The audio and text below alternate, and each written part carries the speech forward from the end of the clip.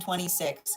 We are going to get started on today's daily collective read in the next few minutes. But if you would like to get on the list for today, the list, as always, is open. As always, it is 3 cards for a donation of 29 or more, 4 cards for a donation of 23 or more for my subscribers.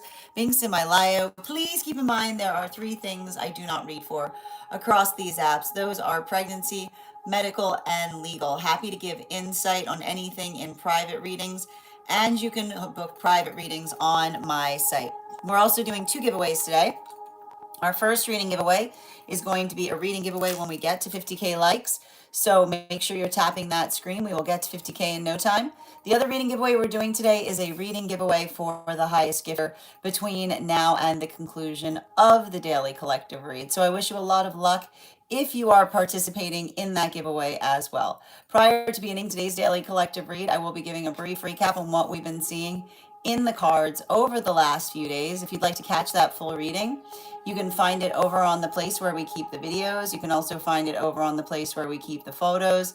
You can also find it as a podcast over on my spot at Tarot Church and over on my stack. But before we get started, first and foremost, most important question, what we always ask, how are you doing today? Scale of 1 to 10. There are no wrong answers. We've got something coming up. We got to talk about. And the thing we got to talk about is the fact that we've got a Saturn retrograde on the horizon. It's showing up here in just a few days. Now, we've already got some planets that have gone into retrograde. We've got Mercury that's going into retrograde in Cancer. We've got Neptune that's retrograding currently in Aries. Saturn is also going to be going to retrograde in Aries. And I'm going to tell you right now, it's working through hard feelings. Okay? It's working through hard feelings. And we're going to talk a little bit about it because this type of energy here, right? It's like boom, boom, boom. We had first a Capricorn new moon, though we had a little bit of we had like a Capricorn full moon recently, which can often bring old wounds rising back to the surface. We then had the Cancer new moon in Cancer season, which talks about the context of being able to work towards or move towards things from a point of being able to identify and recognize the formation of dreams, or allowing for dreams to effectively come into or manifest into reality.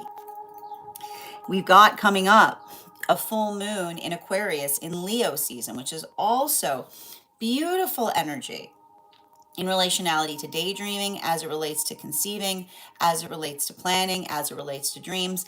But as with every energy that we work through, there's always something that we effectively have to contend with. And what we have to contend with in the midst of navigating a lot of that energy is having to effectively identify and recognize what it feels like to work through those retrograde energies. And it has to do with energy that often wants to create points of stagnation. And what do we mean by stagnation? We are here to energetically transform. And when we're doing the work that we're supposed to be doing in this experience, then we're allowing for the space by which we're coming into understanding of ourselves more and more. This is why we often talk about the necessity of being able to confront our fear, because when we're working through our fear, there's the fear that's energetically healthy, the things that feel like they fortify us, the things that feel like they move us towards things in a positive way, versus those situations and circumstances by which we feel energetically paralyzed by our fear, or the space or nature by which we're carrying fear that doesn't feel like it's necessarily healthy for us. Now, the work that we do in understanding and coming to our authenticity effectively protects us from going into projection mode. And projection mode is where we effectively feel fear within us that we don't want to deal with. So we try to externalize it outside of the self. And there is something a little bit about this energy that can bring a lot of that energy to the surface. When we're working through Neptune and Saturn, both in retrograde in Aries, you have to understand that the planet, the house by which a planet goes into retrograde is often the space by which we're navigating situations by which we feel that we have to effectively dwell within a feeling. And I have to describe, sometimes when we're working through energy that's retrograding in Aries, the best way I can describe it is it's a little bit like Neptune in Aries is working through the space of energetically appreciating and understanding what it takes to be the best version of the self, right? There's something actually kind of beautiful with Neptune in Aries, because Neptune in Aries effectively adds weight to what we identify is important. Like there's gravitas there, as it were. Saturn in Aries can feel a lot like digging one's heels in. And the way you can sometimes recognize and what's important when it comes to situations and circumstances wherein one has to dig one's heels in is, when one feels that one has to dig one's heels in, it's often having to effectively articulate or identify in relationality to something that is very important, and being able to effectively identify why, right? It's working through a lot of that frustration, but it's the frustration that fortifies, because it's the conveyance of understanding the frustration that is important, right? The frustration that is important has weight or gravitas to it, right? And this is the type of stuff that we can kind of expect in this energy because, and I'll just kind of point this out, Mercury retrograding in Cancer, between this experience by which we're working through that Cancer new moon, right? We're working through a lot of vulnerability there. And we're moving into an Aquarius full moon in Leo season. It's identifying and recognizing the vulnerability, right? It's seeing and expressing the vulnerability so that you can find new energetic strength, new resiliency, a better way of doing things. So I want you to kind of think about that because, and I just want to kind of point out, it's a little bit, it's kind of cranky energy. There's crankiness in it. And the crankiness and if you're feeling like that, remember everybody is feeling a little bit of that. So just effectively allow it to be the space by which you're putting some compassion on things, but also being able to articulate and identify what it is that you feel passionate about. Now, how this is relating to different signs, we did the full astrology yesterday. If you want to find the full readings, you can find them over on the stack and over on the podcast. For those that are navigating Aries placements right now, I'm going to say the work that we are effectively seeing is having to navigate, and it's hard because there isn't necessarily a word for it, disgust as it relates to another individual taking a cowardly position. And we were talking heavily about this yesterday because Aries are often navigating things by being the brave one in the room. So Aries will often feel energetically disgusted when they see another person that's working protectively instead of productively. So I wouldn't be surprised if there's some Aries energy right now that is being reductive, but it's Aries reductivity. And I need to point out, Aries reductivity is very fast, but it's often very steeped in logic. So I wouldn't be surprised if there's something about that by which Aries are potentially articulating upon something in a way by which they're able to identify and have their feelings heard by putting that force of effort into things in terms of what they feel is important.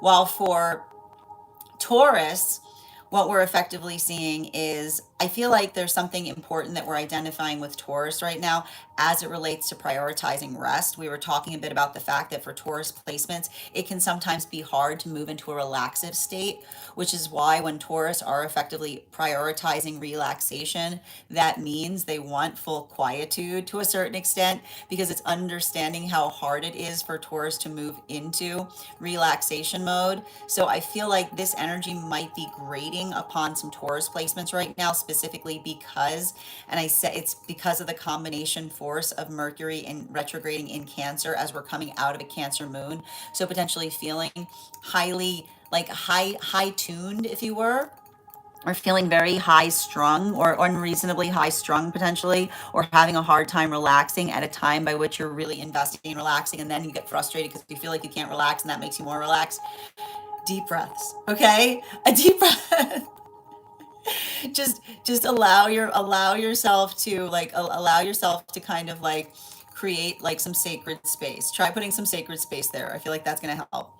For those who have Gemini places right now, the thing about it is it was interesting because the message was coming through is like Geminis want to put triage on something, but Gemini's triaging situations can sometimes be like a Gemini walking in with like a trebuchet or a catapult, being like, "What are you doing?" and being like, "I'm healing the situation." So you know, here's the thing.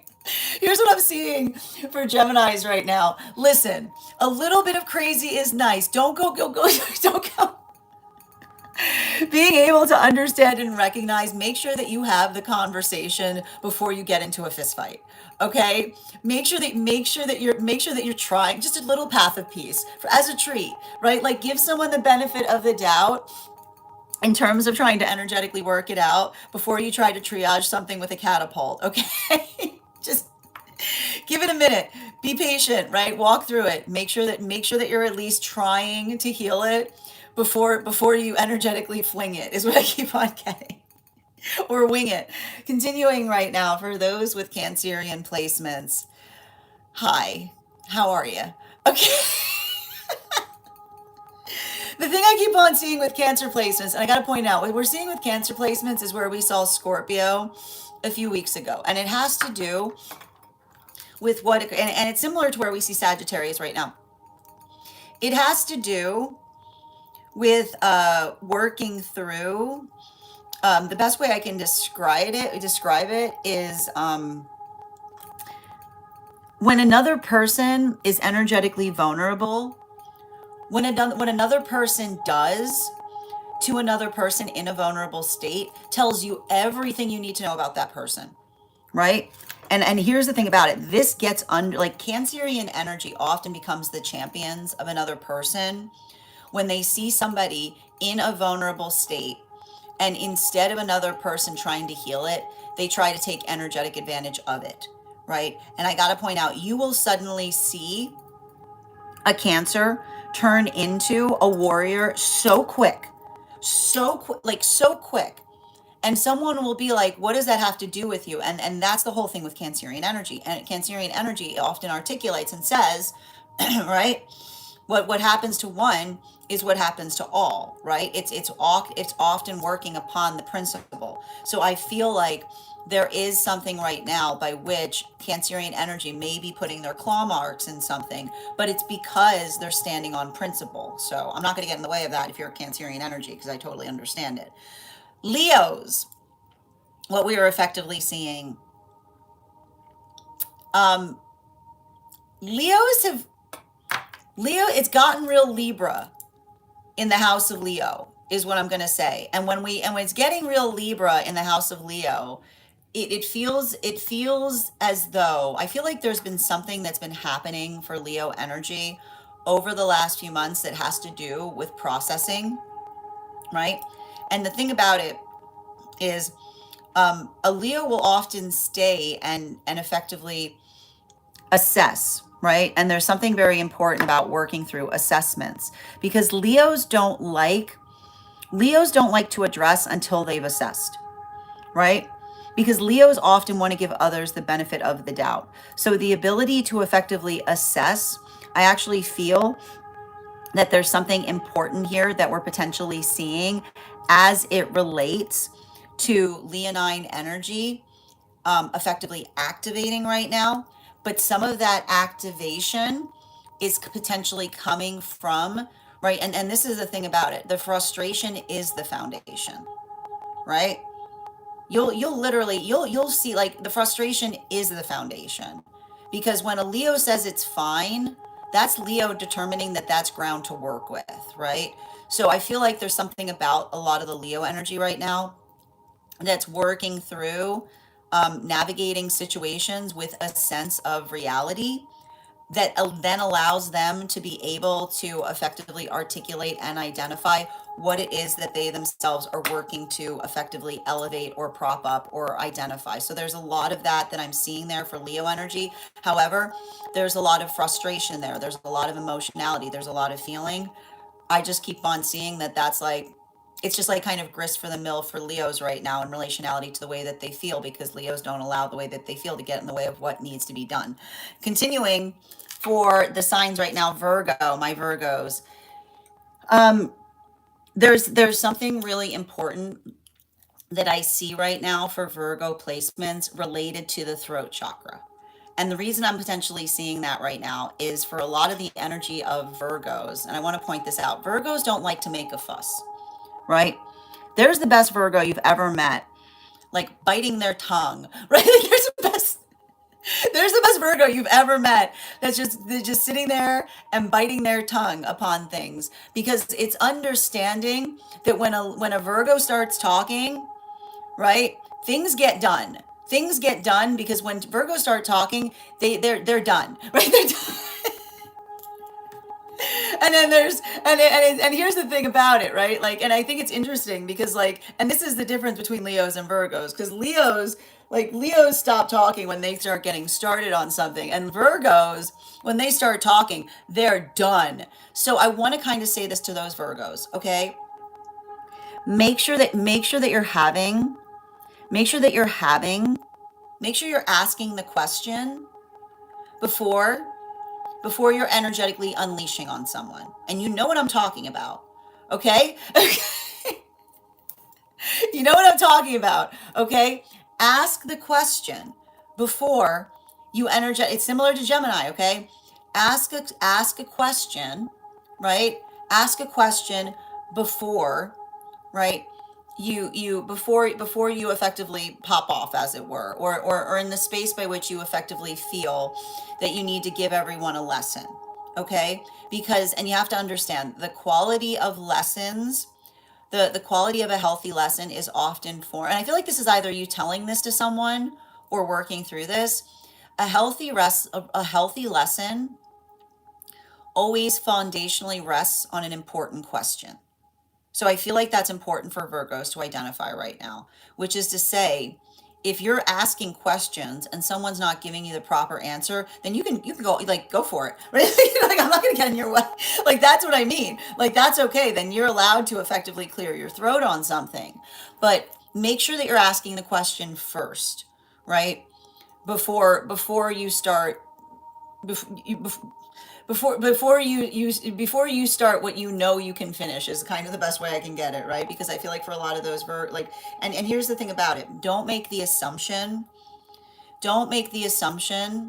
that someone is doing something intentionally until you speak to them about it, because I'm going to tell you right now, particularly and especially, the one thing I'm seeing with like Mercury in Cancer and Neptune in Aries in retrograde is this can create situations by which coincidental things are happening that feel like they're directed towards the self. So I'm just going to be conscientious about that. Continuing right now, the next sign we were reading for was our Libras. Libras, I feel like there's something very important about the difference between framing suggestions versus opinions, is what I keep on getting. Suggestions versus opinions is what I'm receiving, which is either somebody trying to give you an opinion that feels more like a suggestion, or vice versa. So the best way I can describe it that I was seeing was coming through for our Libras yesterday was the recognition or the understanding that the space by which we articulate something,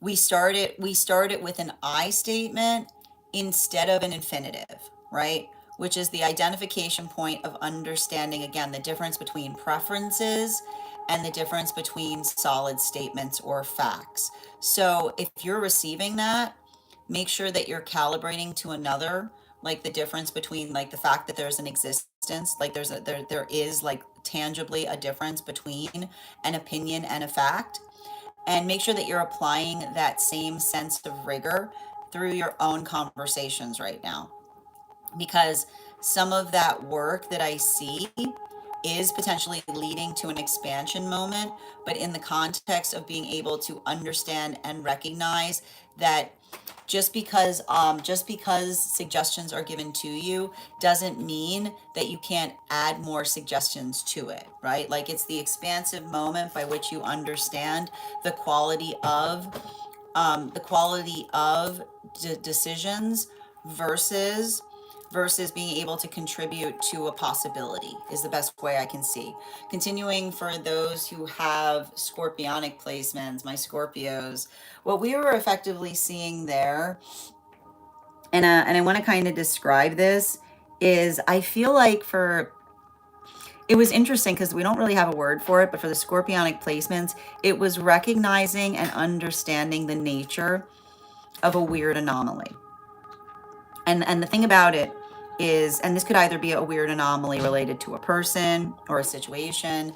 It's not even understanding fully why something's doing something the way it is, but feeling the energetic satisfaction and being able to clock the way something is working in a weird way. That it's almost like, I like to describe, that's like the absolute sweet spot of a Scorpio in terms of being able to recognize and identify something that is qualitatively odd but consistent in its oddness, because the reason we see that Scorpios like that so much is something that's odd but consistent in its oddness is not able to create trauma, right? Because it's identifying and recognizing what it feels like, right? You could like, it's like kind of giving me the energy of like you could set a watch to it, right? And there's that satisfaction in terms of being able to recognize and identify that there. For Sagittarian energy was effectively working through, the best way I can describe it is, and we were talking about the context of what we identify really upsets the signs. So the thing we were seeing is we were talking about how Aries get very upset when they see somebody that's energetically bullying by trying to be the strongest person in the room, right? Because Aries get upset when they do that because Aries recognize that they are always the strongest person in the room, right? So there's the best Aries you've ever seen pulling a punch, watching the person that's trying to throw their weight around. Sagittarians often want to protect unconventional, right? The observation that unconventional energy is precious, and the space by which those who are navigating or doing something unconventionally often feel like they are isolated in the space by which they're literally in the act of energetically creating something that has not existed before. I feel like that is what often brings the protectiveness out of Sagittarian energy, because it's a conversation on why it's so valuable and important to protect the unconventional, because that is literally the space, that's the stuff that streams are made of, right? It's where it's like where everything becomes possible. Like we don't get new things if we're not protecting unconventional things. So that's why we see that that's a lot of the Sagittarian energy potentially getting very protective around circumstances and situations of that nature. But even in the context by which they're doing so, they're able to effectively identify or articulate why it's so energetically important. While for Capricorn energy right now, Capricorn, you know, the thing about it I'm seeing for Capricorn is I actually feel like I feel like there's some Capricorn energy right now. It's like giving a lot of working vacation energy, being able to do something, but in a way that feels energetically productive, something that one is effectively navigating that allows one to be able to refocus or turn one's attention to something that you felt like you had to potentially put off for some time. So it feels interesting because I would say that out of all of the energy right now, this energy might feel a little peaceful for Capricorn energy and productive. But it's also because a lot of the Capricorn energy, like did some work ahead of time is what I keep on seeing, right? Like there's a little bit of this. I have to point out a lot of the energy that we're seeing that's happening right now in the signs was what I was reading for Capricorn a few weeks earlier. So it says to me, and I'm not surprised to see that too, because we just came out of that Capricorn full moon. So like that may have felt really intense for the Capricorn energy. And now this is kind of like things are settling down or moving more into a new groove state. While for those with Aquarian placements right now, no surprises, just apprisements. No surprises, just apprisements is all I kept on seeing. And no surprises, surprisements, just apprisements is the best that we can do to support each other, is keeping us realistically understanding on what we can naturally expect. So our own ability to be able to identify and determine and explain to another person what we can expect effectively fortifies us in terms of being able to build something in a solid fashion. So we see that for a lot of the Aquarian energy, having those conversations with others is what's creating that solid ground, or potentially trying to create that solid ground for those around the self in the same context. While for those who are effectively, while for those who have Piscean placements right now, the interesting thing that we were potentially seeing for Piscean placements is this feels like a deeply healing time. I see a lot of Piscean placements making or healing connections, potentially doing a lot of inner child healing. And the thing about inner child healing is it's never easy, right? Like inner child healing, I always like to point out inner child healing does not necessarily mean that we're healing the version of ourselves we were when we were very small. We're healing the version of ourselves that was making choices in the statement by which they thought one knew everything, right? So that ability of being able to effectively approach situations with a sense of, I keep on getting compassion, understanding.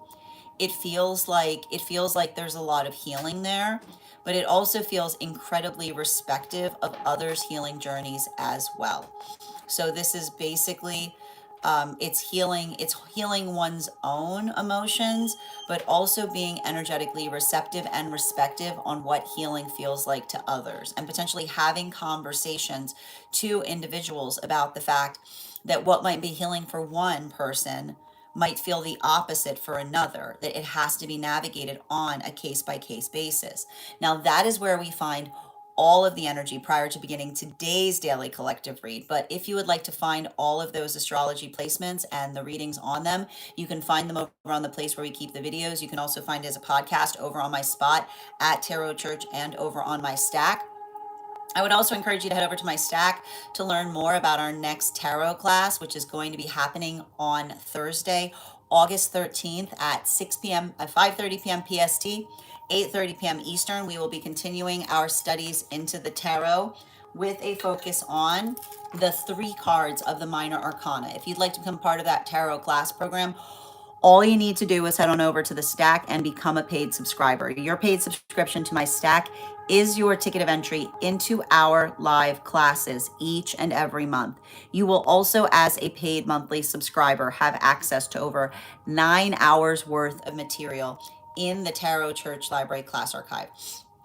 Now, it's not necessary to catch up. I've been doing my best to give an update on everything we've studied prior to beginning the next class, but the material is there for you to receive as you're ready to receive it. You'll also have access to a one-on-one chat with me and the other students to ask any questions that you may have in relation to anything we've learned and studied thus far. And if you become a founding member, not only will you receive a discount on the full year's worth of classes, but you'll also have access to over 20 hours worth of material in the Tarot Church Library class archive.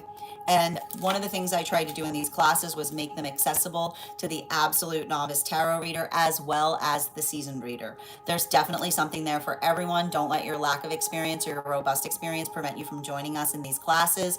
And even if you don't become a paid subscriber to my stack, I would encourage you to follow me there to stay up to date on any new offerings or services. I also post my weekly newsletter there, which will let you know about my in-person events, as well as my online live schedule and my mystic meditation articles, which give you updates on everything we've been seeing energetically in the cards. Just wrote one recently on this new moon that we navigated. Going to have one out shortly on the full moon we've got coming up. Finally, I want to let you guys know that on top of my standard life path readings, I also offer mentorship classes. And these are for any of my students seeking a more personalized educational experience with me. I take a very limited number of students for this reason, as those classes are focused on each individual's personal spiritual goals and journey work. Those classes can be purchased on an individual level or as a monthly class series, weekly or bi-weekly, as your schedule permits. Also, for my students that are seeking more consistent weekly tarot support, I'm very happy to offer weekly tarot insight packages. That is a package of 4 30-minute reads, again, weekly or bi-weekly, as your schedule permits, so that you can stay more consistent on your personal journey at a discounted rate, as well as my dream interpretation readings, which you can purchase per dream or as a series. If you purchase a series, I would encourage you to start to keep a dream journal, as we will meet weekly or bi-weekly with that journal and utilize the tarot to understand the key themes and messages coming towards you in the dream space. But let me know in the comments how this energy is impacting you personally, because it is going to hit everyone just a little bit differently.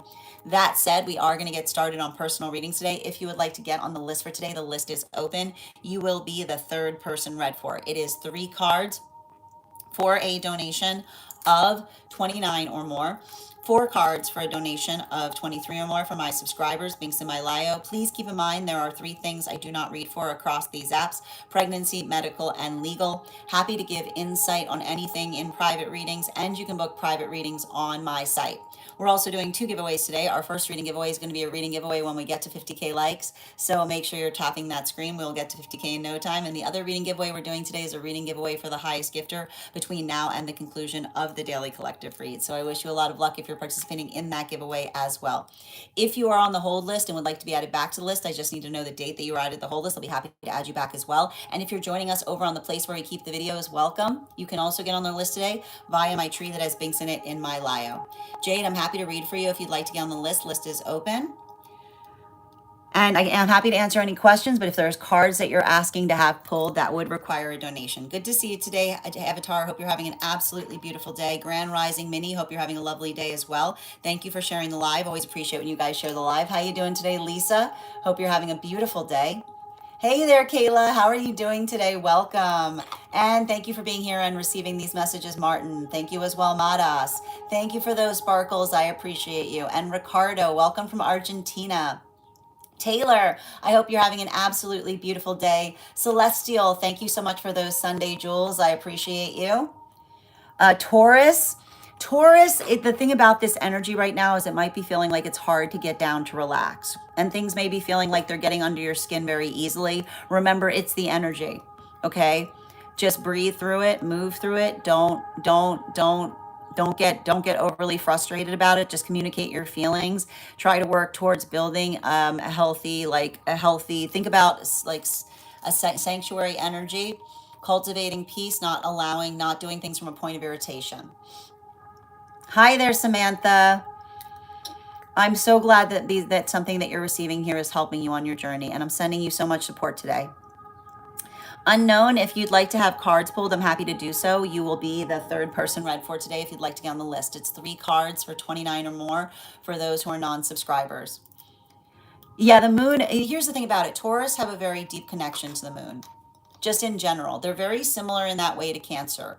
Cancer, Taurus, Capricorn always have really deep affiliations with the moon.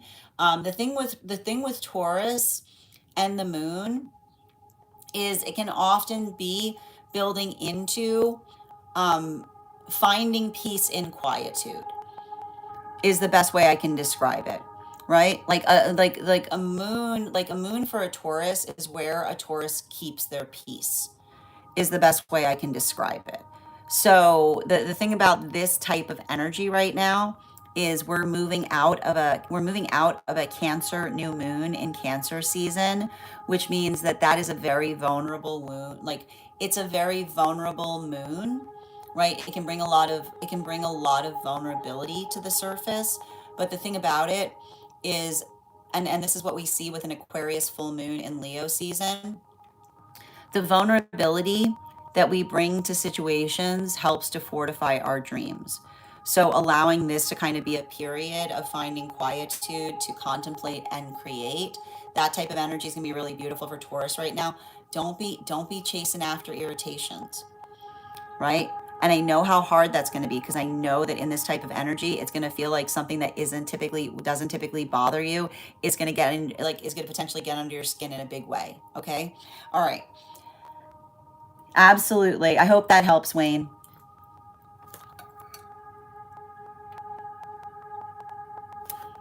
And welcome, Nicholas. How you doing today, Leah? Hi there, Dark.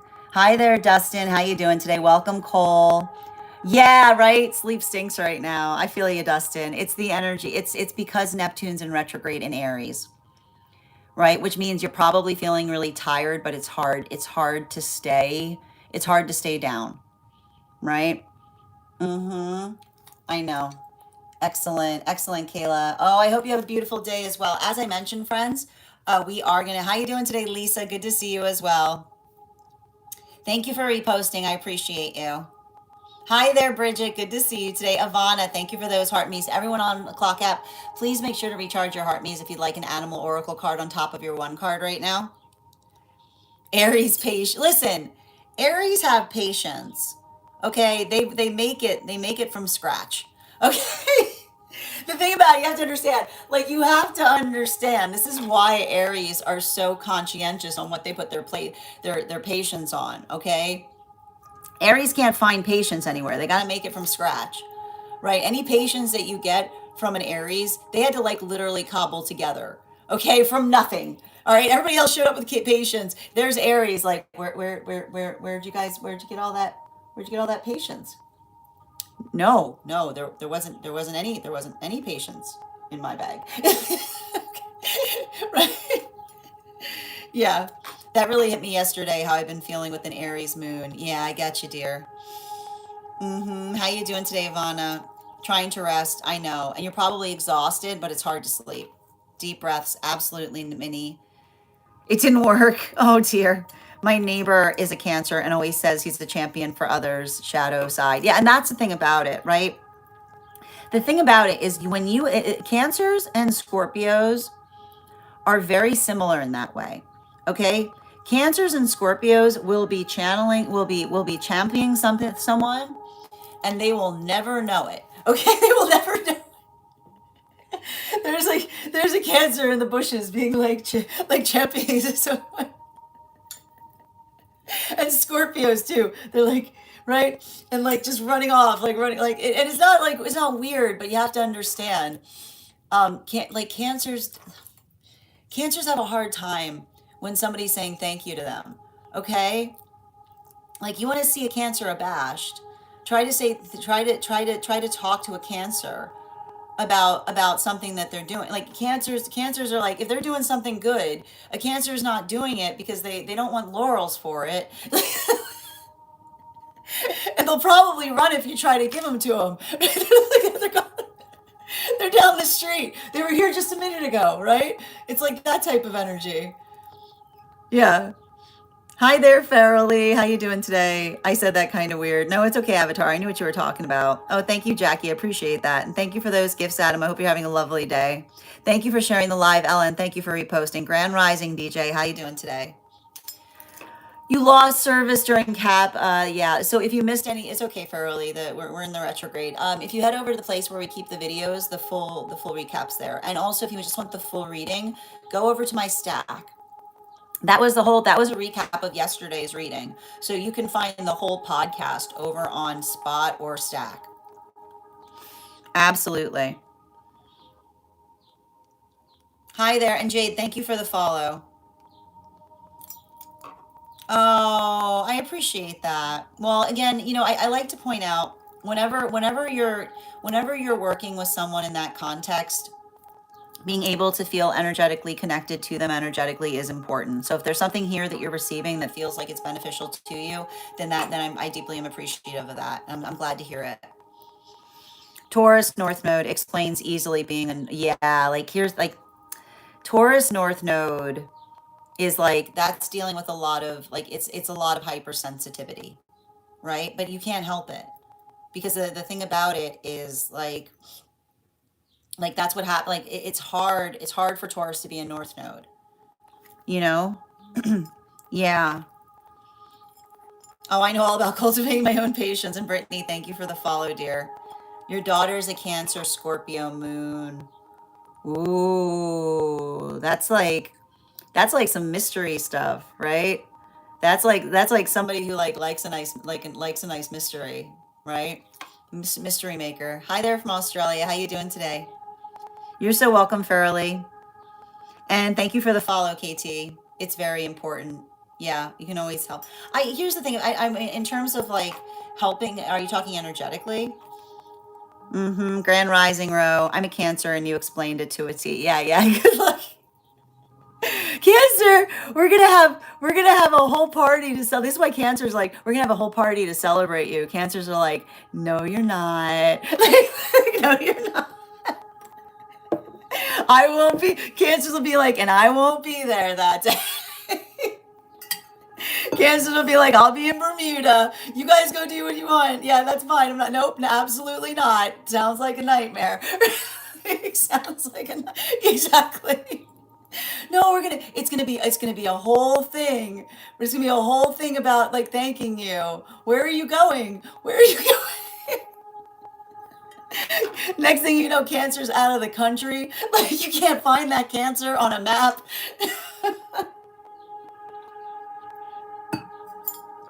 Yeah. Exactly. And then they'll do that though. That's what the Cancer will do. They'll probably send a Leo. A Cancer will like someone will try to throw a party thanking a Cancer and they'll send a Leo they'll send a Leo to be there for them. Like yes, the Cancer could not be here today. The Cancer could not be here today. I am here on behalf of the Cancer because the Cancer will be because it's the only time a Cancer won't mind the way that a Leo talks about the Cancer, which is being, and the Leo will know about it. The Leo will then be profuse and effusive in terms of talking how good the Cancer is because, right, it's also the understanding that Leos understand it too, right? It's,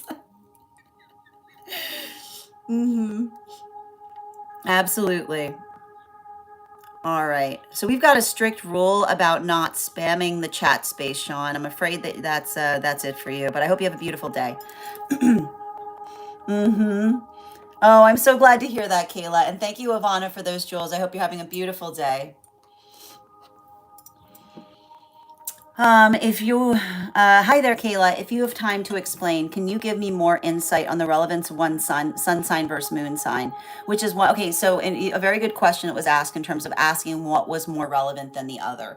I would not say that it's a question of qualitative relevance so much as it talks about the quadrant of the self that it focuses on. And so the best way that I like to point out our sun sign is our demeanor. Okay. So when you think about sun sign, think about demeanors. So it's kind of the energy that you exude when you're in situations, right? It's your radiance point because the sun radiates. So what you effectively radiate to others is your sun sign. Your moon sign is what you contemplate, right? It's your pensieve. It's what you actually feel within. And the thing about it is the way we radiate isn't necessarily the way that we feel internally. So we radiate, so your sun sign is your radiation point. It's what you radiate to others. Your moon sign is your conceive point, your conceive point. So what it feels like to inhabit the realms of the unconscious of the self. And your rising sign is how you go about things. It's your achievement, right? So you've got demeanor, you've got demeanor, you've got conceivement, and you've got achievement. So that's how that's my personal way that I like to identify how to articulate upon the three major signs. Thinking about demeanor, conceivement, right, or conceivement, and achievement. If that helps. All right, and thank you so much, Grace, for those stars and jewels. I appreciate you. I'm doing well today. I'm doing well today. Like, how are you doing? Excellent. And thank you, Dada, for sharing the live. Always appreciate when you guys share the live. Mighty, other daughter, Cancer, Taurus, Moon. Oh, oh, now that is very interesting. Wait, you got two Cancer children? Oh, interesting. And so you said one is a Taurus, and the other is a Scorpio. Oh, they're probably each other's champions. Oh my gosh, yeah. Talk about looking out for each other. Oh my goodness, like they may as well be twins. You know what I mean? They may as well be twins. Yeah, they're like soul twins. Absolutely. Excellent. Yeah. I mean, but that's the thing about it, right? That's like cut from the same cloth kind of energy. Interesting. A lot of inner child healing there. All right, my friends. So the way we typically do this is when we have those who are on the list before we go on live, they have priority, which means they are read for before we start the daily collective. We have two individuals who have priority today. So we'll be doing those 2 readings before we get started on today's daily collective. But if you would like to get on the list for today, the list is open. You will be the 3rd person on it. You'll be the first person to be read for once we complete the daily collective.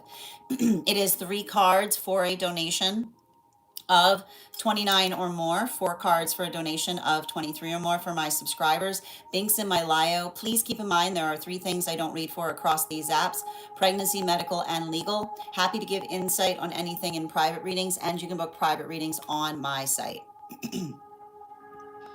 Absolutely. And KT, thank you so much for the follow. All right, the first person we are reading for today is going to be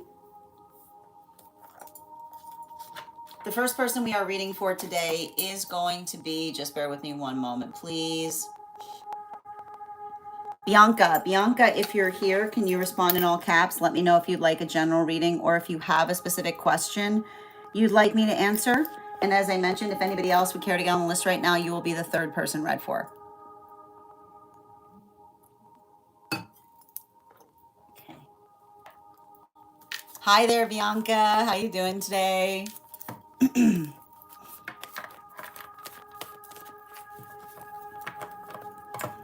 And just a reminder to anybody, if you are on the hold list and would like to be added back to the list, all you need to do is let me know the date that you were added to the hold list. I'll be happy to add you back as well.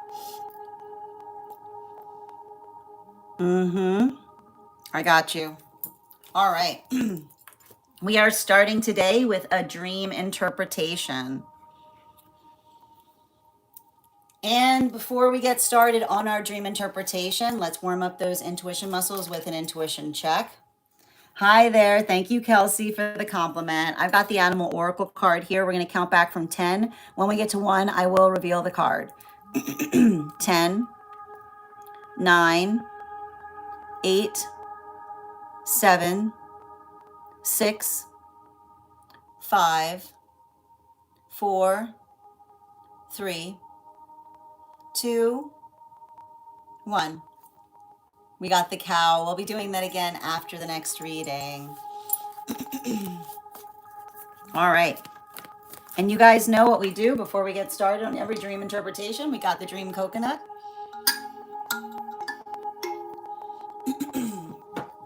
All right. Outside tea. All right. I was in a classroom setting when I opened up a social media app and I saw my profile picture changed. It brought me panic because the photo it was changed to was a past photo from the time period I was dating my ex. It was me in my usual sleep outfit at the time. I instantly thought my ex probably hacked my profile somehow. I wanted to confirm who it was, and I saw that I was in the classroom too. There were also 2 other individuals in the collective sitting there as well, sitting closely by me. You asked me if I could have a reading about the situation, and I pulled 6 cards and was deciphering who it could be. When I peeked over, I saw the Knight of Swords and instantly felt like it was my ex, but I wasn't sure if I was viewing the card with bias. I then asked another individual in the collective to confirm the cards. And while that was going on, I was talking to another individual in the collective, and I showed her old photos of me in that time period. And I showed her how my ex and I would sometimes even wear PJs when we used to work night shift cleaning together. We were talking about how it had to be my ex. And we were both wondering why they would hack my profile to change my picture. The individual was angry for me while me and this other individual from the collective were deciphering the cards and collaborating on this. I ended up wanting to ask instead what the energy is behind the situation. What does he want from me, and what is he wishing from doing this? Then the dream changed. I was in Egypt, under a very visible Milky Way and stars. I was with my sister and 3 animals that could walk and talk like a human. These animals were protecting us. We stayed in a cabin in the middle of the desert, and the animal companions locked the door after we were all inside and told us not to leave in the night or answer the door to anyone. I remember hearing random dogs barking and footsteps around our cabin. I told my sister, since she looked concerned as this was her first time camping. Yeah, sometimes camping can be a bit scary. But I knew the animals that were with us were going to protect us and felt incredibly safe. They definitely felt like our spirit guides. Side notes. I did also have another dream 2 nights ago about my ex, but it was more of an endearing energy towards me, and it felt gentle. Last night felt like an invasion of privacy. The location was significant since I visited right before I took a huge leap of faith and moved a couple years ago, and that was the last time I had spoken to my ex through text. He was wishing me well since he heard I was moving away. I'd like to know, why is he suddenly showing up in my dreams now, and what does he want? And thank you for being the first one on the list today. You'll have priority. Can I please get 4 cards?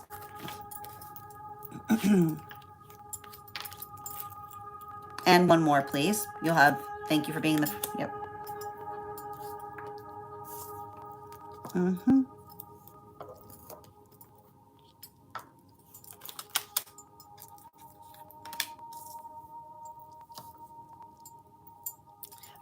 Attention.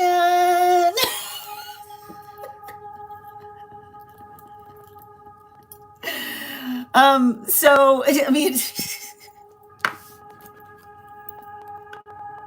attention. It's a powerful drug, attention. All right, let's talk about it. So, the thing, so what you're basically, so the first thing you have to understand is this is a dream about shadow work. And what we're basically seeing is the dream itself is an energy read on what potentially happened in the relationship. Okay? And what do you see that potentially was a barrier between you and this individual? I need to point out, your ex is not in the stream. Your ex isn't in the stream. You're asking me the question. It's a wrong question to ask. You're saying to me, why are they showing up? They're not showing up in your dream space. Show me your ex in this dream space. Right? It's an energetic read on what potentially occurred that created a rift between you, right? And that is having to do with the identification of the individual.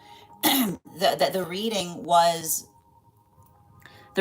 was, I wouldn't be surprised if the picture that they posted up on you was a picture of you from about 6 years ago. Okay? Because I drew 6 cards in the dream space, which is probably every card being a year. Now, the identification that what potentially happened that caused a rift between you and them was them liking who you used to be. Right? I wouldn't be surprised if this is one of those situations by which someone says, I don't know what happened to you. Why did you have to change? Because that is the answer to the question, right? That the moment that they felt like they had access to you, what were they trying to do?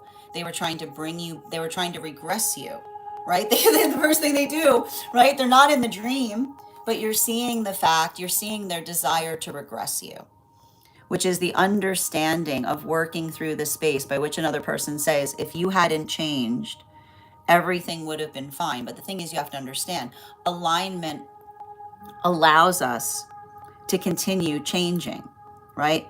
A healthy relationship is not a stagnation space. It's a place that facilitates and celebrates emotional, energetic, spiritual development. So I would not be surprised if there was a moment in that relationship by which there was a rift occurred, by which they potentially said, you've gone off your rocker, and you potentially saying, I've never been rocking out more. Okay, I've never been rocking out more. I've never felt better, right? Because you've been going on that journey of energetic healing, And they, right? And meanwhile, they are energetically sentimental on who you used to be when they first met you. So, this is why we talk about sentimentality. Remember, being overly sentimental can literally be the detriment of a relationship, right? Sentimentality, right? Working into the space by which one feels sentimental is often the space by which we see somebody that's dwelling in the past too much. So you may have noticed, and that's why, and I want you to see something here. What do you see around you energetically? You see the collective energy around you. And what is the collective energy doing? Right? They're being energetically protective of you. Right? They're trying to effectively ascertain and work through what another's energetic signature means to you. And in the fact by which you identified the fact that me and another individual in the dream space were reading a situation, well, that's what we're doing now. And so for a lot of that energy, and I want to point out, because you were the first person on the list today, there's 5 cards, and I'm going to be reading the bottom of the deck, which will be the 6th card. So even in this space, like there is something a little interesting about this dream, because the dream was almost a bit of foreshadowing in terms of having a dream about the reading and then having a reading to understand what the dream means. So it says even here that I see somebody that's having a hard time navigating the winds of change, right? And feeling overly sentimental in the past. And when one is overly sentimental in the past, one isn't able to focus on the present. So we see that that's the first thing that's potentially happening there, or this is basically helping you to understand the rift between you and that energetic connection. Now let's bring us to the space by which you said that the locationality of the dream shifted, and you identified that in the space by which the dream shifted, you identified that you were in a location that you had visited. And the significance of the location that you visited, there was something very interesting that you identified or articulated, which is, you said that at the time that you visited that location, it was right before you took a huge leap of faith and moved. And that was the last time that you spoke to that person, right? Because this is what you basically see in the shift, right? The shift that caused the rift. But it's not just the fact that there was a shift there that caused the rift. It was the shift that caused the rift, but also, right, it identified. I wouldn't be surprised at that moment if one of the reasons that you made that choice was seeing the fact that the relationship had already come into a point of conclusion, right? And so that in a way that that location talks about the karmic closure that you and another individual potentially experienced or faced, and the karmic closure that we're potentially identifying there is related to, right? It was potentially the modality by which you recognized how distant you both had grown from one another. And in the space by which you effectively did that, right, that was the moment by which you took an empowerment act. And I like to point out, when we're in healthy relationships, acts of empowerment don't separate, they typically unify. So that was potentially a moment by which you recognized the fact that, like, that was like, it wasn't something that you were doing to end something, but something that you did because you recognized that something had already ended. Now, in relationality to the identification point by which you said that you saw the Milky Way and stars in that location, I wouldn't be surprised if at the time that you were in that location, you were doing a lot of shadow work, right? Potentially recognizing and being able to finally see something by getting into a space of having some clear head upon it, which is why we see also that that was that modality or moment by which you potentially recognized what you had to do as you were navigating something that was energetically difficult to you. Now, then you identified that in part of the dream that you said that you were with your sister and 3 animals that could walk and talk like a human. And you identified that those animals were protecting you. And you stated that you stayed in a cabin in the middle of the desert, and the animal companions locked the door after we were all inside and told us not to leave in the night or answer the door to anyone. And you remember hearing random dogs barking and footsteps around the cabin. And you told your sister, since she looked concerned and this was their first time camping, yeah, sometimes camping can be a bit scary. But I knew the animals that were with us were going to protect us and felt incredibly safe. They definitely felt like our spirit guides. So this is effectively working through the identification point in terms of trusting in the nature of spirit. And I like to point out the funny thing about shadow work dreams is not necessarily the moment by which we articulate that there's something scary going on, but the way by which we don't feel like anything is abnormal, right? And so this is why what you're basically seeing there is the comparison. And I need to point this out. The important thing you have to understand with shadow work is it appears in energy that we least expect it to. Your sister in this dream space is helping you see the level of distress that another person potentially felt in you being able to identify things that basically they had no energetic connection to or were confounded by. So I need to stress this has very little to do with your sister, because for the purposes of the dream, your sister is actually embodying the nature of the shadow work that you may have navigated or experienced with an ex, right? Which is the space by which you articulated or were saying things, right? You were saying things that made you feel secure, right? There you were saying things that made you feel secure and safe, being like, "Oh, it's fine. No, no, it's fine. No, no, I got my spirit guides on it. I got my spirit guides on it." You're like, "Don't worry, I got my spirit guides on it." And that is what energetically, because you have to understand, right? Because you understand the demarcation point between three animals that were protecting you, right? That could walk and talk like humans, that they might not necessarily have seen. So there you are seeing three animals outside protecting you that walk and talk like humans. And what does the person that does not believe in things see? All they hear is dogs barking, right? All they hear is the threat. They don't see the energetic security point.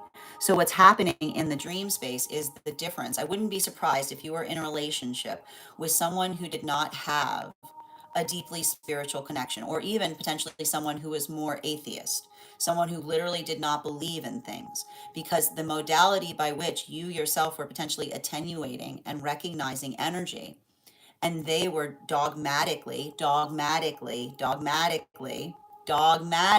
against it, was the moment by which the anxiety or fear that they had was compounded by the fact that not only did they not believe in something, but they heard something energetically attached to what you were saying, right?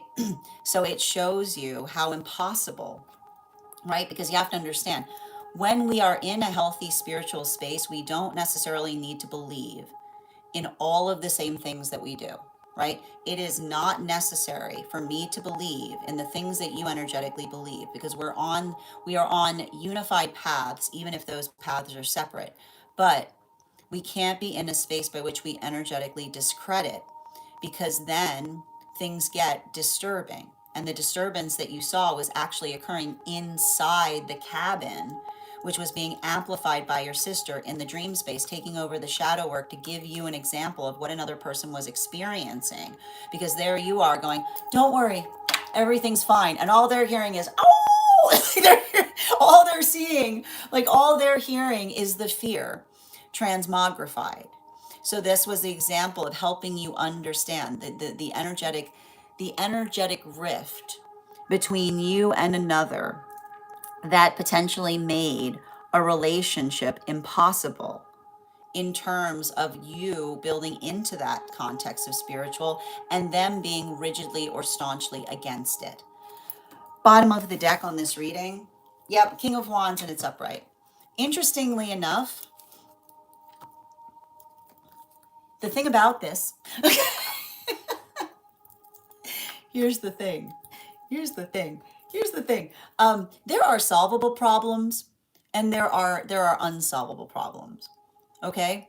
There are solvable problems in this world and there are unsolvable problems. There are sometimes rifts that happen between us and another person that are foundational, right? Never the twain shall meet, right? If somebody is energetically rigidly against something, right? And another person is for it, then that's all there is. Like that's all she wrote. That's all I can navigate. However, you said to me that you had a dream 2 nights before that was more endearing, felt more gentle.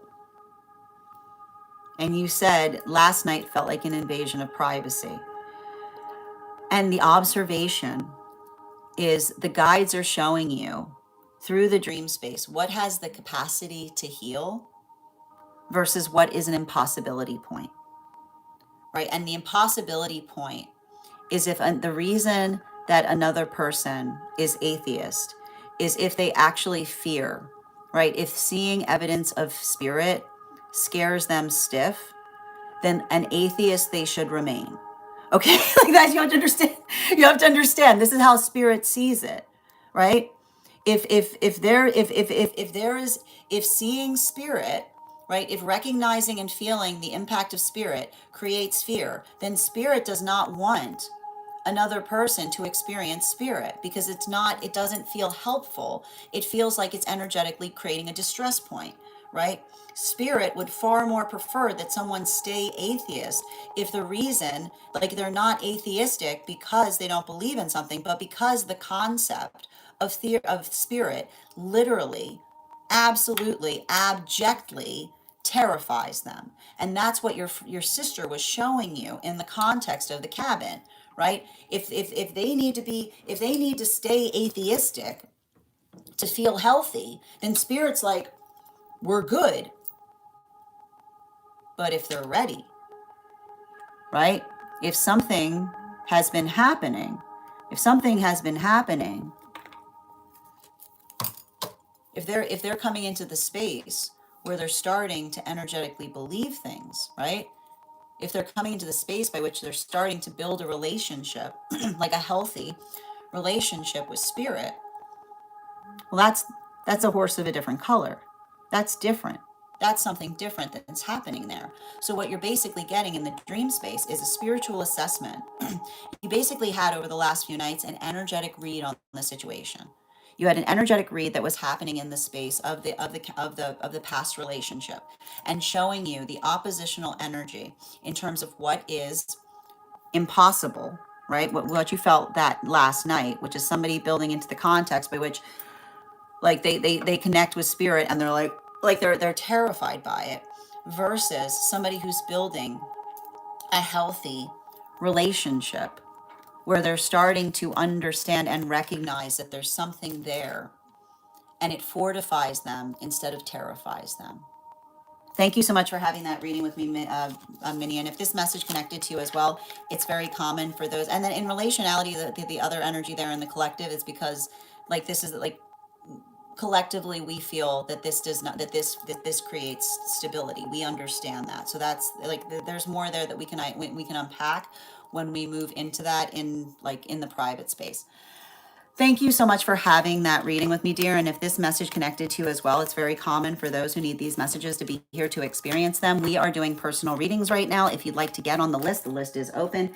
It is 3 cards for a donation of $29 or more, 4 cards for a donation of $23 or more for my subscribers. Binks in my Lio. Please keep in mind there are 3 things I do not read for across these apps: pregnancy, medical, and legal. Happy to give insight on anything in private readings, and you can book private readings on my site. We're also doing 2 giveaways today. Our first reading giveaway is going to be a reading giveaway when we get to 50K likes, so make sure you're tapping that screen, and we will get to 50K in no time. The other reading giveaway we're doing right now is a reading giveaway for the highest gifter between now and the conclusion of the daily collective read. I'm going to take a moment to read over some of the comments that came through as I was reading. 1010, I need to point out the Bible literally has sacred characters in it that do dream interpretation. They're literally in the Bible. So in terms of you effectively potentially quoting upon this, like I just want to point out there's nothing here that's antithetical to that. Hi there, Deepa. How are you doing today? Oh, thank you so much, Kayla, for being here and receiving these messages. Absolutely. All the best ones are comedy. How you doing today, New York? Oh, let's go ahead and remove that because you're an awful person. Okay. And there we are. How you doing today, Samantha? And again, my apologies for that person that came into the chat space with hate speech.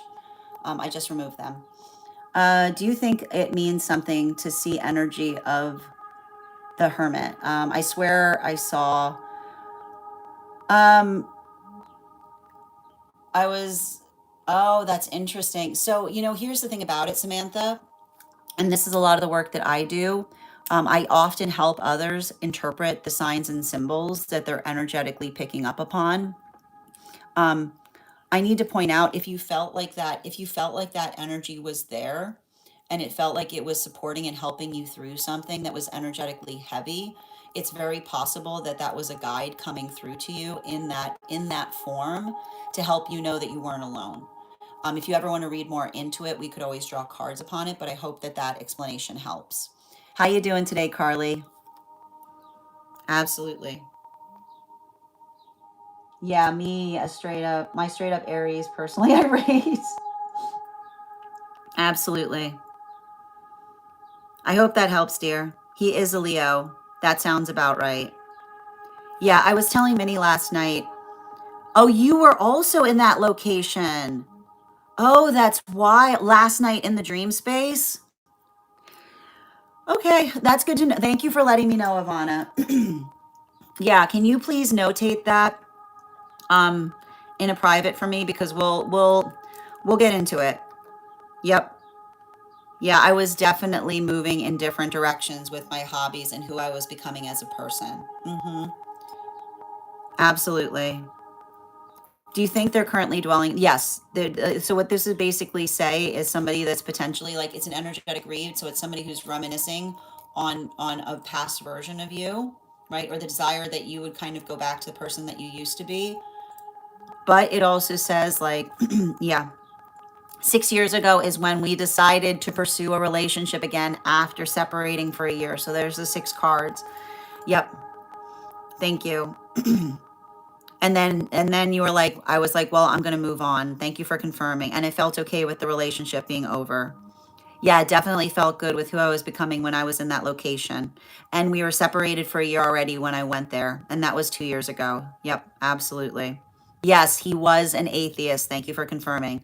I had to hide the spiritual side of myself. So this is potentially showing you the fact there's something about this that's being reflected in the shadow work that your sister was showing you about the fact that the reason that they might be atheistic is because spirit terrifies them. That makes so much sense. And thank you, King, for the follow. How you doing today, dear? Yeah, exactly. I wasn't expecting him to believe everything I did. Yeah, but the thing is, if what you believe, like if what you believe terrifies them, then that is not a healthy relationship for either you or them to be in, right? Which is why you felt, right? You felt the energetic difference of that energy. And I need to ask you, I mean, I would be very curious to unpack that other dream if you ever feel inclined to, that felt like it was healthy energy, because what your guides are doing is they're showing you the difference between something that is unsolvable versus something that is a Saturn lesson, which is something that is potentially resolvable in the context of time. Hi there, Chasing. Yeah, so true. I remember telling him about the experience I would have, and they would be scared. Thank you for confirming. And you can't, here's the thing about it, you cannot blame someone, right? You cannot blame someone if that is something that they carry fear upon, right? Like you can't hold judgment upon them if that's what they feel, right? In that way, like that's why like that is the observation of what would be considered untenable in resolving, because that could even be someone being like, no, it's fine, but you realize they're white knuckling it and you don't want to have somebody in a relationship by which they're constantly terrified. Yeah. That's why the members of the collective were there. Yeah, absolutely. Exactly. And Joe, thank you for the follow. Thank you, Cards, for sharing the live. Always appreciate when you guys share the live, the share the live. How you doing today? Delighted. Yeah, it's interesting because my ex wasn't atheist, but definitely got freaked out by my intuition. There you go. Yeah, you can't. Here's the thing about it, you can't be in a relationship with someone that's freaked out by you. Right? Like you can't. Boo. Yeah. Also, oh no, we haven't done the collective yet, chasing. We're doing those who have priority right now. Exactly. I mean, I mean, I guess Sages can. There's like Sages will be a Sag will be like, you terrify me. Like a Sag will be like, come here. You scare me completely. Yeah, Scorpios too. That's true. A Scorpio too. A Scorpio, like a Scorpio will be like, I'll have what they're having. Like I'll have a double. Like that'll be the Scorpio. Oh, thank you, Samantha. Welcome, Mackenzie. How you doing today? Oh, I appreciate that, Picasso. Hope you're having a lovely day. Welcome, Estella. All right. We're gonna, yeah, I mean, again, like, yeah, okay, there's some signs that, like, a little fear, a little fear, like, like, you know what I mean? Like a little, like, there's some signs when they say they scare me, they mean it as an endearment. You got Sages will do that. You got Scorpios, Geminis will do it too. Geminis will do it too. All right, let's continue right now. Next sign we're reading for today, I mean, next sign. Next person we're reading for today is Lisa. Lisa, if you're here, can you respond in all caps? Let me know if you'd like a general reading or if you have a specific question you'd like me to answer. And if anybody wants to get on the list, now is a great time to get on the list. You will be the third person read for today. You'll also have, and you'll also be you'll be the first person we read for after we finish the daily collective. And if you are right, if you are on the hold list and would like to be added back to the list, now is a great time to get on as well. All right, what do we got here?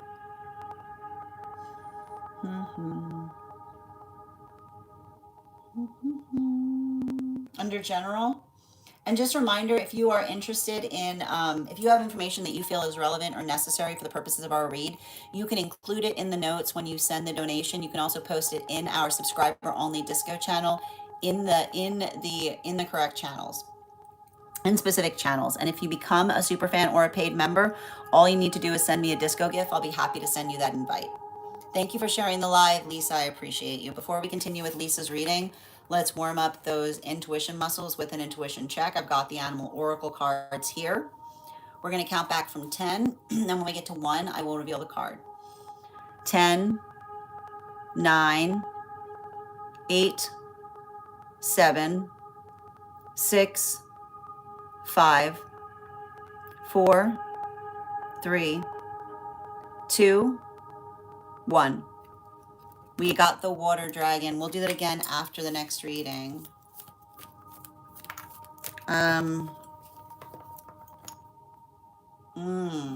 Okay.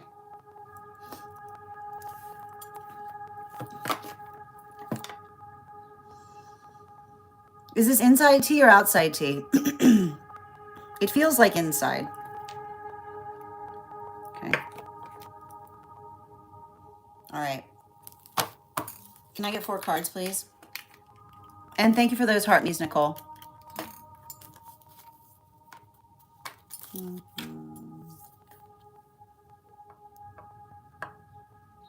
Yeah.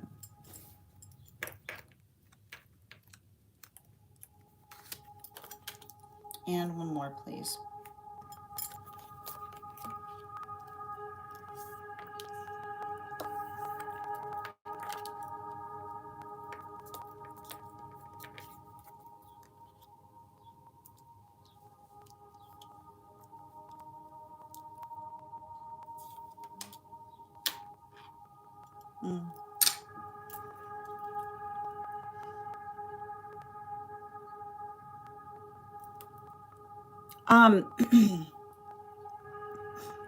I feel that there's something about what you're trying to identify that we want to be able to be corrective of, which is I don't want you to think about, and I would be very curious about your Aquarius placements, because I feel like your Aquarius placements are revealing something here that's very important.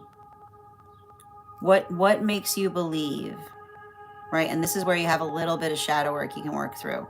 What makes you believe that you have to step out for spirit to come in? right? There's the energetic shadow work identified. There's the energetic shadow work potentially identified there. And it's through the observation of working into the space of understanding that your guides delight. I want you to write this down, okay? Because you've got at least 3 of them. Hold on a minute. Where's your book?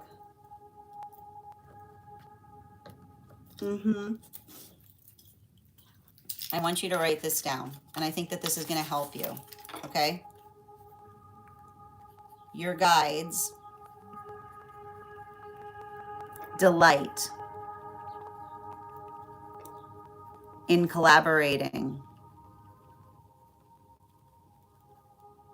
with you.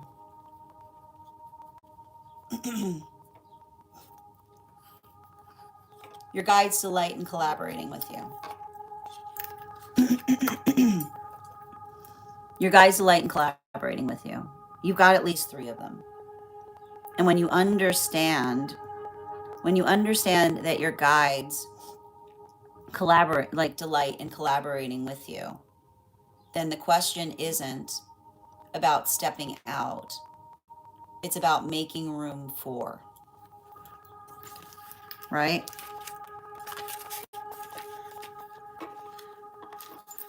It's not about stepping out of the way. It's about becoming more, is what I keep on seeing. Especially because the first card that we pulled here was the Empress. So making room for, right? finding that energetic capacity as it was. Finding that ability to effectively identify and recognize that you don't need to effectively identify or effectively move away from something, right? It's going to feel more like an energetic embrace. Okay? And I feel like a lot of that work,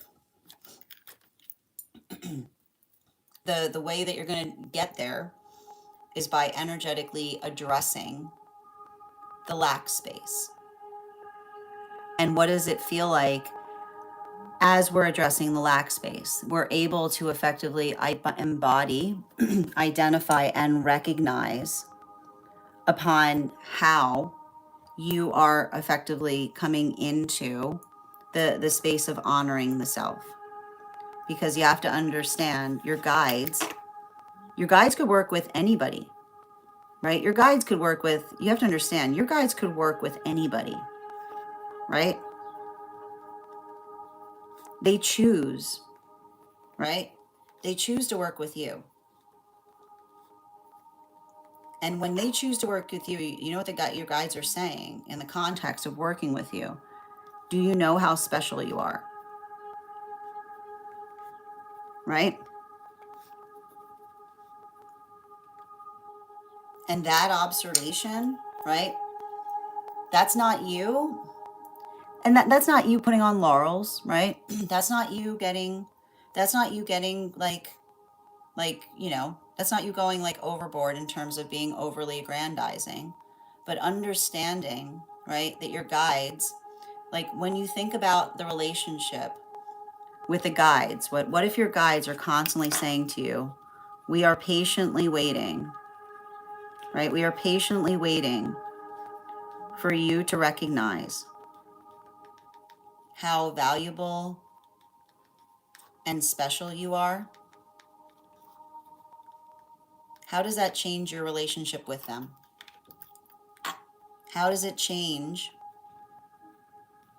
what you feel you have to do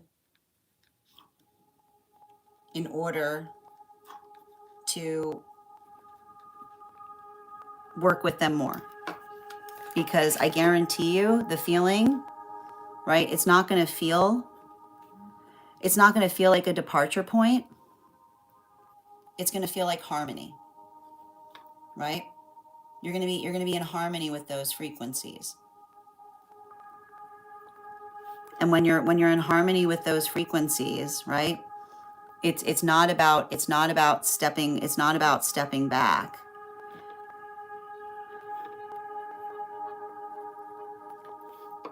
It's about being like, it's about being in one's presence, as it were. So I want you to take that into consideration, particularly and especially as it relates to um, honoring the self, and honoring the journey of becoming more of oneself, right? Because I love, like, the thing I keep on getting from these guides that I see around you is when you're embodying yourself, I see the energy that just identifies how beautiful you are when you're doing so. Bottom of the deck. Yeah.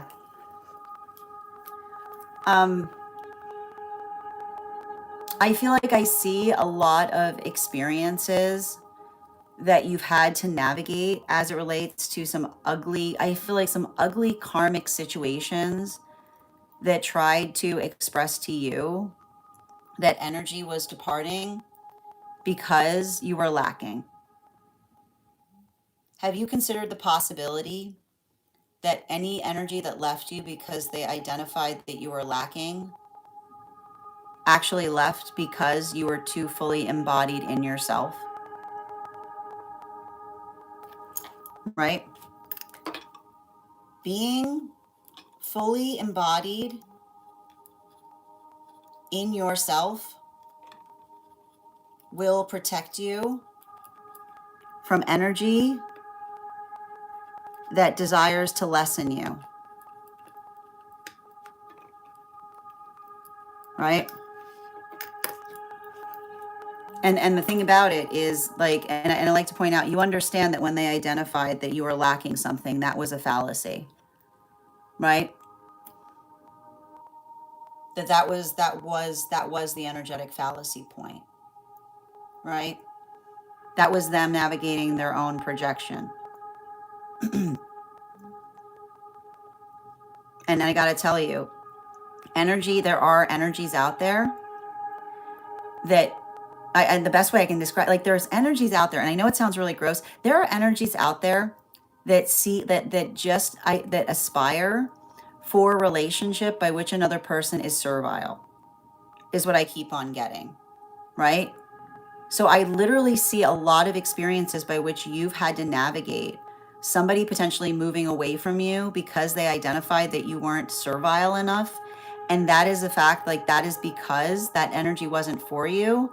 Because when you are coming into the expanse of your embodiment, right, I feel like you're going to understand. You might have a lot of feelings that come up in terms of, and the way you can usually tell somebody who's like prioritizing servile is when they try to move away from you by articulating that they're trying to teach you a lesson. And the thing about it is, I got to stress, the universe hates energy like this. Like, when somebody walks away from someone and says, I'm going to teach them a lesson, the universe is like, whoo! The universe is like, what did my ears hear? Did I hear somebody say that there was a lesson? Like that, like, you have to understand, like the what basically happens when every time, okay? It's like every, you know how they say, like, every time a bell rings, an angel gets its wings? Every time someone walks away from someone and goes, I'm going to teach them a lesson, like, somebody goes, like, their ears perk up, right? They go like, wait, what was that? Because the thing about it is, it's not our job, right? It's not our job to teach one another lessons, right? And when we feel that we're trying to create distance from another, right? And it's a false distance, right? Trying to create a false sense of lack in another to engender behavior in someone, right? Then we are often, energy like that is the sound of someone that is prepared to be struck dumb, because it's understanding that that quality is reprehensible, because it's not navigating circumstances or situations from a place of compassion so much as a place of remuneration and retribution. So I think it's really interesting because I feel like your guides have been showing up for you in a lot of different ways, potentially in the past, in experiences by which, and you'll usually notice this by you saying, like, why did I have to be so you? Remember, you being you has protected you from energy that wishes that wanted you to be less than who you are. Thank you so much for having that reading with me, dear. And if this message connected to you as well, it's very common for those who need these messages to be here to experience them. We are doing personal readings right now. If you would like to get on the list is open. You will be the third person read for. It is 3 cards for a donation of 29 or more, 4 cards for a donation of 23 or more for my subscribers. Links in my bio. Please keep in mind there are 3 things I do not read for across these apps: pregnancy, medical, and legal. Happy to give insight on anything in private readings, and you can book private readings on my site. I'm going to take a moment to read over some of the comments that came through as I was reading. Excellent. How you doing today, Imro? Hope you're having a beautiful day. And welcome, Mislav. If I'm ever saying your name incorrectly, by all means, please feel free to correct me. Mm-hmm.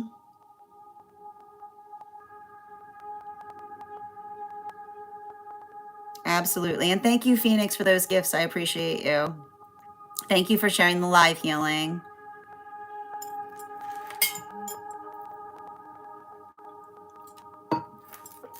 Yeah.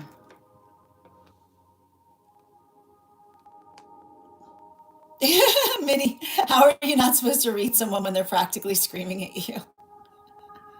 It's hard, right? Thank you for sharing the live, Lisa. Always appreciate when you guys share the live. Grand Rising, Nicole. Mm-hmm. Yeah, make room for. And Adam, thank you for those gifts. Oh, this is hitting the feels. Yeah. An Aquarius lawyer, you may be entitled to compensation. Can you suggest any practice for me to ask them? You know, I feel like the best thing that you can do in that context is potentially write down that desire, like, before you, especially how are you in the dream space? Do you have a tendency of connecting to your dreams more? Right? I want, like, the best way you can do that is articulating your intention upon it and being present for it, right? And I want you to understand the guides, if the guides don't step forward, it's only because they don't want to overwhelm you. Okay? Like that, like, and a perfect example, like, I want to point out, a perfect example is what we saw in the dream space, like in the dream prior to this one that we had, right? And the difference between, right? And the difference between being in a space of someone being like, we're fine, versus another person being like, what's that sound? Yes. Mm-hmm. And thank you, Aura, for the heart me's. Yeah, I gotta look that up. I'll send you the word. I'll send it to you over message, Ella. Just send me a message about it. Oh, that's wild, Lisa. You're so welcome. So you actually got a package during you got a package during that reading? That's too funny. Absolutely. Yeah, it is not our job. Like, it's not our job to teach each other lessons. Mm-hmm. Yeah. Mm-hmm. Hi there, Phoenix. Oh, dear. Please make sure you're resting and hydrating. I'm sending you so much support on that journey. Oh, that's beautiful. I mean, you're literally. I just want to point out. I just want to point out. Like, you're sitting here with me. I just need to point. You're sitting here with me, and you're like, yeah, it's just. I don't know how do I get more connection to my guides. And in the context of this reading, in the context of the time that we were having the reading, a cardinal appeared by your window and a package arrived. Which again, I need to point out, just take a screen cap. This was the first card that came out, right? Like like they're saying like you have to recognize that you're the full package. Okay, you have to recognize. You have to recognize you're the full package, right? That's what they're waiting for you to recognize that you're the full package. It's really sweet. Thank you so much, dear. Absolutely. How you doing today, Heather? Oh, thank you so much, Ronnie. Appreciate that. All right. So we're going to continue right now, friends. We're going to get started on the collective. But if you want to get on the list to be read for once we complete the collective, you will be the first person read for. It is 3 cards for a donation of 29 or more. 4 cards for a donation of 23 or more for my subscribers, Binks and Mylayo. Please keep in mind there are 3 things I don't read for across these apps: pregnancy, medical, and legal. Happy to give insight on anything in private readings, and you can book private readings on my site. We're also doing 2 giveaways today. Our first reading giveaway is going to be a reading giveaway. Oh, thank you so much for that beautiful whale, Aura. I appreciate you. If anybody else wants to get on the list today, let me just post it up here. It is 3 cards for a donation of 29 or more. 4 cards for a donation of 23 or more for my subscribers.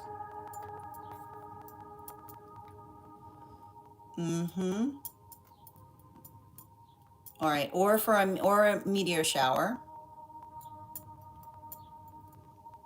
One moment.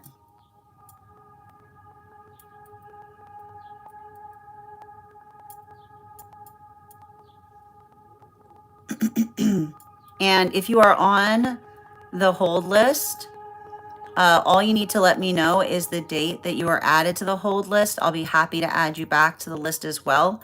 And if you are joining us over on the place where we keep the videos, then all you need to do is you can send the donation via the same ways. And if you become a paid member there, then you are entitled to the same benefits that we've articulated for those who are paid superfan members over on the Clock app. That said, before we get started on today's daily collective read, we are going to warm up those intuition muscles with an intuition check. I've got the animal oracle cards here. We're going to count back from 10, and when we get to 1, I will reveal the card. 10, 9, 8, 7, 6, 5, 4, 3, 2, 1. We got the hair. Thank you guys so much for participating. We'll do that again after the next reading. And thank you so much. In terms of the highest giveaway right now, the person in the lead is Aura with 2.1K. Thank you so much for those beautiful gifts. That said, if you guys could do me a favor and share this live, I would appreciate it. Make sure anyone who would like to catch this reading live is here to receive it. That said, no better time than the present. Why don't we get started? Welcome, everyone. Happy Wednesday. I'm the Gray Strega, and I'm here to give you your daily collective read for today, Wednesday, July 22nd, 2026. We are going to be doing a harmonic energy update today. We're going to be studying, going into the first 5 cards in our 5-card spread. First 2 cards we are drawing today are the 4 of Cups in its upright, in combination with our Queen of Swords in its reversal. So let's talk a little bit about the energy that we're potentially seeing right now. So we are effectively working through strength relationships right now.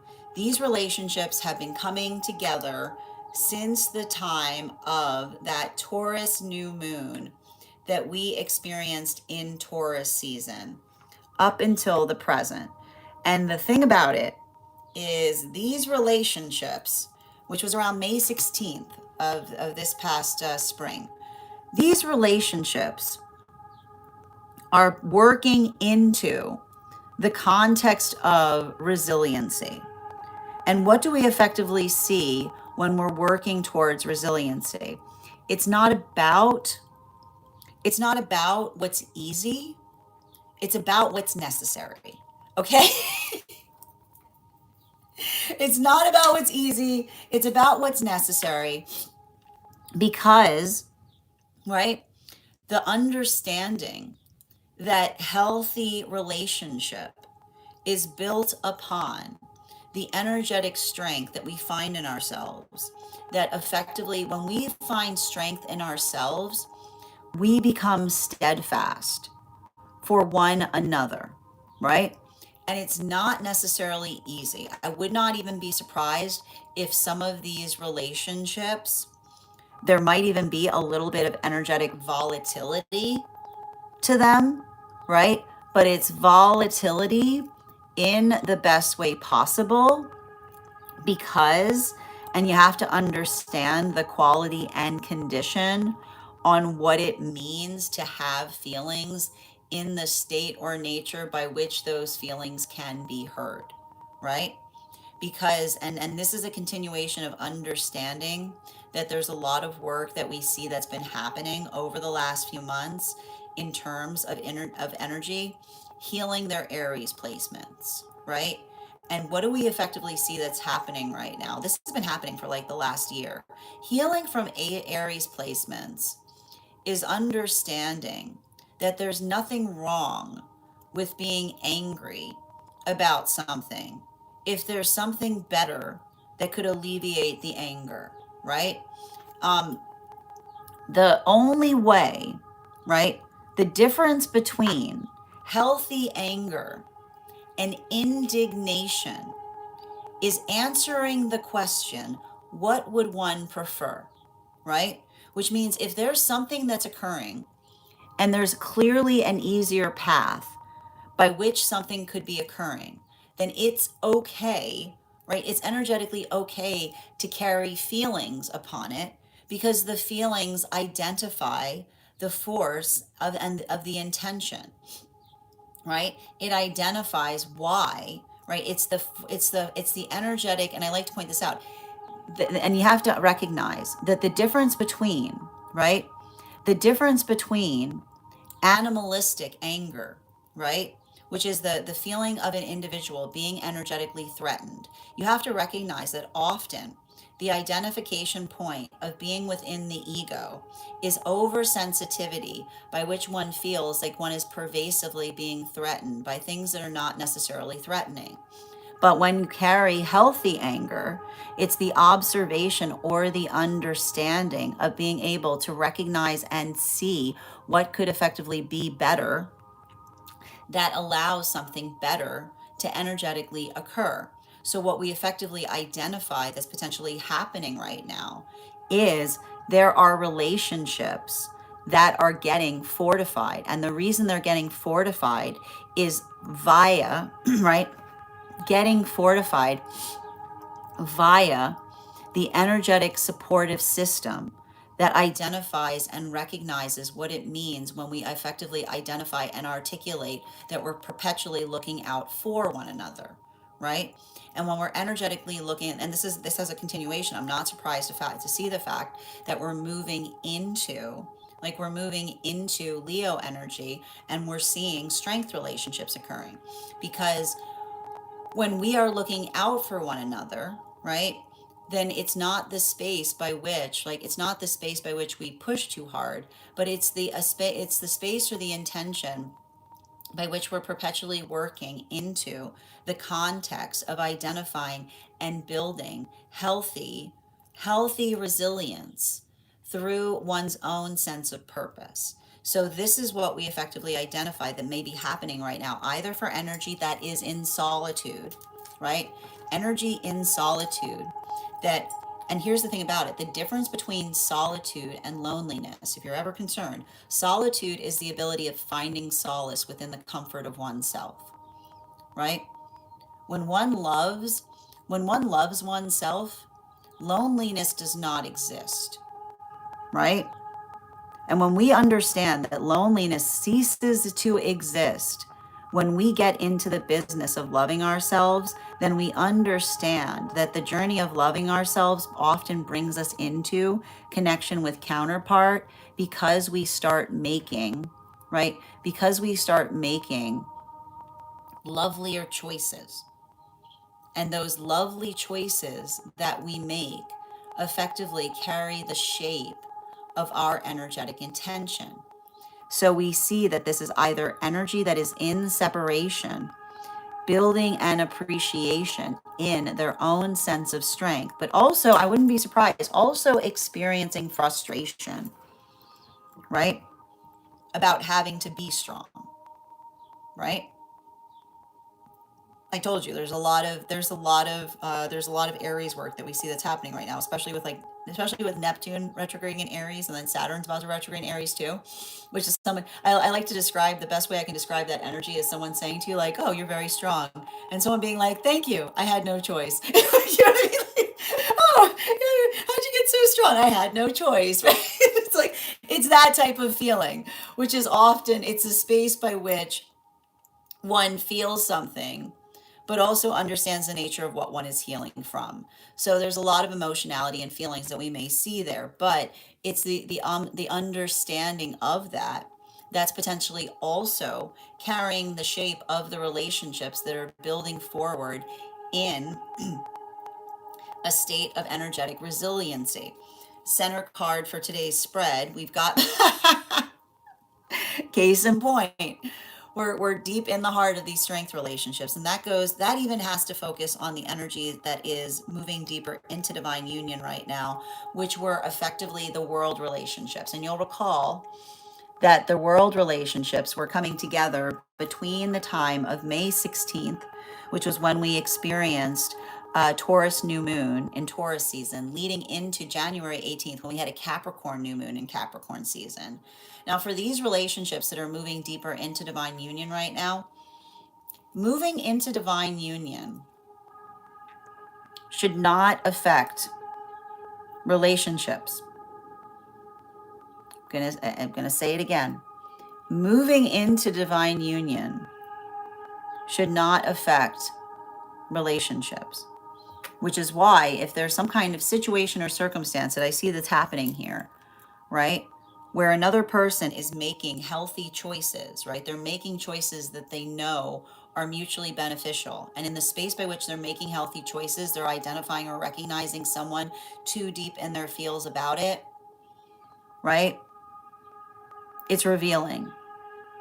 It's revealing, it's painful, but even in that pain being perceived, even in that pain being perceived, there's something there that feels like there's something there that feels like it feels almost like it feels like an unburdening is the best way I can describe it. And what do we mean? What do we identify when we recognize that feeling of unburdening? It's not a burden. It's not a burden to navigate or to recognize the state or nature by which we feel or experience energetic connection with another, right? It shouldn't have an impact.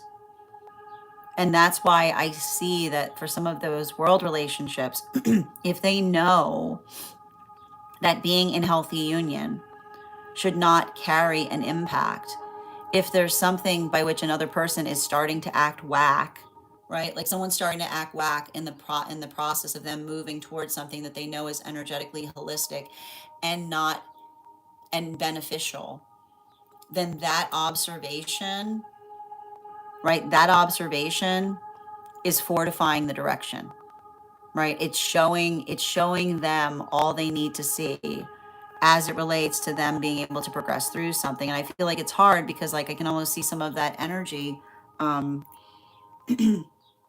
like working through some feeling of sadness. But the sadness, I keep on getting the sadness that they're energetically feeling isn't related to their own feelings. It's related to what they're perceiving in another. as it relates to being able to resolve that coming into union should not create devastation, right? It should not create that, it should not create that energetic feeling, but seeing it is revealing what needs to be healed. So that's why it's bittersweet. Well, for those moon relationships right now, 2 cards, please. We've got the Tower card in its upright, in combination with the 2 of Cups in its reversal.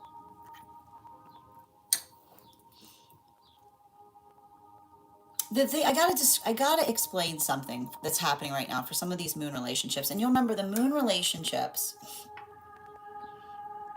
were coming together between the time of Capricorn new moon and Capricorn season, which was around January 18th, leading into when Uranus first went retrograde, so around September 6th.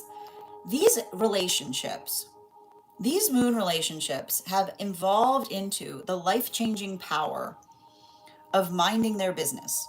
Okay. And the thing about it is, like, I know it's ridiculous, right? When you, when you are doing nothing but energetically minding your business, right? When you are literally doing nothing but minding your business, right? There is it will bring out, right? Be prepared for others, for those who are still working through abandonment wounds, to try to project those abandonment wounds onto others, is what I keep on seeing. And I feel like there's something really important about that we're observing, because for some of that energy, right? And I have to describe the hard part about this energy right now is, I told you, we're between a Cancer new moon in Cancer season, which is working into the context of navigating vulnerability. But then in the same breath, working through the context of navigating vulnerability, right? Vulnerable moments should yield beautiful things, right? Vulnerable moments should yield vulnerable things. And what another person does when they identify us in a vulnerable moment tells us everything we need to know in relationality to what another person energetically prioritizes, right? And the thing about it is, the hard part, and we often see this when we're moving into Leo season, is the amplification of recognizing or identifying or wishing that one could do more, right? But then I want to point out, the space by which one is trying to do more, but then one recognizes that in the space by which one tries to do more, you sometimes inadvertently overburden another, right? The best thing that one can do is work productively. So I feel like it's interesting because I literally see some of these moon relationships working discreetly and productively, right?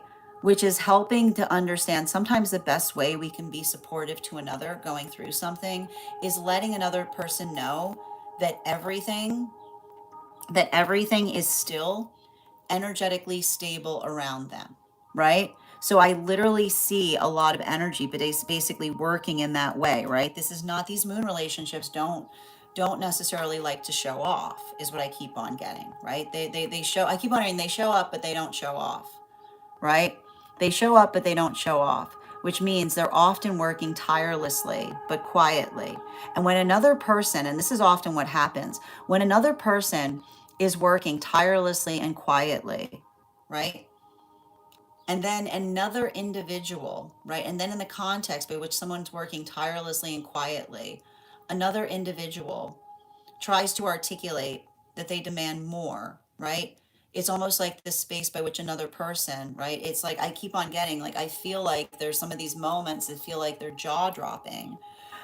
But the jaw dropping moment is being able to see another person who doesn't recognize or identify the misplaced prioritization in terms of what they necessarily expect from another.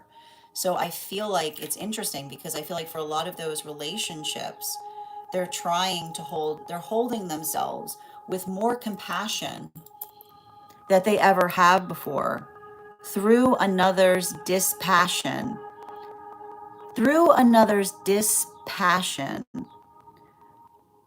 disguised as passion, is what I'm getting.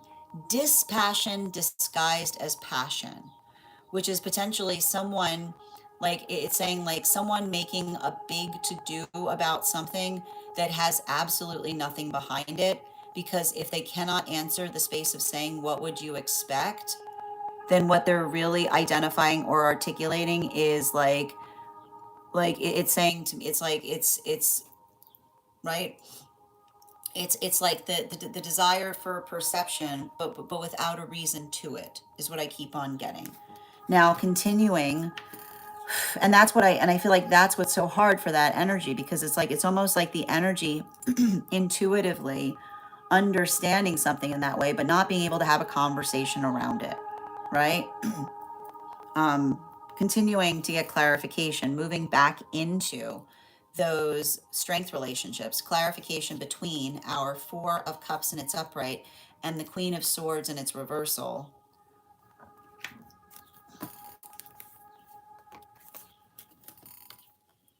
Ten of Wands in its upright. And the thing about it, I got to point out, what we effectively identify and see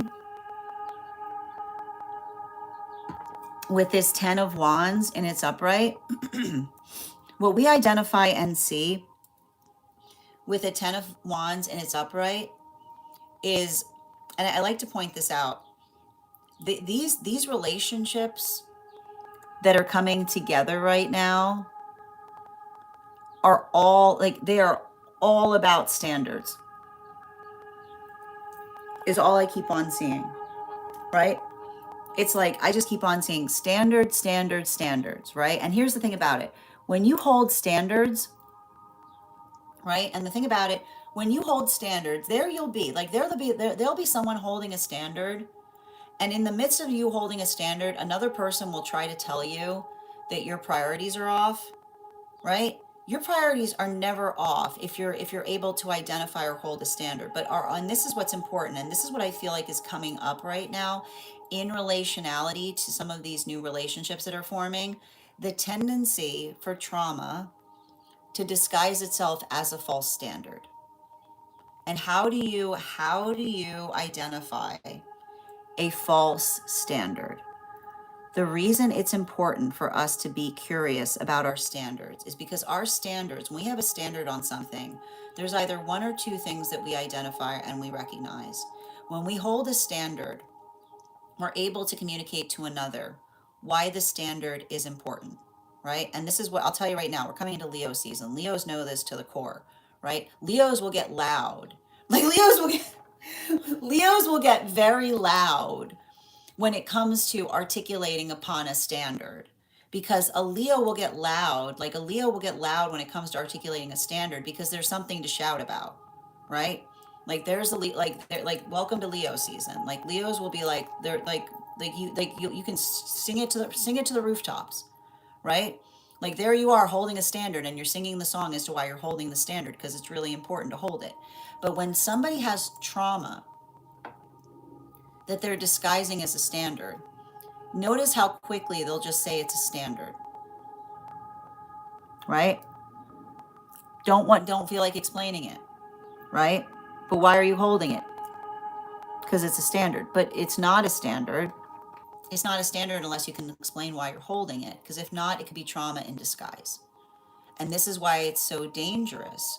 This is why it's so dangerous to have standards that we're not able to explain. Because when we recognize that our trauma, the first place our trauma likes to go to not get resolved or healed is to disguise itself as a standard, then we get very, very curious. We get very, very, very curious in being able to identify the difference between a standard and trauma in disguise. So that's what we see that's potentially happening right now. And so for a lot of the energy, I wouldn't be surprised if there's some energy in solitude right now that's healing and somebody's yelling at them that they're going in the wrong direction, right? I wouldn't be surprised right now if there's some energy that's literally in the process of healing, and another person is screaming at them about the fact that their priorities are out of line. But the conversation of being able to identify and articulate in terms, like this is the energy that recognizes that unless another person can communicate what they prefer, right? You can't say to someone your priorities are out of line unless you're in the same breath able to articulate what those priorities should be. So that's why we see that for a lot of energy doing that work, the energy is articulated, like hearing another person roaring and then asking for clarity. And in the space by which they can't clarify, they say exactly. They say exactly. And in the exactitude, they proceed forward on their healing journey. So a lot of unhealthy karmic cycles closing right now. While for new relationships forming, explaining situations and circumstances about that, right? Having to navigate or articulate situations by which it felt like everything they were doing wasn't enough, or the trauma, or another person perpetually creating the space of identifying. I keep on seeing someone identifying, someone trying to articulate perpetually that they were disappointed, but never talking about what would satisfy, is what I keep on seeing. Continuing to get clarification between the Queen of Swords in its reversal with the Strength card in its upright. For those relationships that are moving deeper into divine union, those world relationships, Moon card. And this is the thing about it. These world relationships are moving very quickly. And the reason I see that these relationships are moving quickly right now is due to the fact is they're seeing how fast it can be with someone that's in alignment to you, right? There's no hold up there. And the only thing that I see that's happening right now is in seeing how easy it can be, there's a lot of feelings that are coming up from the past, right? They've got a lot of feelings rising up as it relates to what all of the holdup was in past relationships that felt like somebody potentially identifying, now moving in a relationship that has so much alacrity, being able to identify the energetic holdup that they couldn't potentially see in the context of experiencing, but now they see with clarity. Continuing to get clarification between the Strength card and the Tower card and its upright. We've got the Four of Pentacles in its reversal. So again, these moon relationships, I keep on seeing, they're working through a new phase. They are working through a new phase. And the thing I keep on identifying with them working through a new phase is when you're working through a new phase, it should not phase anyone. The only sound you should hear is take all the time you need, right? When you're working through a new phase, the only sound you should hear is take all the time you need, because that is the energy that is able to identify and recognize that that's what compassion means, right? So for a lot of those energies working through experiences or circumstances like that and feeling a lot of emotionality upon them, but even in the space by which they're working through a lot of that emotionality, they're feeling, I keep on getting, they're a like, they're returning compassion to themselves in a way that they never have before. And in the context by which they're returning compassion back to themselves, they're seeing things, right? They're seeing things through new doors, right? They're seeing things through the doors of the through adoring doors, which is the space by which they're holding themselves from a place of compassion. And even in the space by which they're doing that, they're allowing themselves to heal. And that's why I keep on seeing that if there's a situation by which they finally feel, right, they finally feel that they're in a healthy state, and another person, right, and there it is, like you're in a healthy space where you're feeling energetically fine, and another person tries to articulate that they're concerned, right, then it's that concern that's concerning, right? Because it's the observation by which they're learning, right? Their observation by which they're learning what is the healthy energy around them. Because the only sound you should hear when you're in a healthy partnership is the feeling of energetic celebration, not the feeling, right? Not somebody trying to be, so not somebody trying to move through, not somebody trying to move through a boundary issue by trying to articulate false concern by seeing somebody in a bliss state. So that's why I feel like there's a lot of that energy that's working through that in that way, and they're frustrated and they're angry, but they're angry for good reason. Continuing to get clarification between the Tower card and the Two of Cups in its reversal. This was bottom of the deck here. We've got the Emperor. So I told you this has to do with the fact that we see that Saturn is getting ready to go retrograde in Saturn's ready to go retrograde in Aries. And I want to point out, I don't mind Saturn going retrograde in Aries because that's about digging one's heels in, right? It's about digging one's heels in, but it's digging one's heels in when one recognizes that you have, like, if you're digging one's heels in and you know you've got solid ground, then like that's what ground's for, right? Like that's what you're supposed to do, right? And it's like, and it says even there, I feel like there's something very energetically important as it relates to energy that's not only working through something, but being able to identify and recognize what I keep on seeing, and I love to see this right now for some energy in solitude. When one is working through solitude and one begins to care for the self, one is able to see the helpers, right? And when I say one is able to see the helpers, it means the energy that is working, right? Just as hard. The energy that's working just as hard in the direction, not because, right? Not for something, right? But but for something. And when I say not for something, but for something, I mean something that is important, right? Something that is energetically important is something that has import or purpose. And so when we're working purposely, right? When we're working purposely, we don't worry or we don't navigate upon others' misperceptions of it. We allow ourselves to be energetically tireless through it. And so I feel like there's something very significant and important there, specifically and particularly due to the understanding or the acknowledgement of being able to recognize or articulate upon working. I keep on hearing like working fastidiously in positive directions that allow the context or the arrival point into new possibilities or vistas. So I feel like there's a lot of that energy that these relationships that are coming together right now, they're coming together right now in the heart of courage, right? And courage, like the thing you have to understand with is courage courage is often navigated despite, right? Despite our own anxiety, despite our own insecurity. So our ability of being energetically aware, right? But even in the state or nature by which we're working towards awareness, right? We effectively articulate or identify to another the shape and the nature of something that means that has import or impact to us.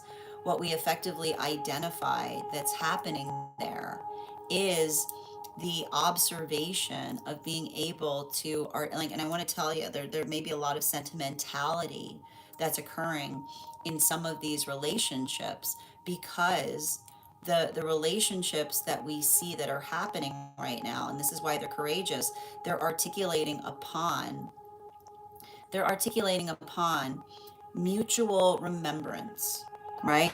And when we understand and we talk about mutual remembrance, one card to clarify between the 10 of Wands in its upright and the Moon card in its reversal.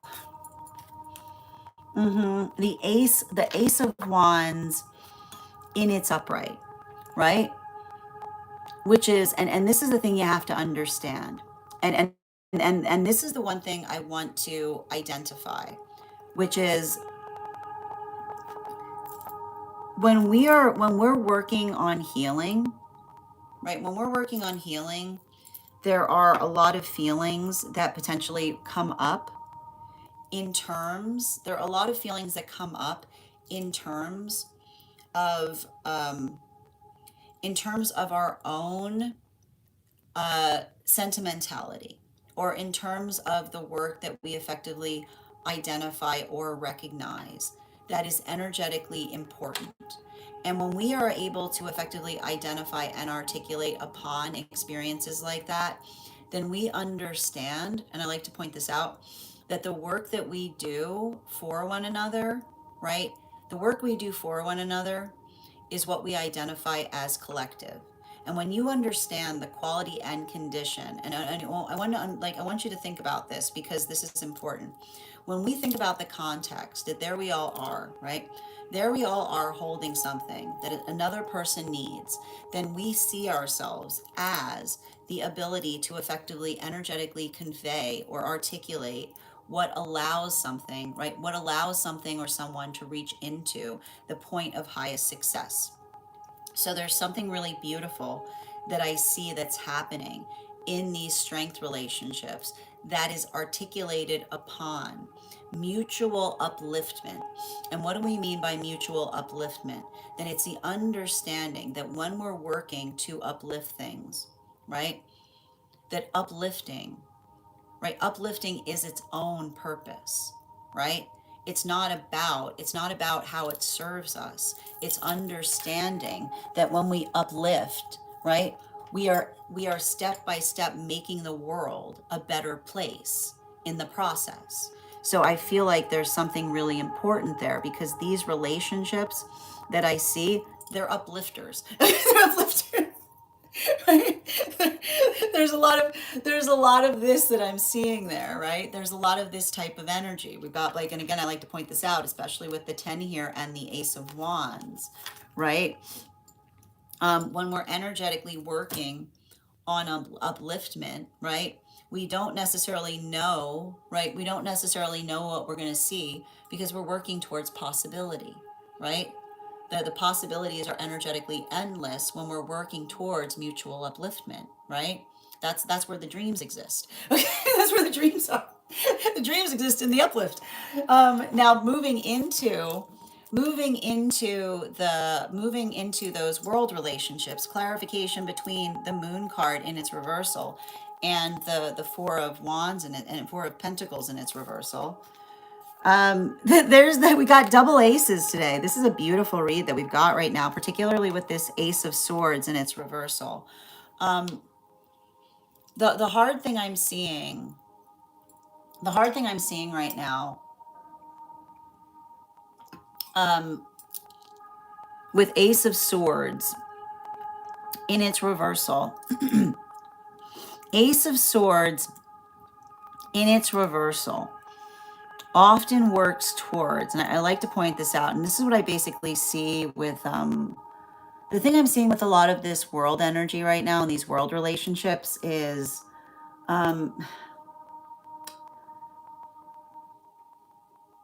all you can do is everything that you can do. You know?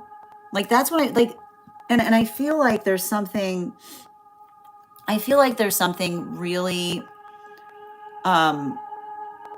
I feel like there's something that feels very bittersweet every time I read into some of these world relationships right now, because the bittersweetness that I'm seeing in some of these relationships, like these world relationships right now, it has to do, right? It has to do with the observation of being able to identify and articulate. And I feel like this is what some of these energies, these world relationships are expressing. You can literally, and the way you can usually tell the sound of being like of others, like you cannot cure all of the advantageous energy in this world. But you can recognize it. And how can you typically recognize the advantageous energy in this world? Because the way you'll usually recognize the overly advantageous energy in this world is there you will be. right? There you will be, literally doing everything you possibly can, right? You'll literally see like an individual that's doing everything that one possibly can, right?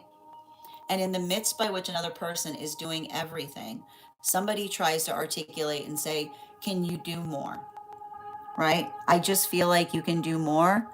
And that is this, like, that is the observation of and what I basically see is that understanding, that quality and condition of being able, like, the best you can do with advantageous energy is recognize it, right? Because at least in the recognizing of it, you energetically heal from it, but it's still, right? I can see the energy, it's still, right? There's a lot of heart healing that I see that's occurring in some of those world relationships. And what I'm observing is happening with some of those world relationships is it's working through the observation that when you see something like that happening, know that you are not like that, right? If it hurts to see, then in a way it's a painful sight, but it's a blessing because it's the understanding that you yourself would like you're seeing something outside of the self, right? You're seeing something that's profoundly different from the self, which is why it hurts. So I feel like there's something about that by which the energy is building into, like they're building into energetic reassurance. But even in this space by which they're reassuring, they're restored, right? It's a restoration of the the assurance. It's the assurance that restores because it's the observation of being able to navigate something that is antithetical or different from the self, that then allows one to be fortified about it. Now, continuing to get clarification between the Four of Pentacles in its reversal in combination with the Emperor energy in its upright.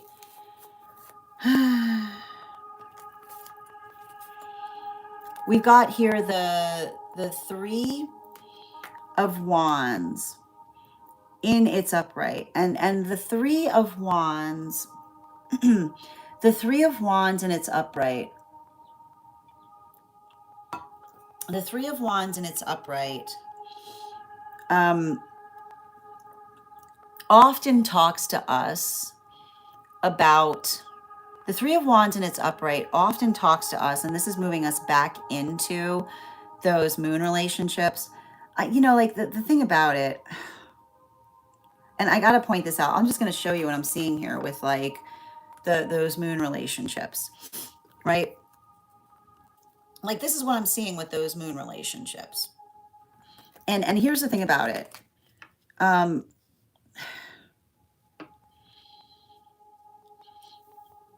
The word that's coming through is self-created towers, right? And what does it mean when others are working towards, like, it's the observation, and this is why we talk about, we don't put our force of effort into things that revile us. We work towards what feels like it's energetically beneficial or moves us towards something that feels like it creates something better. Because um, when you understand, when you understand that the nature, like when you say to somebody, right? Like when you identify or articulate upon what feels like, when you look at energy from from a mobility perspective, um, then you understand that hard feelings pin us to bad experiences. And what do I mean by that? Why do I say hard feelings pin us to bad experiences?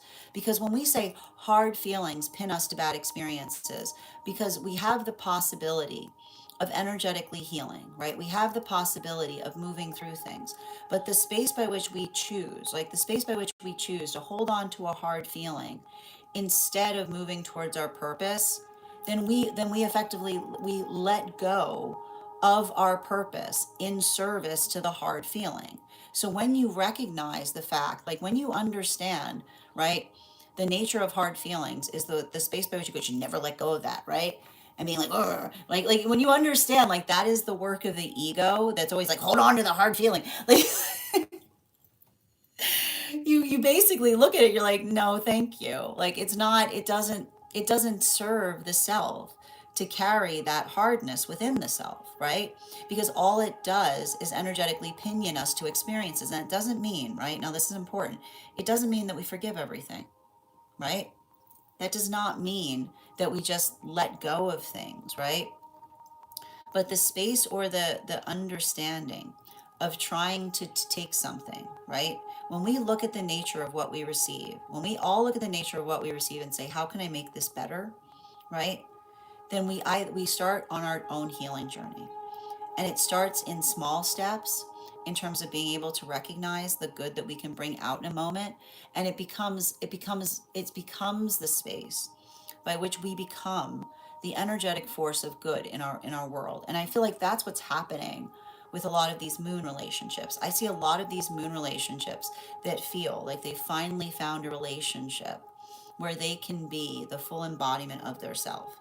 And that's why if they're in a space by which they're doing nothing, but simply trying to exist in the bliss of relationship and another person, and it's bringing out hard feelings in another, that is the observation by which they may even potentially be creating distance, right? Because the distance that they create isn't happening to hurt. But when somebody is too deep in their ego journey, there's very little that one can do, right? There's very little that one can do as it relates to those feelings beyond giving someone the energetic space they need to energetically feel them. So that's why we see that for a lot of those relationships, that observation is them coming into wisdom. But even in the space or nature by which they're coming into wisdom, right? They're identifying and recognizing, right? They're recognizing that the relationship itself is creating the space of their own maturation, right? Because even in the space by which they're identifying things, the identification of being able to see things from that vista is potentially informing them as it relates to past circumstances. Continuing to get clarification between the Ace of Wands and its reversal in combination with the Ace of Swords and its reversal, we've got the World card in its upright. And so this is bringing us back to those relationships that are coming together right now. And I got to point out, I'm telling you right now, these strength relationships, okay? Look at this. Solid Judgment, right? These two cards together, this is solid. This is good. This is good judgment. Okay, this is good judgment. I know this isn't the justice card. Okay, I know this isn't the judgment card, but I gotta tell you, it kind of is. Okay, it's the good. These two cards together are basically the judgment card, right? Because it understands, right? It understands that in order to move things in order to move things higher, right? You have to energetically let go of things, right? And that doesn't mean, right? That doesn't mean that you let go of things that are energetically important, right? It means you let go of things that are not, right? It means that you let go of things that feel right. Like, and here's the thing about it, like the energy that is able to go through the healthy fit, this is the healthy filtration of an ego, because when you have a healthy ego, it becomes the perfect filtration system, which is going through the processing of feelings that feel like they're important and supportive, right? Versus the things that you need to just energetically let go in order to move things into better directions. So I feel like that's where I keep on seeing that for a lot of these relationships coming together right now, that ability, right? That ability of being able to navigate or work through things from a sense or space of profound sound judgment. I just keep on getting the wonderful aspect of it is the relationships, sound judgment, right? Like they're meeting each other and they're seeing each other in their sound judgment, because their sound judgment is the modality by which they effectively, right? Sound judgment works towards harmony, right? Sound judgment works towards harmony. And when one is working towards sound judgment, that doesn't mean that everything, right? It doesn't mean that everything is okay. It means you know what to do with the things that you're energetically receiving. Okay. Continuing to get clarification between the Ace of Swords and its reversal in combination with our Three of Wands and its upright. Can I get one card to clarify, please? We've got here the Seven of Swords and its reversal, and this is bringing us back to those world relationships. And I gotta tell you, like the thing about it, and I'll tell you right now, the hard part about it with these world relationships is the world makes us live in a space by which we constantly have our guard up, right? The world is inclined to be like, ooh, you should have your guard up at all the time, right? That's a terrible way to live. Okay, terrible way to live. Who wants to live like that? Sounds all like it's not good for your system to have your guard up all the time, right? It doesn't have to be like that. So and here's the thing about it. When we're working through, right? When we're working through the observation, right? When we're working through, and this is what I feel like I see it's happening right now with world relationships, and I like this for the world relationships. World relationships understand we can believe different things, and here's the funny thing about it. You move all those beliefs aside, and what do you find? The same standards, right? And isn't that beautiful? Isn't that absolutely beautiful that when you move away all of those beliefs, what is the underpinnings? Those beautiful, beautiful standards that we arrive to. And those standards, when we understand that the people that we care about, right, doesn't matter where they are or who they are, that the people that are for you hold the same standards as you, then you don't look at the world and say, do what I do. You say, show, let's work towards those standards even more. Let's understand the full facets of those standards. And so I feel like there's something really beautiful about that, because I feel like for a lot of these world relationships, it's navigating the world with a sense of inquiry, right? And compassion. Like I keep on getting for the world relationships, inquiry and compassion. Inquiry and compassion. Because when we are working to understand more, right, it becomes our inner child healing, right? It allows our inner child to thrive, because there's the space by which we look at the world and we feel the eagerness upon which we're learning more of it. So I feel like that's what we see that's happening right now. And that's why we see that for a lot of world relationships right now, it's understanding that the most important standard that one must hold is being able to protect, right? It's the context by which we protect vulnerability, right? It's the context by which we energetically protect vulnerability.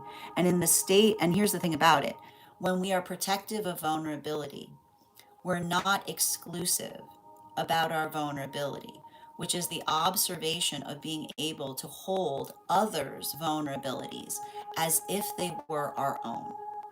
And that is okay to do. Bottom of the deck, and this is the moon relationships, right? Moon relationships, clarification between that world card in its upright in combination with the Seven of Swords in its reversal. One card to clarify, please. Clarification coming through with that Knight of Cups in its upright, right? And the Knight of Cups in its upright. The Knight of Cups in its upright speaks to us, and this is where we get these moon relationships, right? If everybody employed, like if everybody was protective on vulnerability, right? Imagine what the world would be. A world that worked to effectively prioritize vulnerability, right? A world that effectively understood that vulnerability is something to be energetically cherished. And so what we effectively see for a lot of those moon relationships is understanding and recognizing, right? The quality and condition and I keep on seeing this, they have entered a relationship where they finally feel that they can be their vulnerable self. And if they're finally in a relationship by which they can be their vulnerable self, and they're seeing someone, right, becoming energetically aggressive outside of relationship or being deep in their feelings simply by seeing another person finding their vulnerable, like their blissful vulnerability, right? That's why we see, like, I almost feel like for some of those relationships right now, they're going through a lot of emotional turmoil, because the emotional turmoil that they're experiencing is observing, right? They're observing, they're in a healthy, blissful partnership, and they're observing the force that is energetically against that bliss state. And often when you're experiencing that, you recognize that it's projection, right? It's not the space by which another you're doing something, but it's another person that isn't working through their own feelings. But that's why I see that for some of those moon relationships, their own ability, right, their own ability to give someone some energetic distance there is effectively is them coming into their own awareness in relationality to understanding that if you're in a relationship and someone's expressing a lot of feelings that don't make no that don't make any sense, right, then that is that's their trauma that they need to effectively resolve within themselves. And the best you can do, right, the best you can do is give them the space that they need in order to energetically deal with it. Bottom of the deck on this reading, yeah, particularly and especially with the King of Pentacles in the bottom of the deck, the King of Pentacles, the King of Pentacles in the bottom of the deck is working through the fear-based mentality. And you have to understand that when we are not ready to accept our feelings, we will see threats to our feelings everywhere, right? Because when you are not dealing with your feelings, you paint a circle around the things that you refuse to face or confront, right?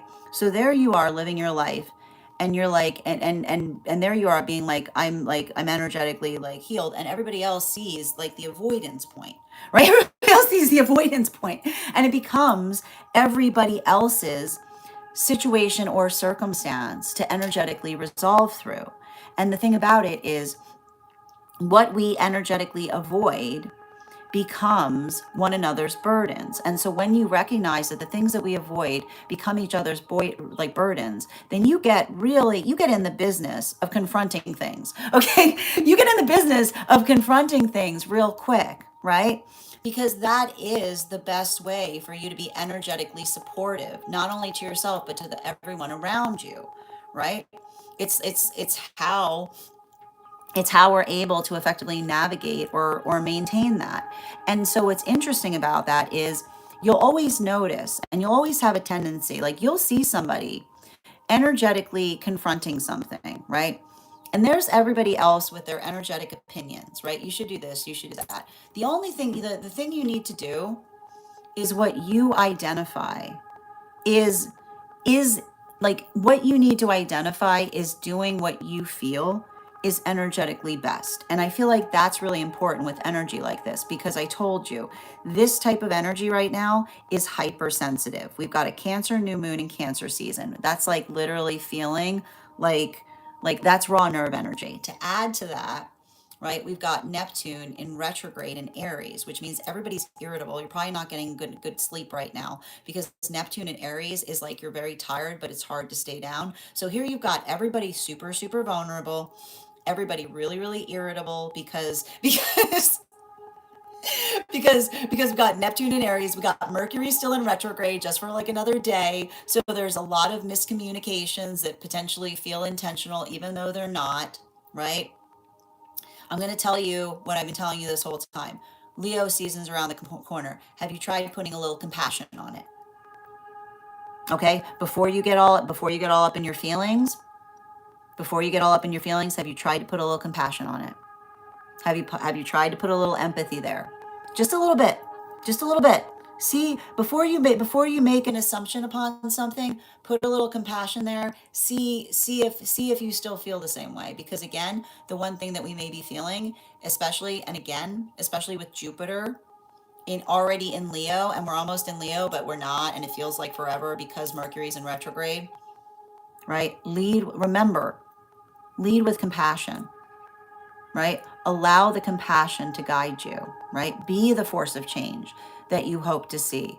Allow that to be your energetic purpose, particularly and especially as you're navigating through any relationship hurdles right now. That is our daily collective read for today. I want to thank you so much for being here and receiving these messages. Just a reminder, if you would like to book a private reading with me, it is a two-step process. You have to book the reading, you have to pay for the reading. Please make sure you do both if you'd like to have that reading. Most importantly, please remember that I will never, ever, ever, ever, ever, ever, ever, ever, ever, ever, ever, ever, ever, ever, ever reach out to you for a private reading. I will never DM you. I will never PM you. I will never slide into your inbox and tell you that I have a very important message that only I can deliver. The only way you can book a reading with me is if you book one on my site. So I would encourage you to do it there. A couple of updates before we move into personal readings today. First and foremost, thank you to everyone who participated in our recent class on the two cards of the minor arcana. Our next class is going to be held on Thursday, August 13th at 5:30 p.m. PST, 8:30 p.m. Eastern. We will be focusing our studies into the tarot on the three cards of the minor arcana.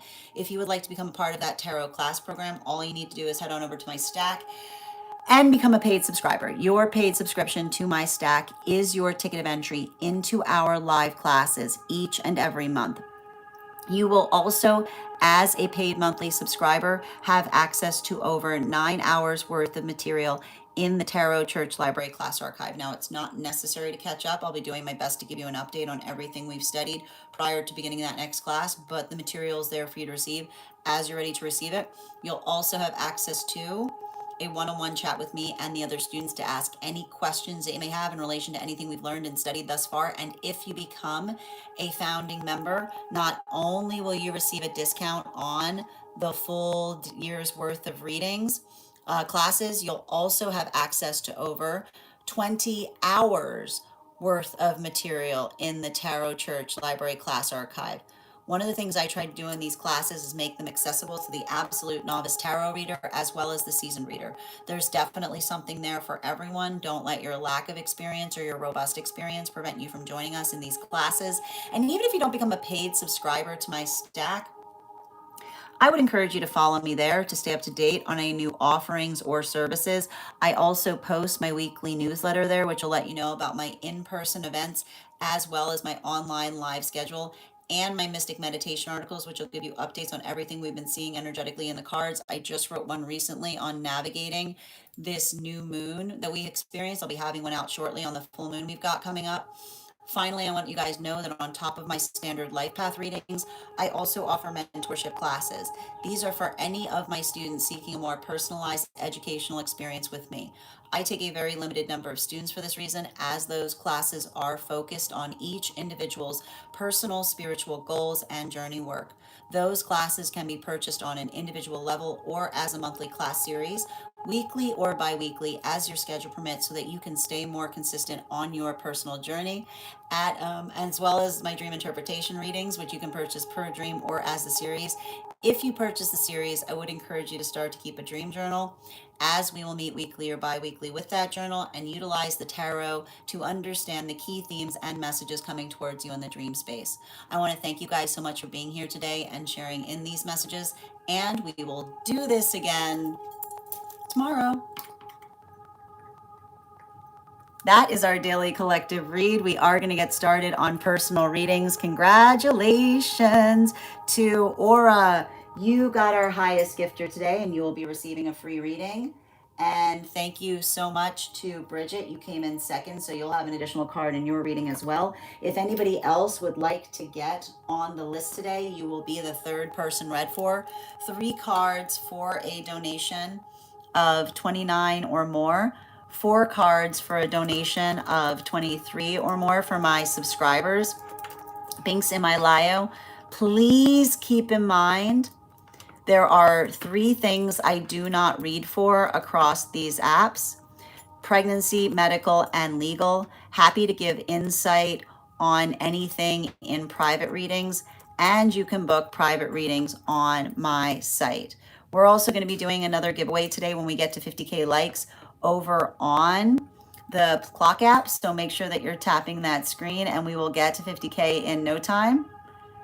And I'm going to take a moment to read over some of the comments that came through as I was reading.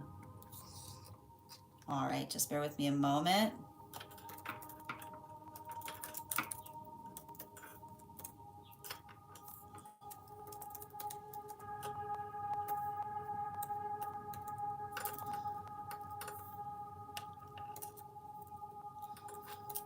Okay. Perfect.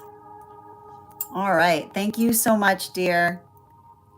And thank you for the follow, Sandy. I appreciate you. Hi there. How are you doing today, Miss Perkins? Welcome. Yeah, I like that combo too, Chasing. Absolutely. Thank you, Avatar, for those gifts. Mm-hmm. Yep. And I've got you on the list, Aura, now. You're going to be read for after Addison. So you'll be the second person read for today. Excellent. I have to change my name to Rubber Band with the resiliency I have. And thank you, Lucas, for those gifts. And thank you, reposting.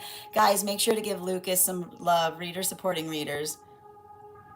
Those teeth keep showing up together for me. Which ones? The Ace of Wands with the Ace of Swords in its reversal? Hi there, Minnie. Oh, I'm so glad to see that. Welcome. Absolutely. How are you doing today, Baba? Caden, to pay for a reading, you just go over to my tree that has Binks in it in my Lio and send the donation there. You can also send it directly as a direct donation through the place where we keep the videos. And Kayla, thank you for those jewels. Mm-hmm. How you doing today, Imro? Thank you for those gifts as well.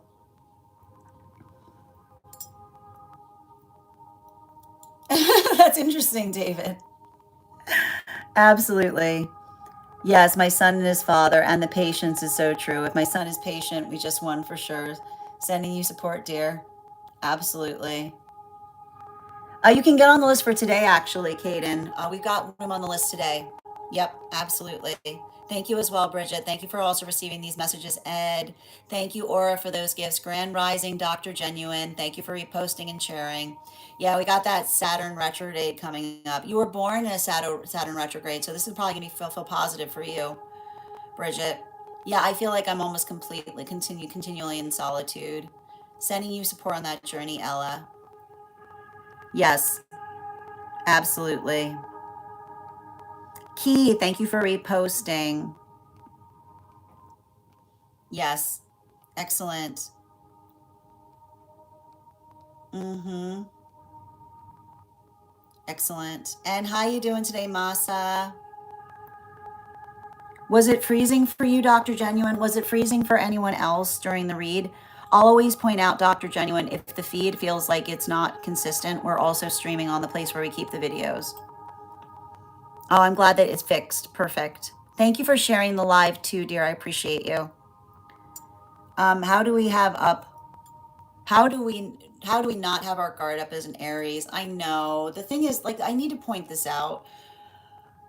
With those with Aries placements, it can often create the feeling by which others are perpetually trying to test you. Like let the testing, like if someone feels like they're testing you, let that be the closure. Right? Yeah. How you doing today? Hi there, Narinder. I'm happy to read for you if you'd like to get on the list. List is open. You'll be the third person read for today. Hi there, Orion. Excellent. And thank you for those gifts, dear. How you doing today, Kayla? Sending you support on this journey. You're so welcome, Kay. Yeah. Thank you for confirming that this was in alignment with what you've also been receiving, Kayla. Storm, these are donation-based readings. So if you'd like to send the donation, I'm happy to draw cards for you. We also offer a free one card each day for those who are paid members or for super fans. If you'd like to become one of a paid member. How you doing today, David? All right, let's get to it. And thank you for those heart me's, Dr. Genuine. Thank you also for receiving this message, Minnie. Yeah, there were some pretty gifts that came through. Hi there, Nikki. It isn't today. Oh, that's so exciting, Nikki. Thank you, Sandy, for the follow. I got you, dear. And thank you for those heart me's, Avatar. You're so welcome, Aura. Absolutely. Yeah, let the testing be the closure, honestly. Like that's often what Aries have to navigate. You're so welcome, dear. All right, we're going to continue. How you doing today, Robert? All right, the next person we're reading for today is going to be Addie. Addie, if you're here, can you respond in all caps? Let me know if you'd like a general reading or if you have a specific question you'd like me to answer. All right.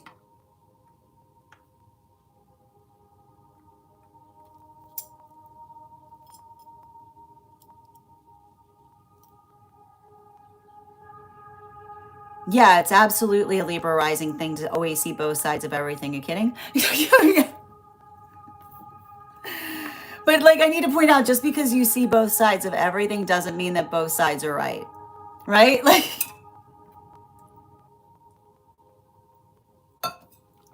yep. Yeah, of course, Bridget. Exactly. We sometimes delve into astrology here, Robert, but effectively we lead with tarot that's astrologically informed, if that makes sense. All right.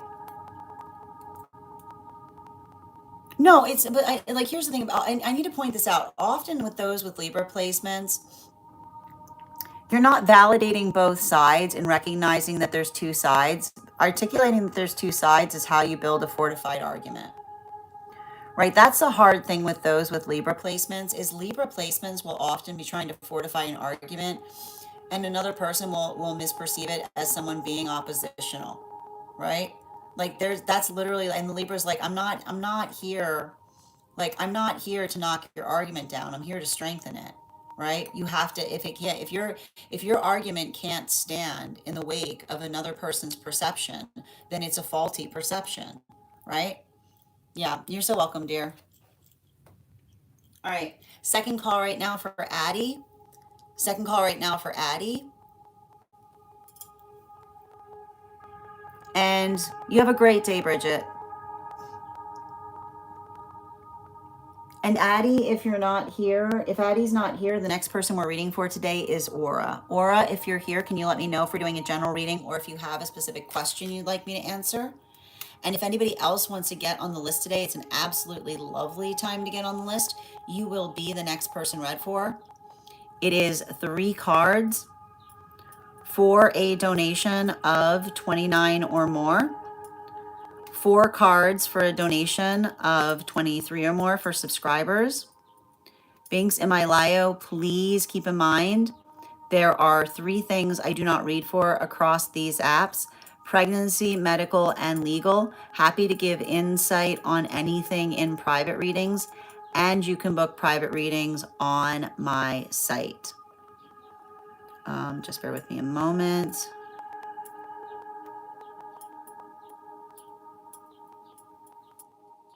Okay.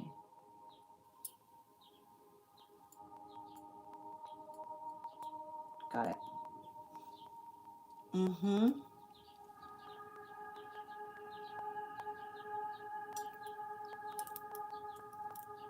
I got you, dear. All right, let's see.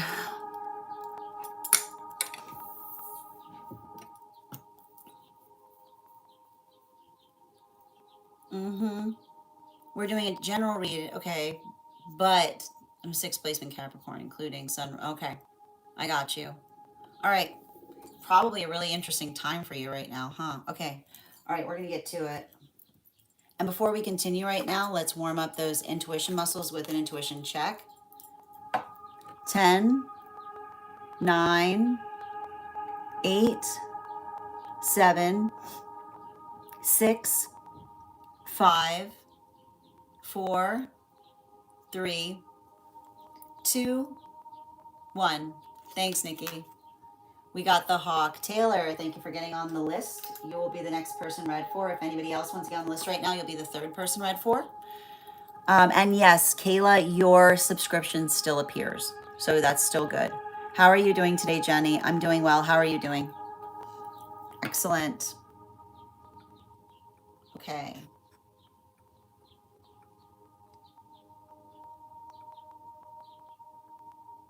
All right. And I'm going to pin up. Hold on a minute. I'm going to pin up Aura here. Let's see.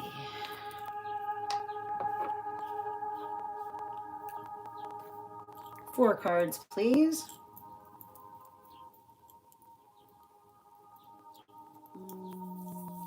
Yep.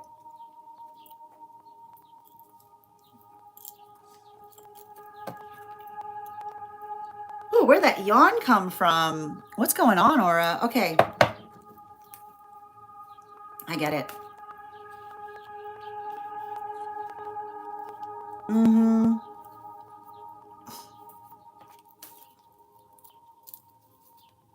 Oh, gosh. Somebody, who's trying to teach you something? Oh, my gosh.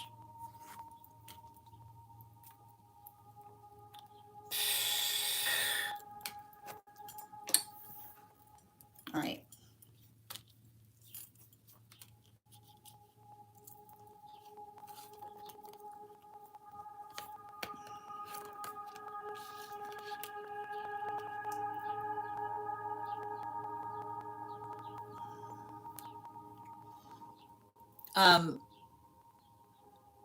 It's giving me, you know, the thing about it, first things first, there's nothing worse than somebody there's nothing worse than someone that continually expresses concern when they see us in our bliss state, right? There's a lot of learning that happens when another person, right? Like when you are literally like doing something in a way that is absolutely amazing, and another person tries to come towards you with, I keep on getting this like false concern in relationality to the fact that you yourself, like I keep on seeing the false concern that is identified with worry but lacks help on it, right? The false concern of worry that ever, like, you ever notice the energy that's always concerned never asks how they can help? They just articulate upon the fact that they're energetically concerned about something, right? It's convenient, right? It's a convenient way to navigate the world, right? Articulating a concern about everything and helping nothing, right? Concern. No help to be found, right? So I think that there's something really important about that, because anybody who say, if you're actually doing something, all right, and you know this, you got 6 Capricorn placements. If someone isn't helping, they don't get a say. Okay? You got to write that down. Okay? If they are not helping,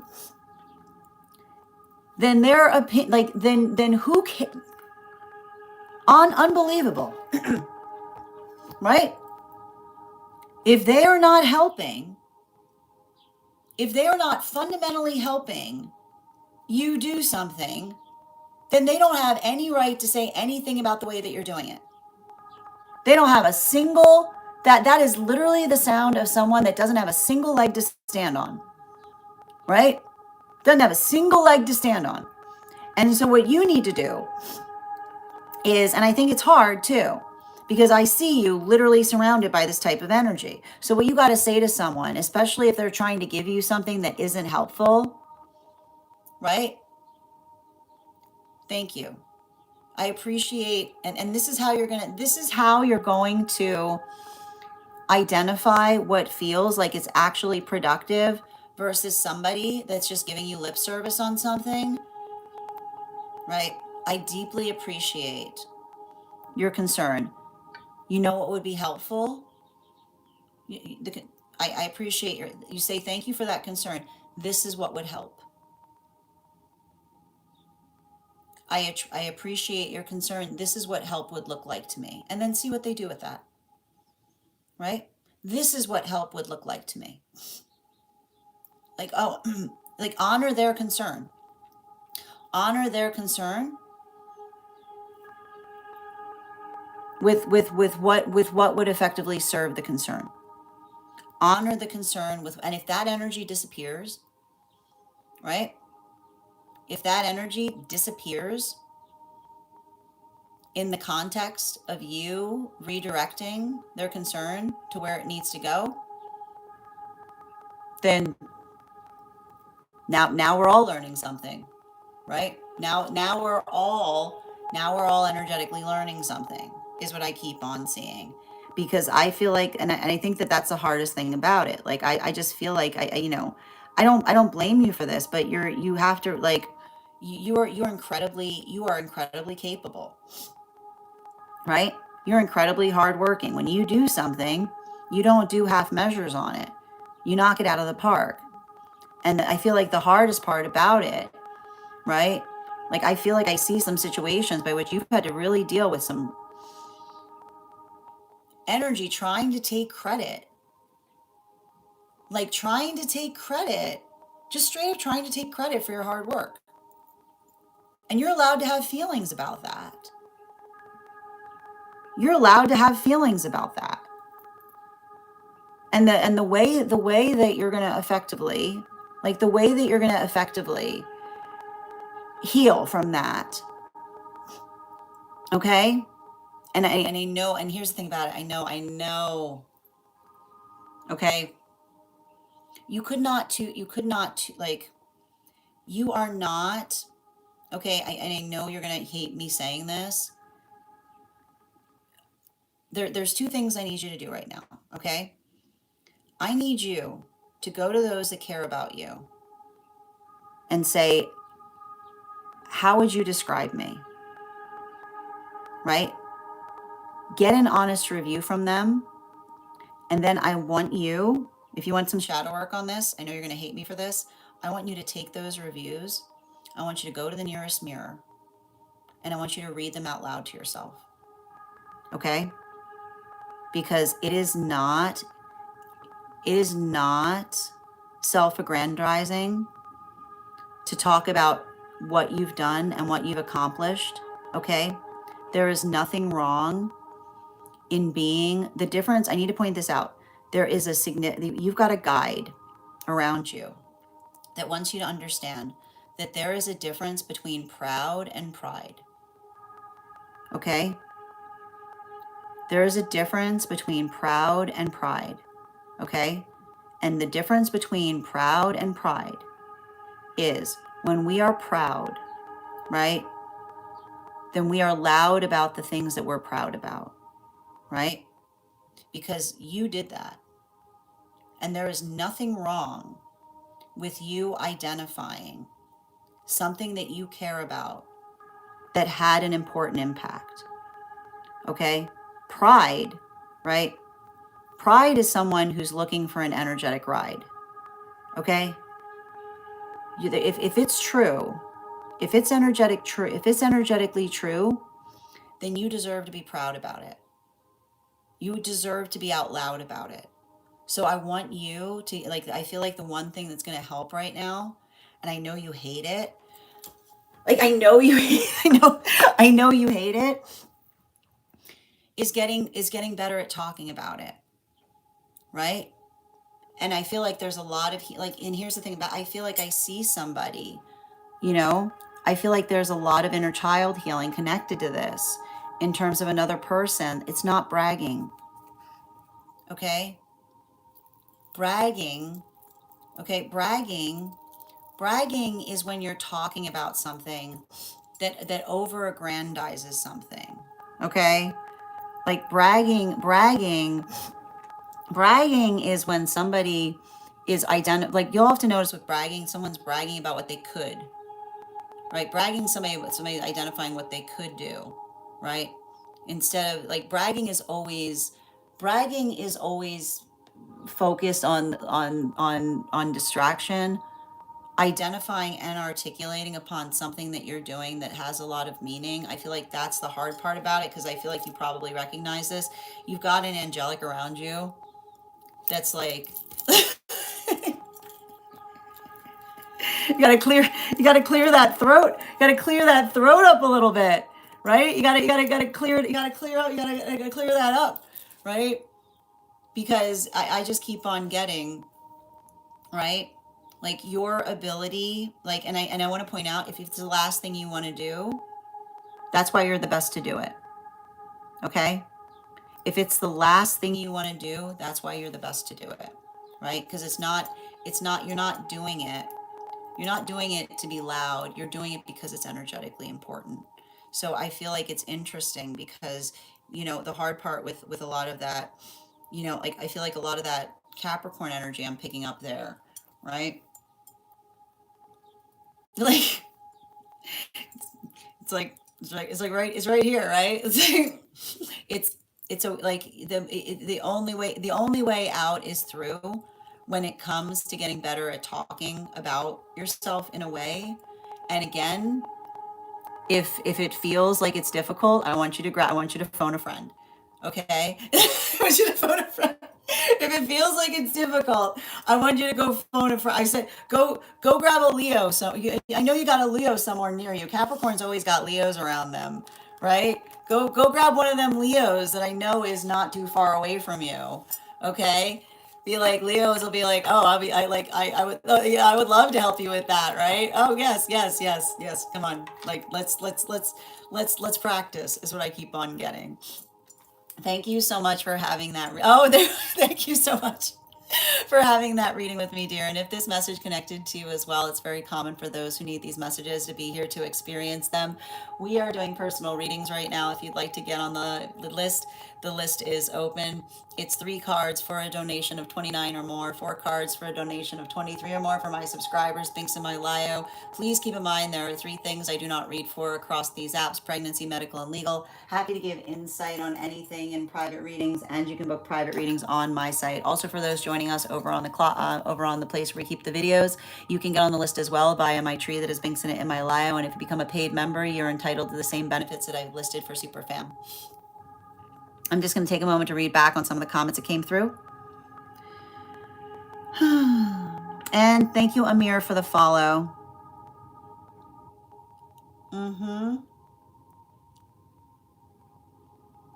Yeah.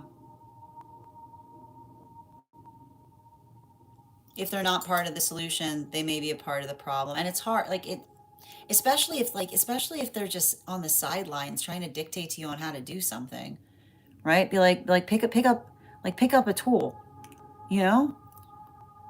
Yeah.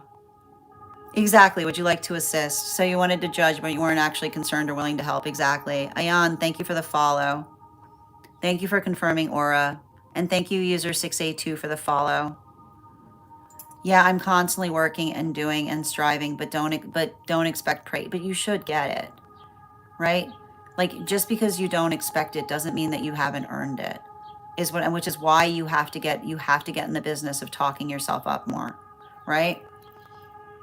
Mm-hmm. Yeah. And there it is, the husband. Yeah, your partner's a Leo. Yep, there you go. I gotta tell you, it's like Leos and Capricorns, man. It's like peas and carrots. I tell you, it's like it's because it's, you know, Yeah, I always feel like a Leo Capricorn coming. Yeah, I don't know how it's like it's they just find each other, you know? It's because like, you know, they look out for like yeah. Mhm. You're also, but here's the like Leo moon is a rough placement.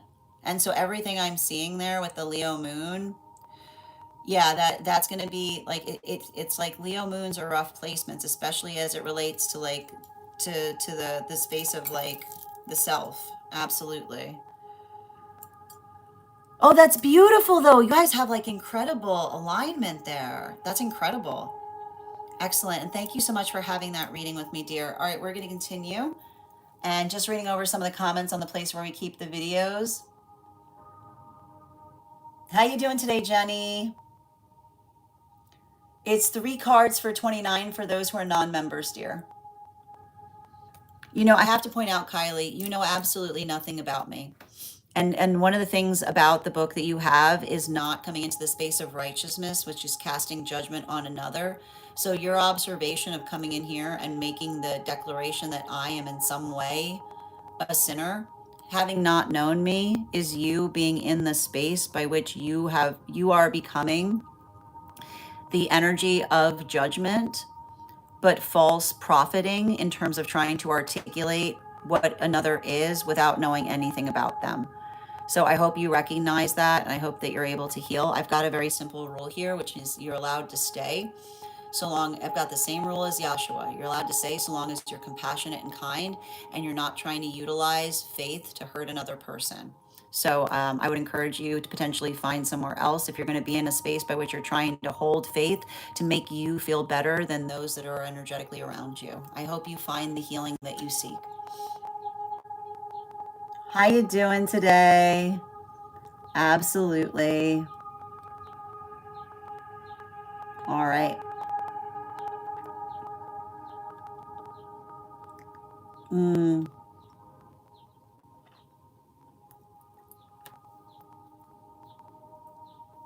I don't. you know, it's interesting. You know, I got to point out, I'm going to be very clear about this too, in terms of like talking derisively about all signs. Every sign has benefits or detriments. And I often will, I'll be the first one to say, I often feel that the Capricorns are some of the most wonderful signs and often misperceived. I feel like a lot of the things that we see that others articulate about Capricorns are indicative of the fact that the nature of Capricorns is Capricorn energy is very private, which is often why others have misperception points in terms of what Capricorns are like, which is often indicative of the fact that they don't necessarily recognize or know the like don't know or know a Capricorn. Is the best way I like to point that out. Like it's beautiful. It's a very mysterious sign in that way, and I don't think we have enough appreciation for it. Absolutely. And thank you for subscribing, vegan. All right. Absolutely. Baba, you have to be the responsible party in making changes in your life, right? We don't look to each other to make those changes. We do it for ourselves. And that our ability to do that for ourselves is how we support each other. Absolutely. Thank you as well, Kayla. How you doing today, XX? Absolutely. And thank you, Jezzy, for the follow. Absolutely. You're so welcome, Aura, and thank you again for those gifts, and I hope you have an absolutely beautiful day. And Jesse, thank you for the follow. Mm. Really? Oh my goodness. But here's the thing, I'm a Leo, and I feel like everyone I know is a cat. I tell you, it's like it's a Leo Cap thing. They just find each other, you know? They're like, you, like, we're gonna be best friends. Yeah, exactly. I'm a Cap Sun, Rising, Saturn, Mercury. Yeah, you got a heavy stellium there. But that's the thing about it, right? Like you're just sitting there like getting things done, while everybody else is like, "What are we gonna do?" You're like, "I already did it." Because I already did it. It is. It's really they're very magnetized in that way. All right, the next person we're reading for, I'm still looking for Addie. Addie, if you're here, can you respond in all caps? Yep. Addie's second call for Addie. If Addie is not here, the next person on the list for today is Taylor. Yep. Yeah, Scorpio and Aries makes a lot of sense too. But like the thing with Scorpio and Aries, as long as they're not fighting with each other. Because here's the thing about, like, oh my gosh, like the thing about it, like Scorpio and Aries will like they will be in fights with each other, right? But then they'll also like at the same time they will drop everything to defend that energy if like push came to shove, right? Like no, like they'll be very protective. They'll be like nobody else can be mad at them the way I'm mad at them, right? No, no, no. Only I'm allowed to be mad at them like that. Oh, Addie's back. Excellent. No problem, dear. Yep. Excellent. Oh, you attract Cap and Virgos like crazy. Mm-hmm. Absolutely. Excellent. All right. So I'm still, Addie needs a minute to type. So if Taylor's here, Taylor, you are the next person on the list. If Taylor isn't in the room, the next person we're reading for is Brooke. Hi there, Taylor. I got you, dear. Excellent. Hi there. Oh, appreciate that. Absolutely. Hey there, Nikki. Good to see you, dear. Excellent. Or Leo and Aries. Like here's the thing with Leo and Aries, right? Because the thing about Leo and Aries get along because they can't stand bullies. And the thing about it is that the problem is Aries notice that Leos are bully magnets, right? Like that's the hardest thing about it. Like an Aries will notice really quickly that Leos are often bully magnets. And that's why you'll often see, I like to point this out, like there'll be an Aries around a Leo that'll be like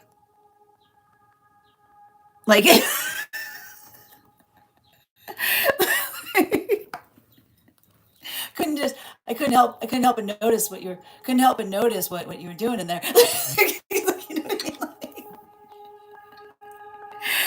Like, and the Aries won't tell anybody. Like the Aries won't tell anybody.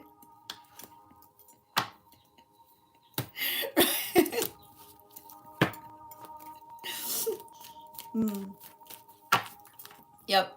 That's true, honestly. Yeah. Virgo and Pisces are quiet dream builders. Like a Virgo and Pisces will be building things for years and not tell anybody about it until it's complete. You know? Like they'll be like Virgo and Pisces are about like our secret dream builders, right? They'll be like not telling anybody and they'll like fist bump on it too. They'll be like, "Yep, it's our little project." Mhm. Absolutely. Yeah, they're quiet builders. Yeah, I'm a Pisces and I'm ready to do Pisces. Yeah, the building scene is beautiful. But that's what happens when you get a Virgo and a Pisces. Like the Virgo and Pisces will just be silently working on something together, right? And you're like, what are you working on? Nothing. Nothing.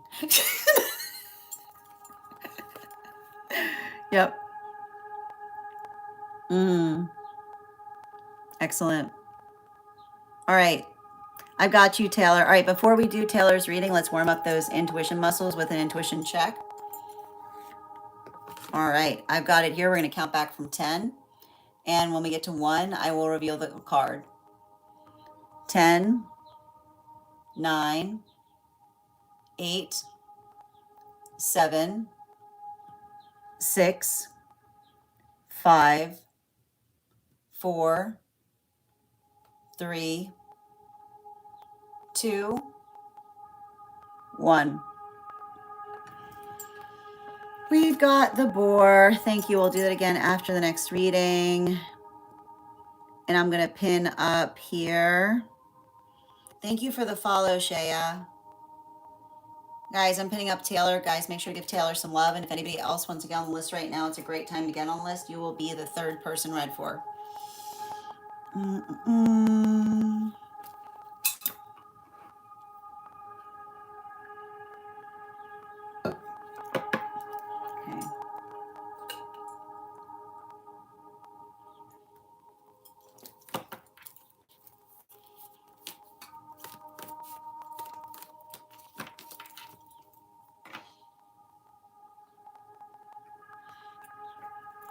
Okay.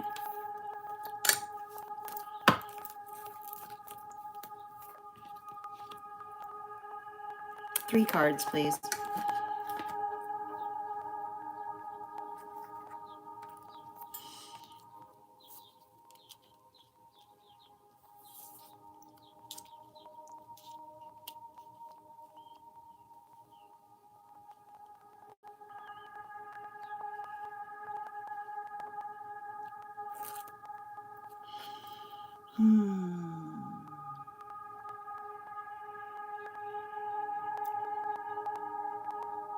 This is ridiculous. What is this I'm reading for? Oh my God, absolutely not.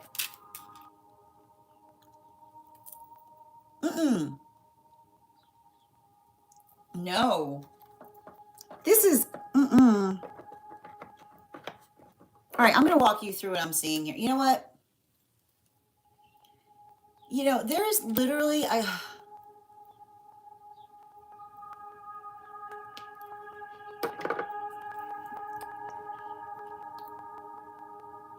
miserable energy, right? Will try to effectively. Okay, I'm going to tell you, and I'm going to describe this here. Miserable energy can only love things from a distance. Okay? Miserable energy always loves things from a distance, right? There's miserable energy pining for things. And the reason miserable energy is often pining for things is because the observation, right, of building into the energetic fantasy of what another person is, like miserable people exist in their fantasy of who others are. And the reason that they create this self-fulfilling prophecy of their own misery is somebody who creates the illusion of what another person is like, right? And then they get to know them, right? And then they start saying, oh, you're not the person. Like, oh, I'm so disappointed. You're not the person I expected you to be, right? Which is immediately because that person does not exist. There you are, literally giving them the reality of your experience, and they're pining. They're pining. They're literally, and they'll literally be, right? They will literally be in your energetic presence, pining for the fantasy, right? Let that type of energy have their fantasy, right? Don't be distressed. Don't be distressed about the fact that it is not a question about you not meeting expectations. It's about the fact that that energy, right? They want to live in their fantasy land. You know why they want to live in their fantasy? Because everything's beautiful there and nothing hurts, right? Some energy would prefer to have the fantasy of you than the reality, because in the fantasy of you, everything is beautiful and nothing hurts. The mind is really bad at holding pain, right? So if somebody is coming towards you, and the minute they have any tendency of saying that they're disappointed in terms of what they're finding there, right? You send them right back to where they were, right? And even and I keep on hearing somebody say, like, oh, for a little thing like that. Yeah. It's not a little thing. It's always a little thing, right? It always starts with the small things, right? It always starts by the incremental, right? Somebody who would rather test, right? Someone who would rather test your boundaries than hold a space of gratitude for what it is that you're trying to energetically create with them. When you see that, right?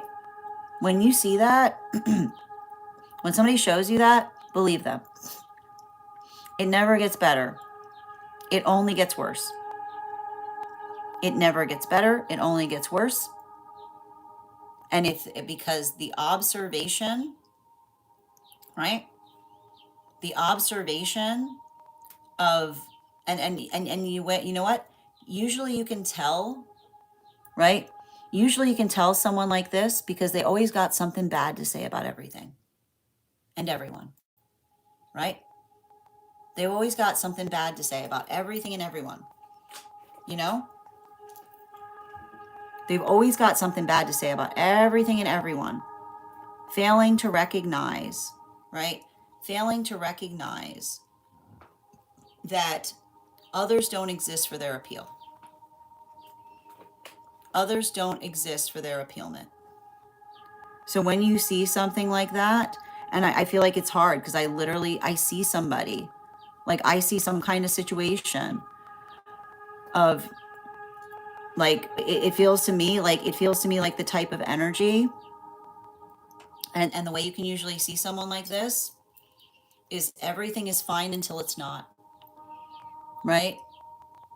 Everything is sunshine and rainbows until one little thing goes wrong, right? Because there's never a little thing.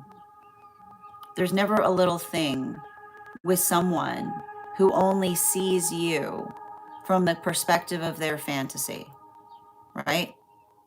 There's no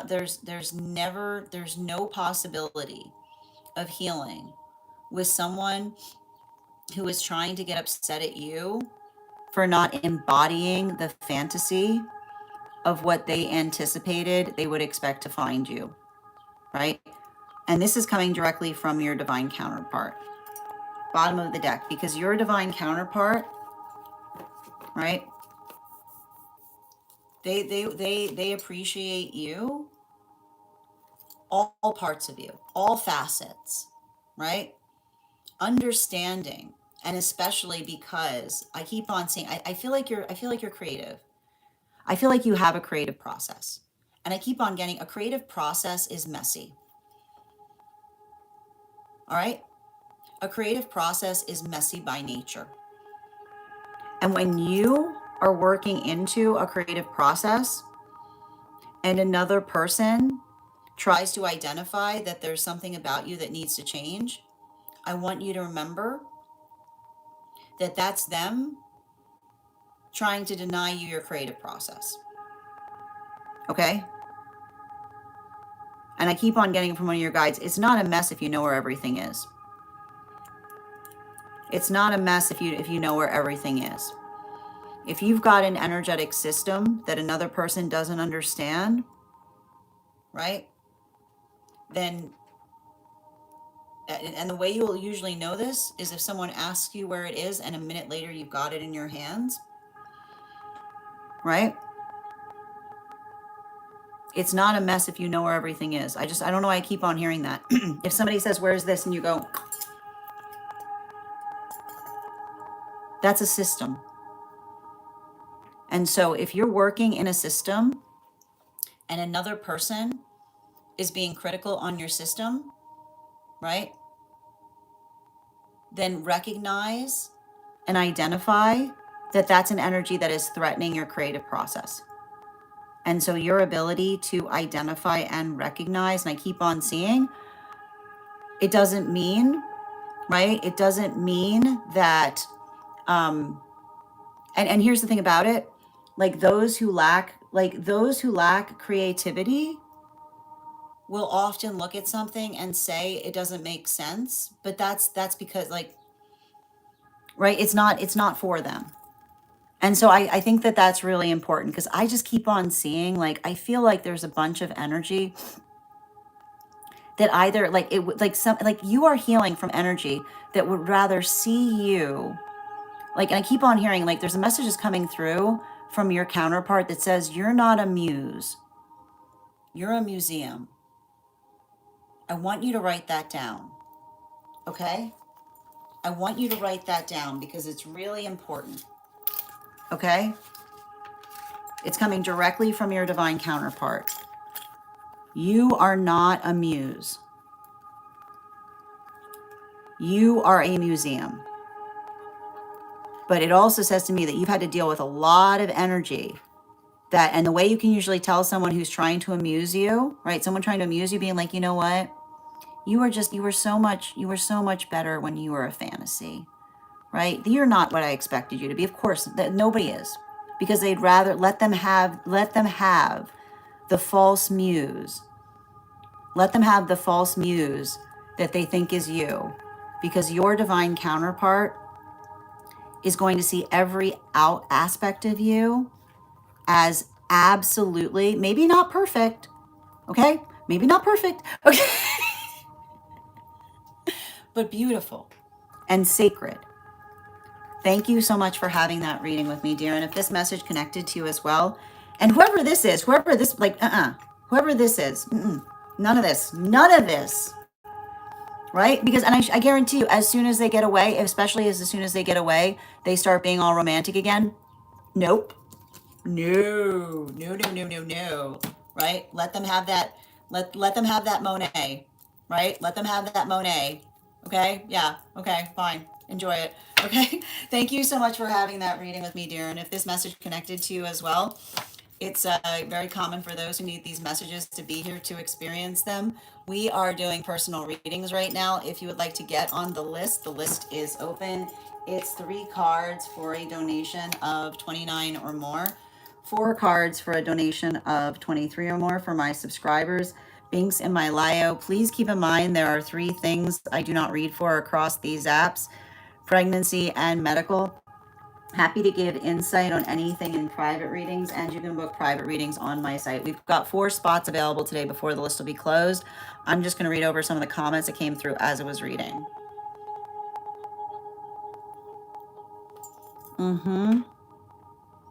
Shaya, I'm happy to read for you on that. If you'd like to get on the list is open. Yeah, I'll fight someone being a bully. Don't get upset often when I do. No, it's a thing with Leos and Aries. It's like Leos and Aries, just like, and it has to do. But the thing about it is Leos and Aries have different ways of dealing with bully energy, right? And the thing about it is when an Aries sees the way a Leo deals with bully energy, right? Aries will be like, I would not be, like, Aries are like, I would not be that. You're like, you have no, like, it's the energy that, like, there's often an argument between a Leo and an Aries on what to do when one encounters a bully. And that's why I said, like, typically when a Leo is confronting a bully, you'll probably see an Aries that's watching. Because the Aries is like, give me a reason. Just like, there they are in the distance, biding their time. Yeah. Yeah, my sis is a Pisces. I'm a Virgo. We're definitely, yeah, that's the thing about it. Like, and I love it too. It's so beautiful because, like, a Pisces and a Virgo building something, like, nobody will know. Nobody will know, right? For years, right? It's like the secret dream builders. As a Virgo moon, I do love it, but when it spirals, it's difficult. Well, Virgo moon is hard because it's often working into the fact of, like, Virgo moons understand that we, like, the best thing I can describe with Virgo moons is that there are things that you can't take back, right? And Virgo moons work very fastidiously in terms of understanding that, right? That you have to understand, Virgos understand that forgiveness only goes so far. And that's not somebody without an ability to forgive, but it's understanding, like, it's understanding that the quality of forgiveness is not something that we can't affect the way we feel about forgiveness, right? Yeah. Why? Oh, but that, I mean, it makes sense though. I need to point out, you said that you're always guessing Earth Dragon for Boar. I can see why. There's very similar energy there, right? Like the boar is kind of like the Earth Dragon is more like more of that energy that's latent, and the boar is more activating on it. Hi there from Australia. I got you, Nicole. Yep, you're on the list.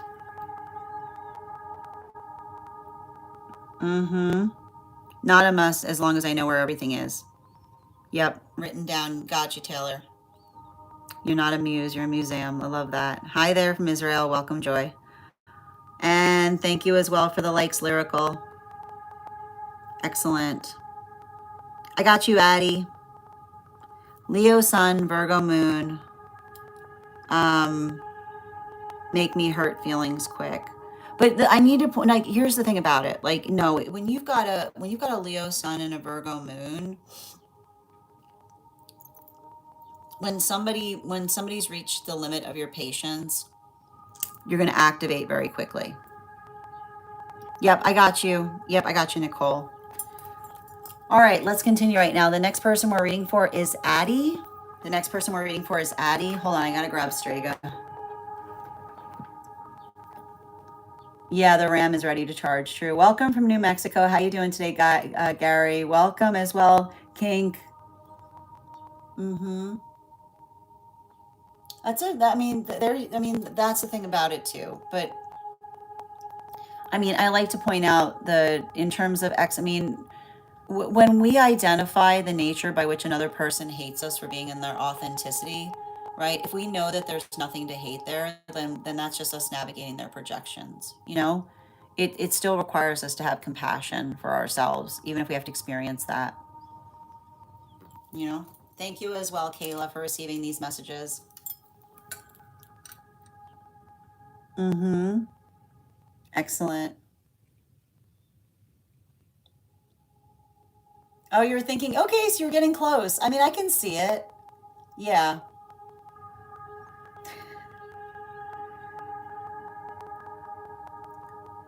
All right, let's continue right now. Hold on a minute. I need to grab Strega before we continue. What do you know, we've talked about this. I know, but why? Why? Like, why? I know, but I don't want you up there. Yeah, I know, but you shouldn't be up there. You need a bath. Okay, you want to say hi to everybody? Okay, say hello. You're so warm. You want to say hi? Mm-hmm. You want to say hello to everybody? No, you're not feeling like saying hello today? Oh, okay. There you go. Okay. I love you. Okay, now you're stuck on me. Oh my gosh, you're stuck. Okay. Good? All right. All right, there we go. All right, go. All right, where were we? All right. I needed a Strega visit. Yep. Yep, I got you, dear. Yeah, you're very composed and reserved until you're not. Mm-hmm. All right, let's get to it. Before, let's see here. And I'm going to pin up. Yeah, let's do an animal oracle. I've got the animal oracle card here. We're going to count back from 10. And when we get to 1, I will reveal the card. 10, 9, 8, 7, 6, 5, 4, 3, 2, 1. Crane. Close, Kayla. All right. And I'm going to pin up Addie here. Guys, make sure to give, I'm going to hold, let me pull up Addie's question. And just a reminder, if you've got information that you feel is necessary or relevant for our read, you can include it in the notes when you send the donation. You can also post it in our subscriber-only Disco channel in the appropriate channels. Mm-hmm.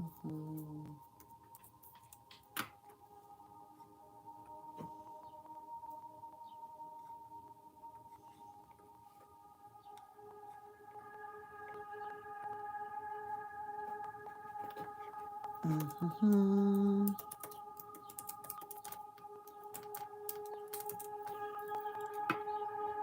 One second.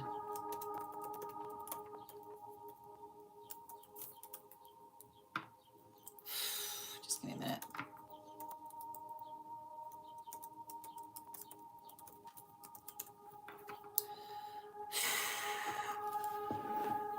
Just bear with me a sec.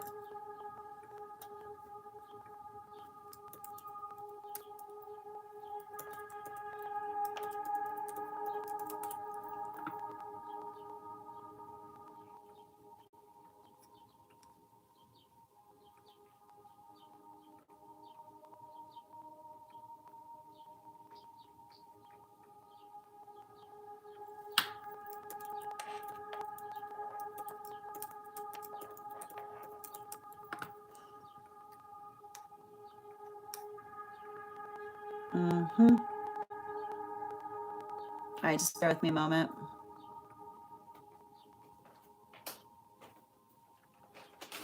Oh, are you Strega? Come on, man. No. Hold on a minute. No. Come on. Love your life. No. Okay. Jesus. Okay. Sorry. Somebody. All right. Man, we're going to get into this, aren't we, Addie? This is going to be a reading, huh? Yep. Give me a minute. Give me a minute. Please hold.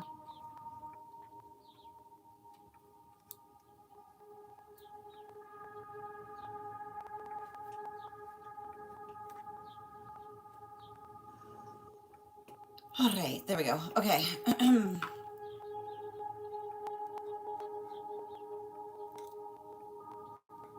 All right, where'd you post it, Addie? Oh, I see it. Got you.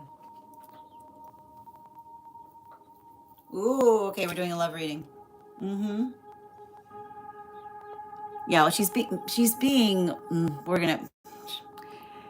is being very contrary right now, which is very uncharacteristic of her. And it only started since we started this reading. So let's figure out what's going on there.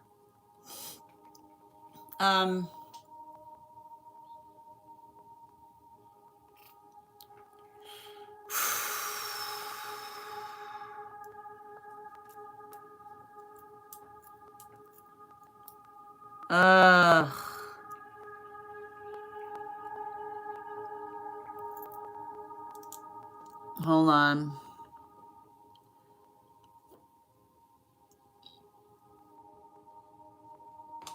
Oh, Lord. Yeah. Well, that explains what was happening with Strega. Thank you. Yeah.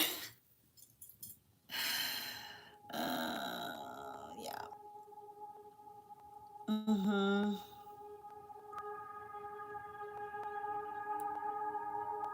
Mm-hmm. Yeah. Okay, we're gonna keep it inside.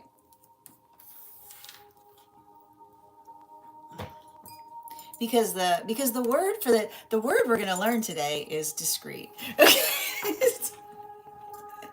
Today's word is discreet. All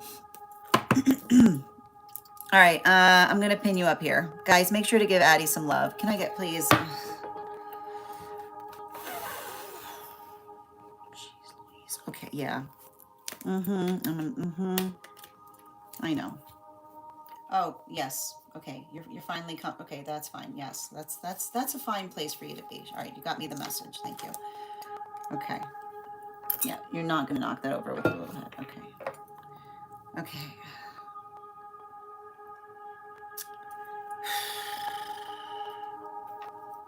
Mm-hmm.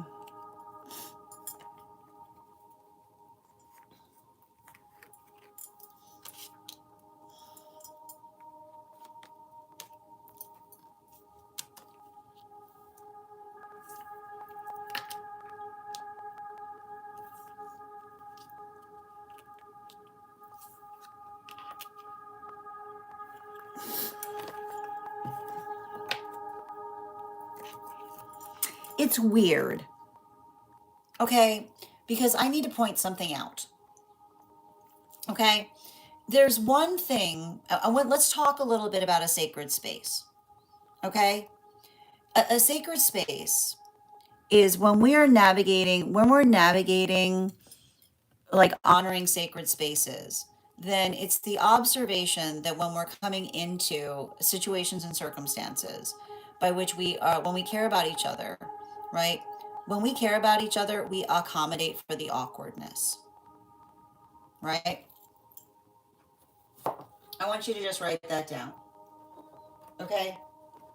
When we care about each other, we accommodate for the awkwardness, which is to say we effectively, like, there's no awkwardness that needs to be occurred because we prepare. We prepare for anything that might, when we care about each other, we prepare for anything that might come across as awkward, right? Because that is effectively, that work that we do is effectively how we hold each other through something, even if we understand that we're going through it, right? And you see, you'll see the best energy around you, right? You'll see the best energy around you navigating the awkward together, right? And the navigating the awkward together is a love letter, right? Navigating the awkward together is one of the kindest love letters that we can effectively give one another, because it's a space by which we say we know it's awkward, but we're going to do everything we can to let you know that we are navigating the awkward together, right? But it's different if another person is somewhere where they had absolutely no inclination of being until after, right? It's different when another person is articulating and saying, I have a right to be there, but being completely aware that they were never there, right? That's different. That's different. That's different when somebody says, I have a right to be there, but they were never there before, right? So I feel like there's something really important about that. Because if you're experiencing the latter, right, then that is not somebody, that's someone seeking you out, right?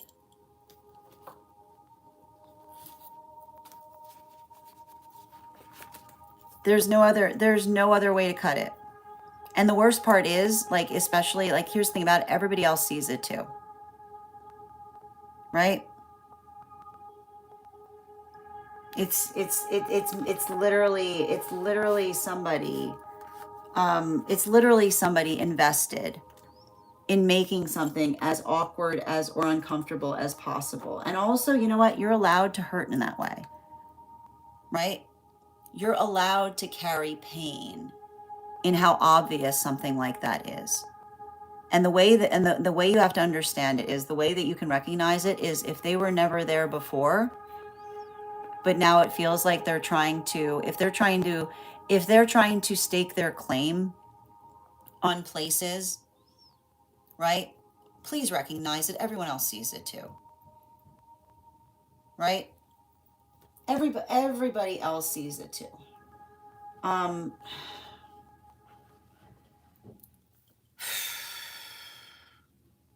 you know what I'm going to say about, you can't make like this energy like this is relying on the fact that they're expecting you to make a big fuss, right? Energy like this is relying on, they're relying on you potentially trying to make a big fuss of something, you know? But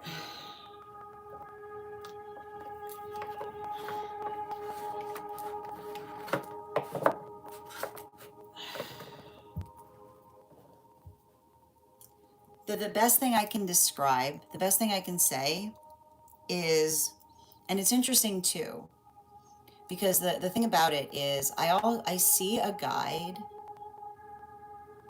I see a guide standing very close to you, and it's weird to me because I'm still trying to understand this. I'm sure I'll get more into it when we're meeting privately.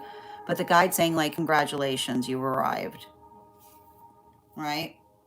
And the reason I see that you've navigated a situation by which you're energetically arriving is that, and I want you to understand your purpose here.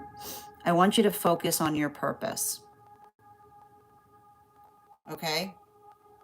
And what is your purpose? Your purpose is being the source of peace in uncomfortable situations. I want you working right now on manifesting what it means to be an anchor. Okay? And an anchor is not energetically swayed, right? An anchor is not energetically swayed in the context of another's erratic behavior, right? An anchor is not swayed in the context of another's erratic behavior. It just proceeds, right? The best thing that one can do when one is working on heavy anchoring is navigating situations and circumstances with a sense of consistency, with a sense of determination, and bottom of the deck on this,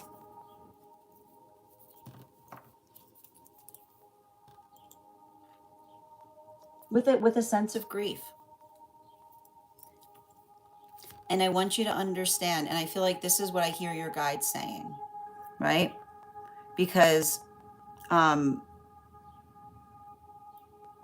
I just keep on like this guide is very like, I want you to write this down too, right?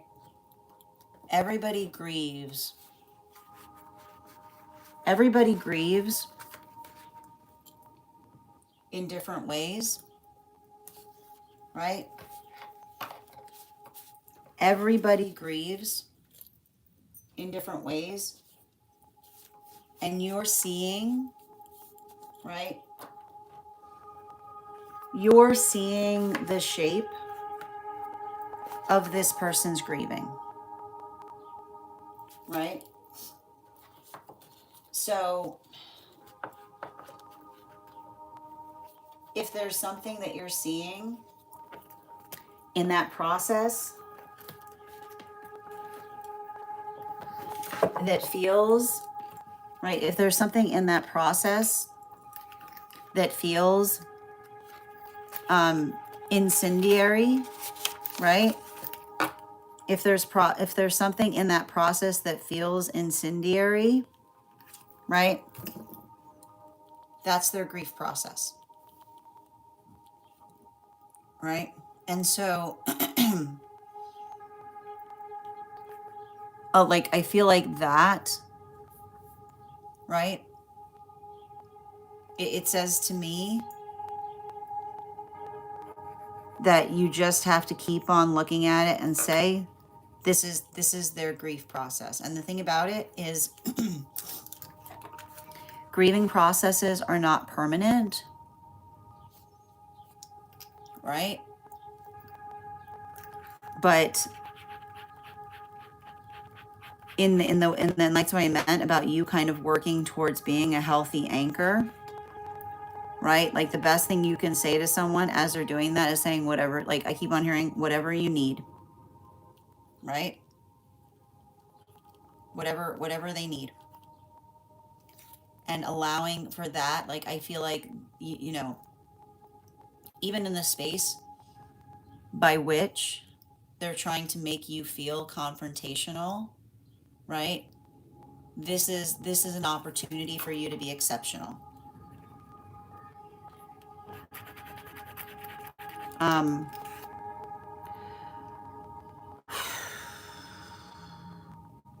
But I think that you understand, like the worst part about this that I'm seeing, right, is I feel like there's something, like I can see the fact that you're also beginning your own grief process, because I feel like there was some kind of possibility of healing here, right?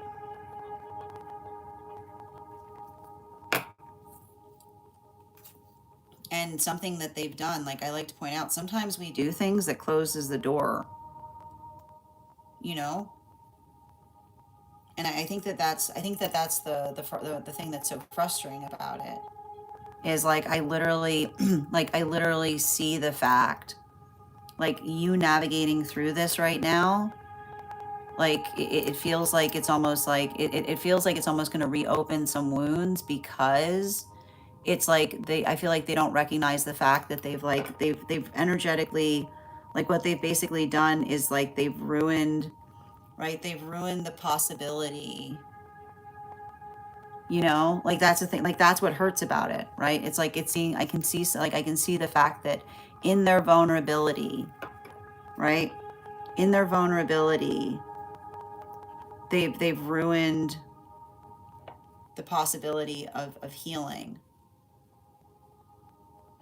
because it feels like they made the choice to it feels like they're, because they're making, right, they're making the choice to try to wound you, right? So I'm sending you so much support on that journey, dear. I know it's you're allowed to kind of like, but I feel like I literally see a guide that's there trying to help you through this in the same context. Thank you so much for having that reading with me, dear. And if this message connected to you as well, it's very common for those who need these messages to be here to experience them. We are doing personal readings right now. If you would like to get on the list, I've got 4 spots available before the list will be closed. It's 3 cards for a donation of 29 or more. 4 cards for a donation of 23 or more for my subscribers. Links in my bio. Please keep in mind there are 3 things I don't read for across these apps: pregnancy, medical, and legal. Happy to give insight on anything in private readings, and you can book private readings on my site.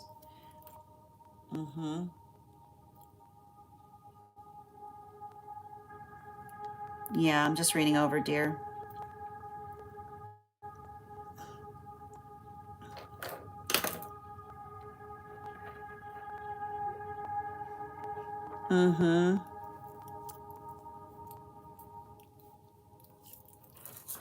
Absolutely. And thank you for reposting, Mighty. Thank you for sharing the live, Ed.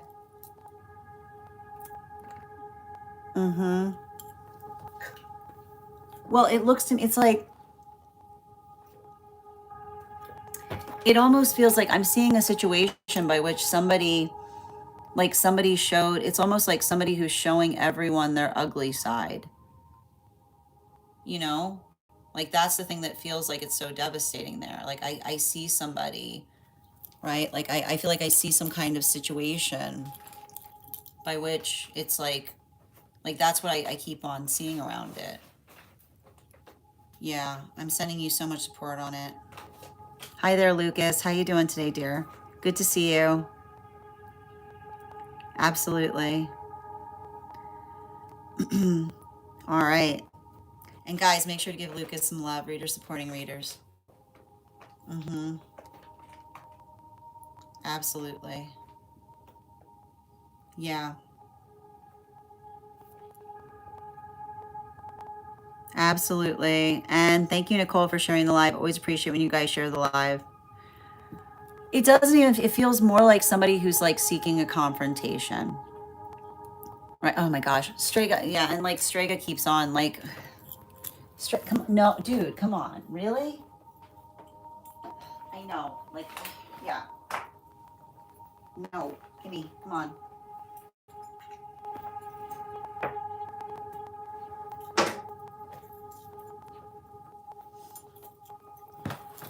Um, yeah, she wants to, yeah, hold on. Yeah, closes the door, words right out of the mouth. Yeah. No, it's Strega's, no, it's the thing about is Strega's showing me what the person's doing. Right? Yeah. And that's what's wild about it. Like literally before I started this reading, I found like a comfortable place for Strega, and she keeps moving into the most awkward place where she knows that I don't want her to be. Okay. And I need to point this out. I need to point this out. She doesn't typically do that. Right? Like that's the thing about it, right? She's literally, she's like, Like I told you, she started being ridiculously contrary, like beyond. And the thing about it, it's out of it's out of her nature, right? It's showing the fact that they're going through something, right? Strega do not, right? Like it's just the continuation of that. Yeah. No. Oh my God. I'll just wait till this reading's over. Okay. It's fine. It's just gonna be like, it's just gonna be like this while the reading's happening. Absolutely. I mean, that's the thing about it. She's like the energy wants you to move them, right? Which is being like what they want is saying, "What are you doing here?" Right? And that's what I keep on seeing. You can't satisfy another person's desire for confrontation. You know? Yeah. Thank you for confirming as well, Nicole. Yeah, now, yeah, now. Okay, hey, thank you, Strega. Yeah, she's done now. Yeah, yeah, exactly. Yep. Thank you so much. All right. Okay, so and again, I'm sending you, and that's the thing about it. Like when you recognize that, like you can't satisfy that inclination, right? Because it says to me that it's like it's understanding, right? It's like it says to me you have to allow someone some time to get that inclination out of their system in terms of understanding that it's not healthy, right? um I know how I feel, like I know how uncomfortable it is because I can see. But here's the thing about it, it feels like I can feel like you feeling the uncomfortability because it's not even their uncomfortability, it's the fact that others are witnessing it too, right? So you can have compassion for that, but also understand that, like I said, just continue to do the work in identifying and being a healthy anchor through another person's grieving process. And sending you so much support on that journey. Oh, the next person we're reading for right now, make sure that you're hydrating. The next person that we're reading for right now is Brooke. Brooke, if you're here, can you respond in all caps? Let me know if you'd like a general reading or if you have a specific question you'd like me to answer. And if anybody else wants to get on the list right now, you'll be the third person read for. Hi there. I got you. All right.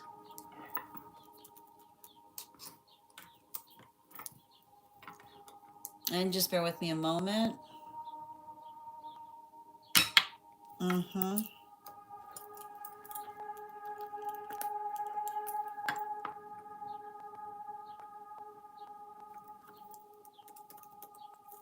Mm-hmm.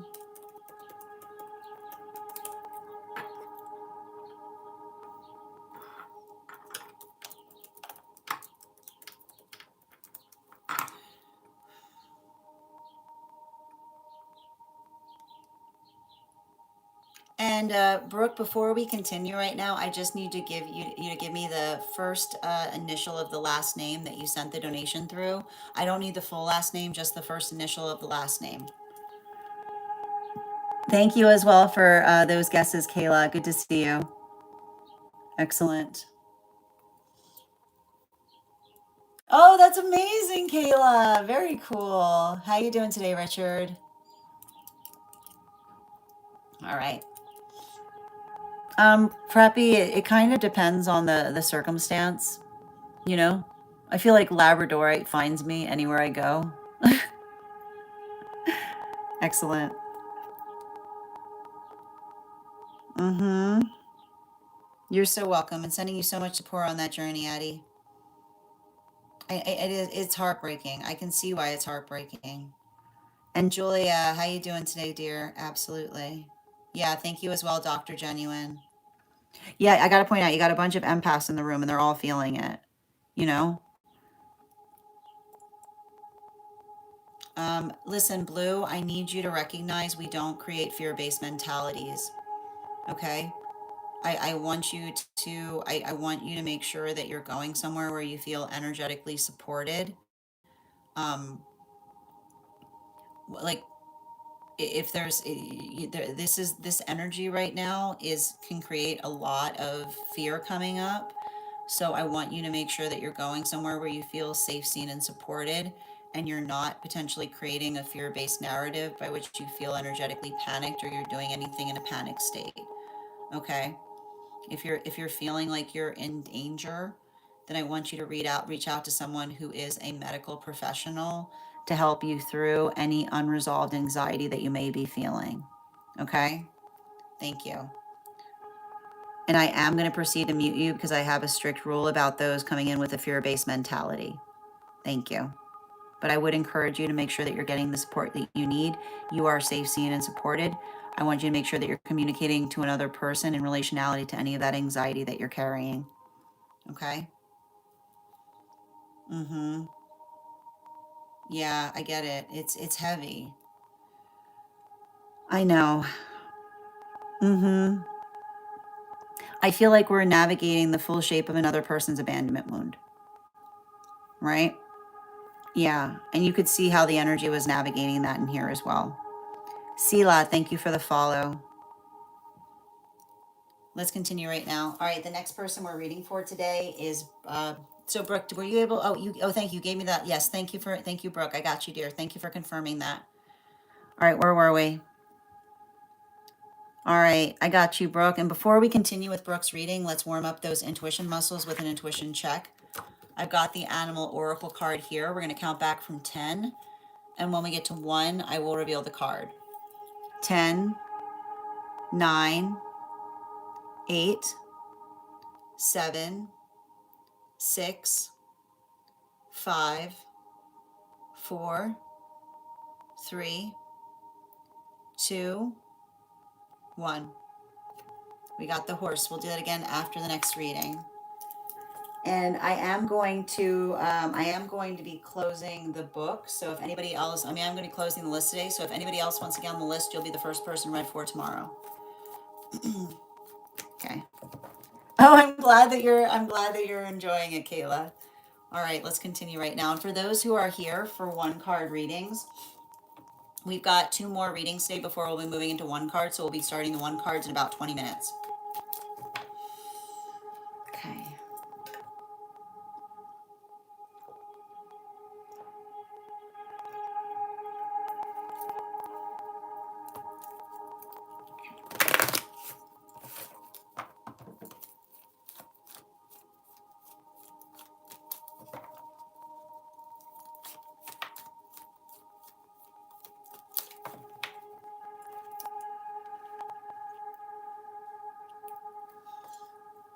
Oh, it's good, Nicole. You got extra time there. All right. Mm-hmm.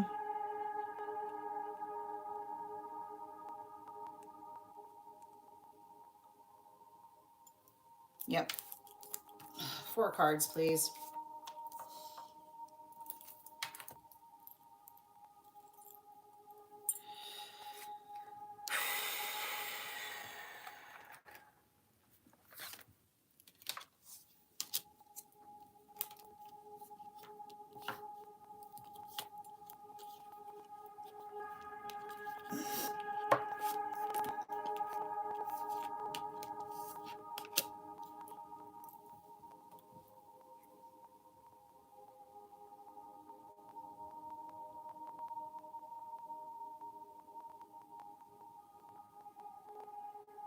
Yeah, I feel like I see something. I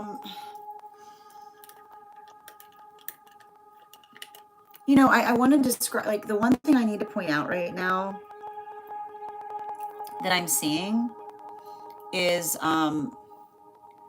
sometimes when we are used to a lot of trauma, finding balanced relationship can make us feel very unsettled, right? And this is why we talk about the importance or the significance of navigating through a fear-based mindset, because you have to recognize that when we're in a trauma environment, when we're used to trauma can sometimes feel safe to us because at least we know what to expect, right? Like, that's the thing about it. Trauma environments are predictable in the trauma that occur around them, right? It's like, it's understanding, it's the quality and condition by which one feels familiar with the trauma that often can create the fact that when we're moving into our bliss state and we're used to a lot of trauma, we can feel very weird, right? We can feel very unsettled because you look around, you're like, where's the trauma? Right? Where's the trauma? Like, where'd the trauma go? Right? This feels unsettling. Why? Because it's good, right? And good is scary. Good is scary when you're used to experiencing a lot of trauma, right? Because trauma tries to articulate the fact that you should be afraid, right? And as we're healing, right, understanding the force of nature, that often coming towards our bliss state feels like an unsettled state, specifically and particularly because, especially if we're trauma informed, we're looking around going, when does the trauma start? Like, when does the trauma start? when when like it can sometimes feel it can sometimes feel deeply unsettling. um and I think that if I want you to understand, if you're feeling that, right, you've been carrying that for a long time, right? Like sometimes it can do a number, right? It can do a number on a mind that experiences a lot of trauma, to be able to move away from a trauma environment and then suddenly realize, oh, this is this is the whole time. Yeah, the whole time, right? I want you to hold yourself really gently right now if you're going through that. I want you to understand how long you've been having to navigate that.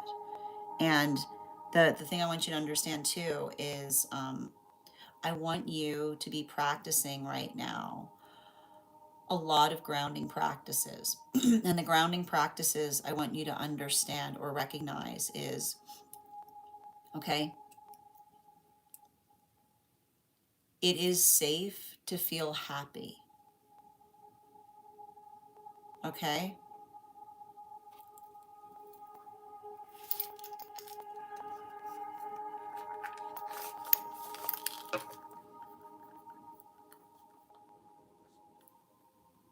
It is safe to feel happy.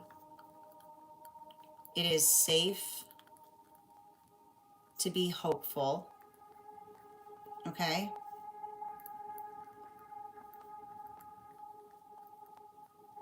It is safe. Okay? It is safe to be in a state of harmony, because the hard part about it is, and the thing about it is, when you're healing and you find a healthy relationship, it's going to start feeling really surreal. It's going to start feeling really weird, right? It's going to start feeling surreal. It's going to start feeling like you've never felt anything like it before, because that helps you understand the full shape of what it is that you've been healing from. So I want you to effectively, right? And the other thing I feel like, um, I think that this might be like, only when you're ready to navigate it. It's a good experience to work through any kind of shadow work that may be coming up right now. And the best way I can describe it is, the words that are important is when you say, I can't pinpoint it, right?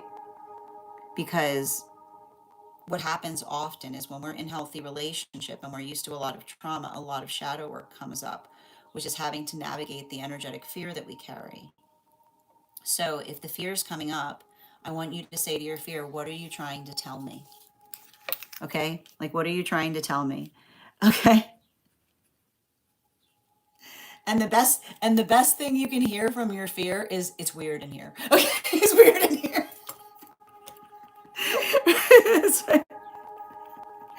Right? Like, have that conversation, because there's that's the best thing that your fear can say when you're going through shadow work, being like, what's up? It's weird in here. Why? Because it's a little too nice. There you go. There's a trauma. You can tell the trauma that comes up when we have a lot of trauma, because the way, and I like to point out, the best way that the best way you see the trauma being like, a little too nice, isn't it?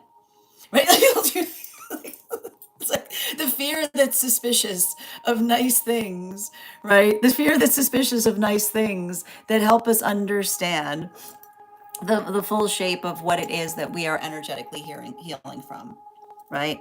And I feel like I'm seeing this right now because I feel like I see you like recently having moved into some kind of healthy energy. And the thing about it is, like, I keep on seeing, like, if you're feeling a little of that, if you're feeling a little untethered and you're used to, right, and you're used to being in a trauma environment, it's because I you know like you know it's working into the context that um I want you to I want you to focus back on those words that I said and write them down, okay, and see if they help you through something, which says it's safe to be happy, it's safe to be hopeful, right? It's safe to be in a state of happiness, right? Because I feel like I see some kind of situation, and especially if there's not something, if it's feeling like there's not something that you can pinpoint, you coming into, right? I feel like I see you kind of going through an expansion process right now, particularly as it relates to a partnership, but a healthy, I keep on getting a healthy partnership can feel very weird in the context by which we're used to, especially if you've had a history of a lot of unhealthy ones, right? Because I like to point this out. It's like someone being like, why are you being nice to me? Like something like, but I want you to understand, right? And this is what I mean. Like, I feel like you've been doing, like, I feel like I see you having been doing a lot of work in healing, okay? And I feel like a lot of that, I feel like this, what I see that's happening right now is you effectively turning away from a lot of, like, this is a result of you turning away from a lot of confrontation, right? When you're turning away from unhealthy like the sometimes the sound of us moving towards our bliss is recognizing and identifying um what, like, it's like I feel like this is you, like this is, and it's interesting too because I feel like there's an angelic around you right now on this too, right? It's going to feel a little weird because, right, you've been carrying that for a long time, right? So a little bit at a time in terms of being able to define. And it's so, and here's the thing about it, right? um if you feel like, I would even suggest potentially writing it down in terms of what your anxieties are, because in the space by which you're able to articulate an anxiety, right, I feel like it's the difference, like especially if the anxiety is springing from the fact that you don't feel like there's anything you can point the anxiety to, right? That is showing you, like, that's showing you how far you've come from situations and circumstances that were requiring you to have your guard up all the time, right? And sometimes when we feel like we have that, like when we come into those spaces by which we feel like we can finally remove our armor, right? It can feel a little weird, right? It can feel a little weird. So just give yourself a little time. And I want to point out, especially if you're in connection with someone, helping another person understand that, right? Like they'll get it, you know, like they'll understand it too. Thank you so much for having that reading with me, dear. And if this message connected to you as well, it's very common for those who need these messages to be here to experience them. We are doing personal readings right now. The list is closed today, but if you want to get on the list for tomorrow, you'll be the first person read for. You'll also have priority, which means you'll be read for before we start the daily collective. I'm going to take a moment to read over some of the comments that came through as I was reading. Mm-hmm. And thank you, Sela, for the follow. Absolutely. And thank you for also connecting to these messages, Kayla. Mm-hmm.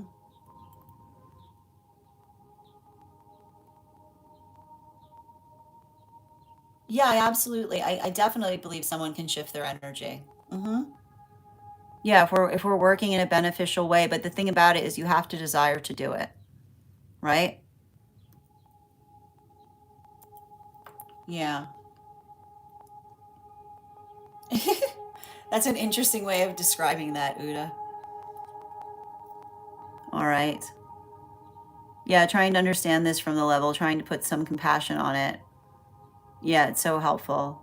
Yeah, I like that. A warm pan, like there you go, right? Like understand, like, and here's the thing about it. Like when we are working, the best thing we can do in that way is understanding our own, right? Understanding our own emotional landscape, which is does not mean that we stop feeling, but being able to understand why we feel the way that we do. Okay. All right, let's continue right now. Yeah, we got one more reading today before we move into one cards. And thank you guys for supporting each other in these readings. Thank you as well, Cosmic, for receiving these messages. And thank you for writing those down, dear. Hi there. Good to see you today, Rainbow. Hope you're doing well. Ooh, your therapist said when you can't sleep, write the thoughts down so they can be released. I think that's fantastic, Dr. Genuine. You're so welcome. I'm so glad that that helped. And I'm sending you so much support on that journey, Julia. All right, we're going to continue right now. The next person on the list today is Nicole. Nicole, if you're here, can you write back in all caps? Let me know if you'd like a general reading or if you have a specific question you'd like me to answer.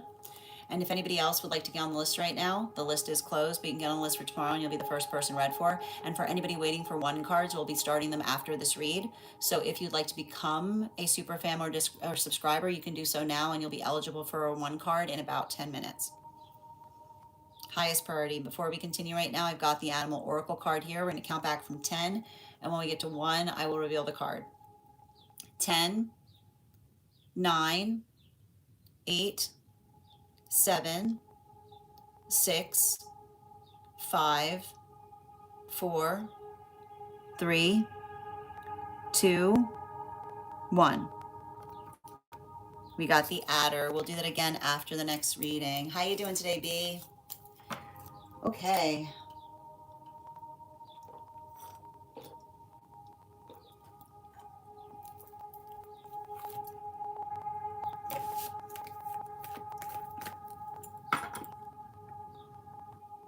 Mm-hmm.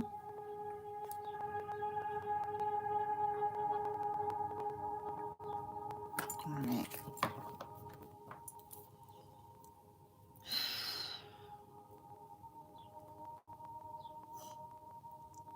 I got you. Highest priority, please, for Nicole. I'm going to pin you up here. 4 cards, please. And 2 more.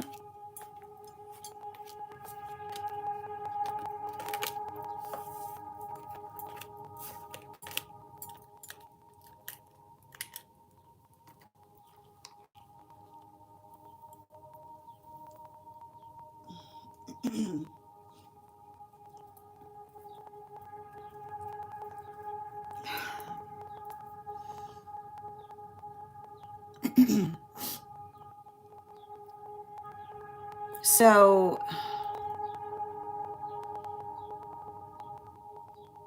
there's something I'm seeing, and it's interesting too because it feels to me like a lot of this reading that I'm having right now is coming through the context of um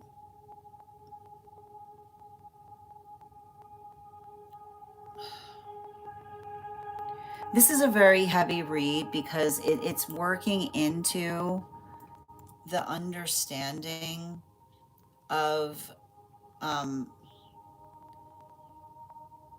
identifying and recognizing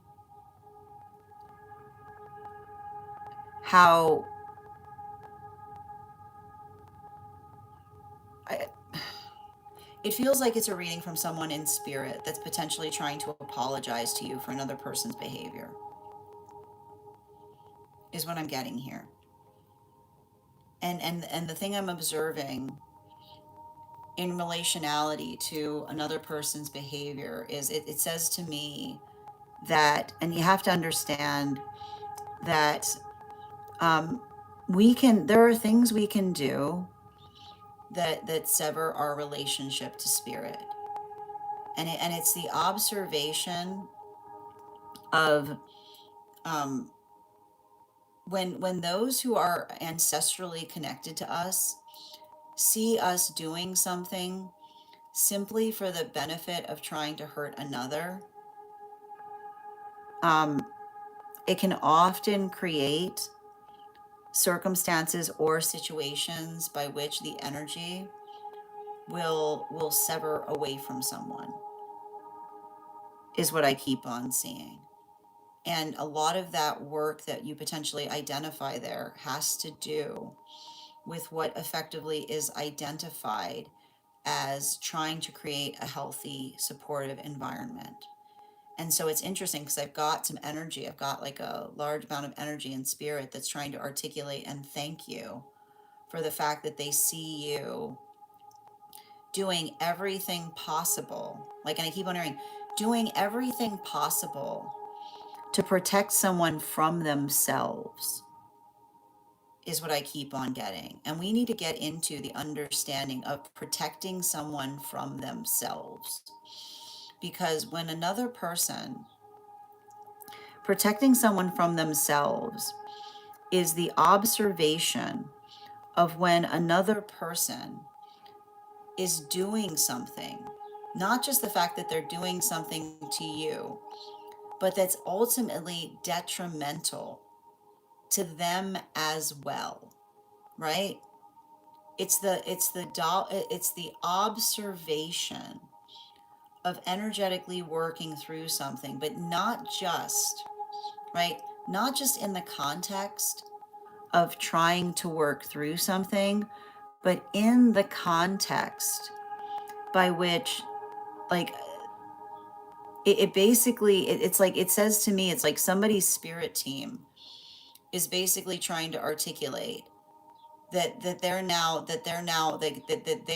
at your, like, they're on your side upon something, because specifically and particularly because I feel like it's not just the fact that you've been trying to be protective, but you've been trying to be, they're saying to me, you're trying to be protective from another person hurting themselves, is what they're literally saying. Like, they're like, you are trying to stop them from hurting themselves. And when somebody, and here's the thing about it, like, when somebody is deep within their ego, right?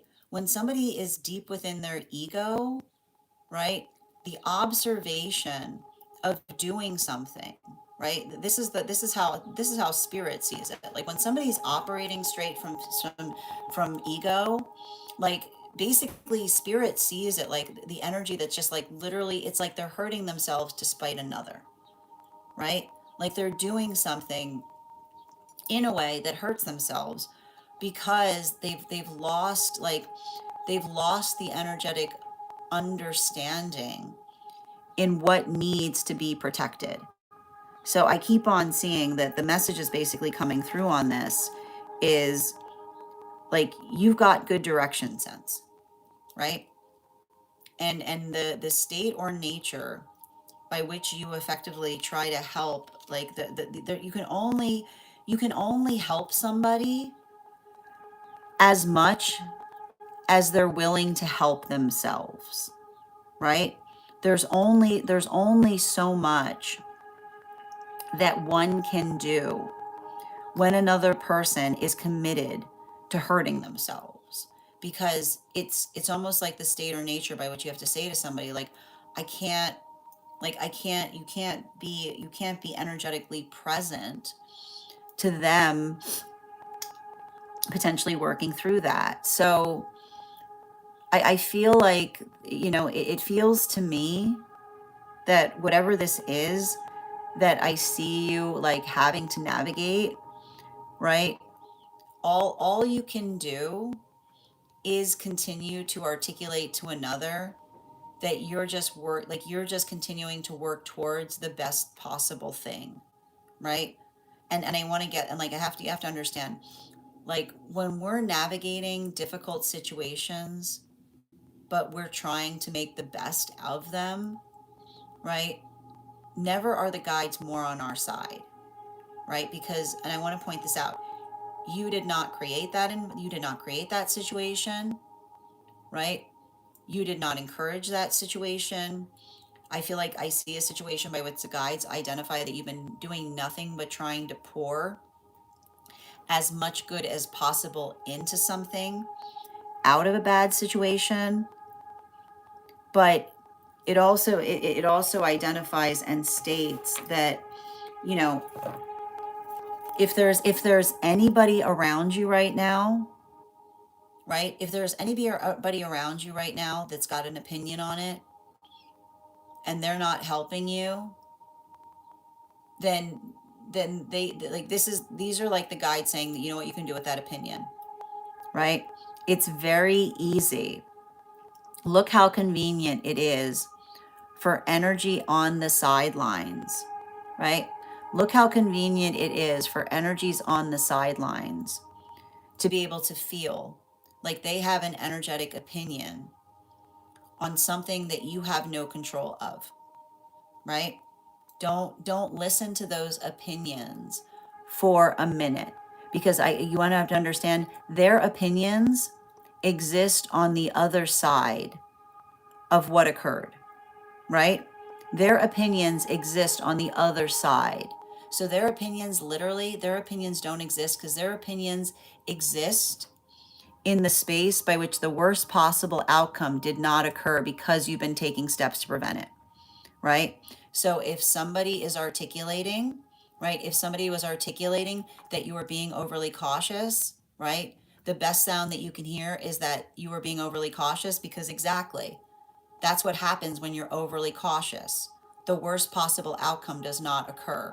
So don't allow another person trying to ridicule your overcautiousness, right? Like, let that reaffirm you.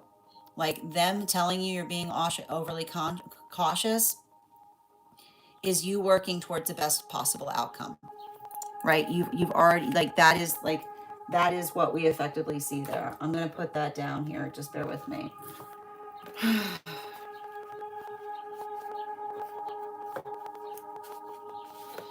And I have to write this down in your book.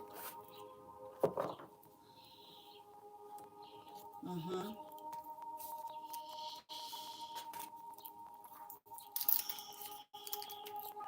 Mm-hmm.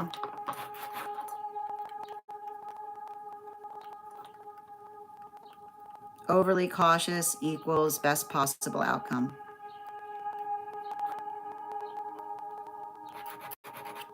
Okay, thank you, dear. Absolutely. Oh, sending you so much support on that journey, and thank you. And again, I feel like I keep on getting some kind of message to you. Bear in mind what you're doing. Like, I just keep on getting a very strong message from spirit, like a bunch of energy in spirit articulating that they recognize that you're doing the right thing, even if others, even I keep wondering, don't, like, even if others are saying, like, if others are saying that you are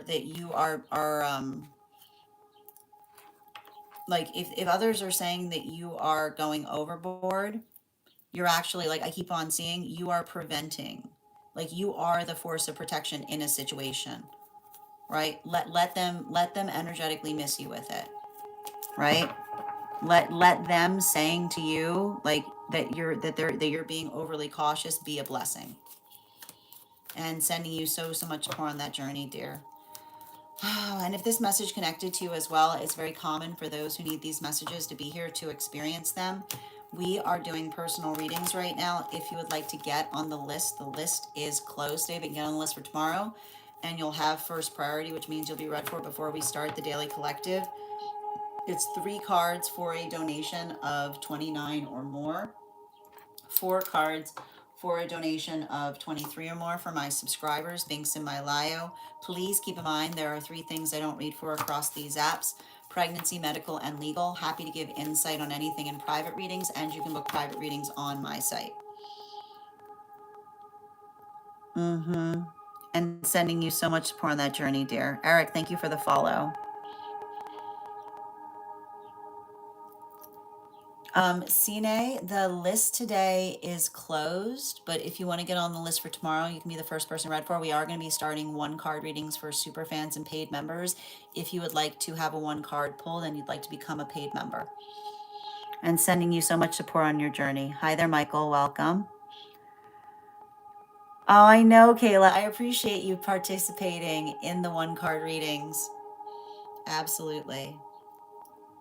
Excellent. Let's continue right now. Hi there. Thank you, B, for the follow. Absolutely. No, there was like a whole, there was like, there was a lot of people. No, I was seeing a bunch of energy. I feel like I see somebody's ancestrals. They're moving towards protecting you in the context of another person, because something that they see that you're doing, it's like you're protecting someone from becoming the worst possible version of themselves, is what I keep on seeing. Mm-hmm. I know, dear. I know. It is. Thank you. Mm-hmm. Thank you as well for receiving this message, Derek.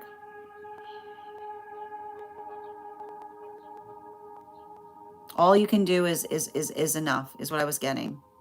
You're so welcome, Amir. All right, we're now starting on one card readings for super fans and paid members. If you're a super fan or a paid member, go ahead and put your question in the comments. I'll happy to draw a card for you. One card for Rainbow on their thoughts and feelings.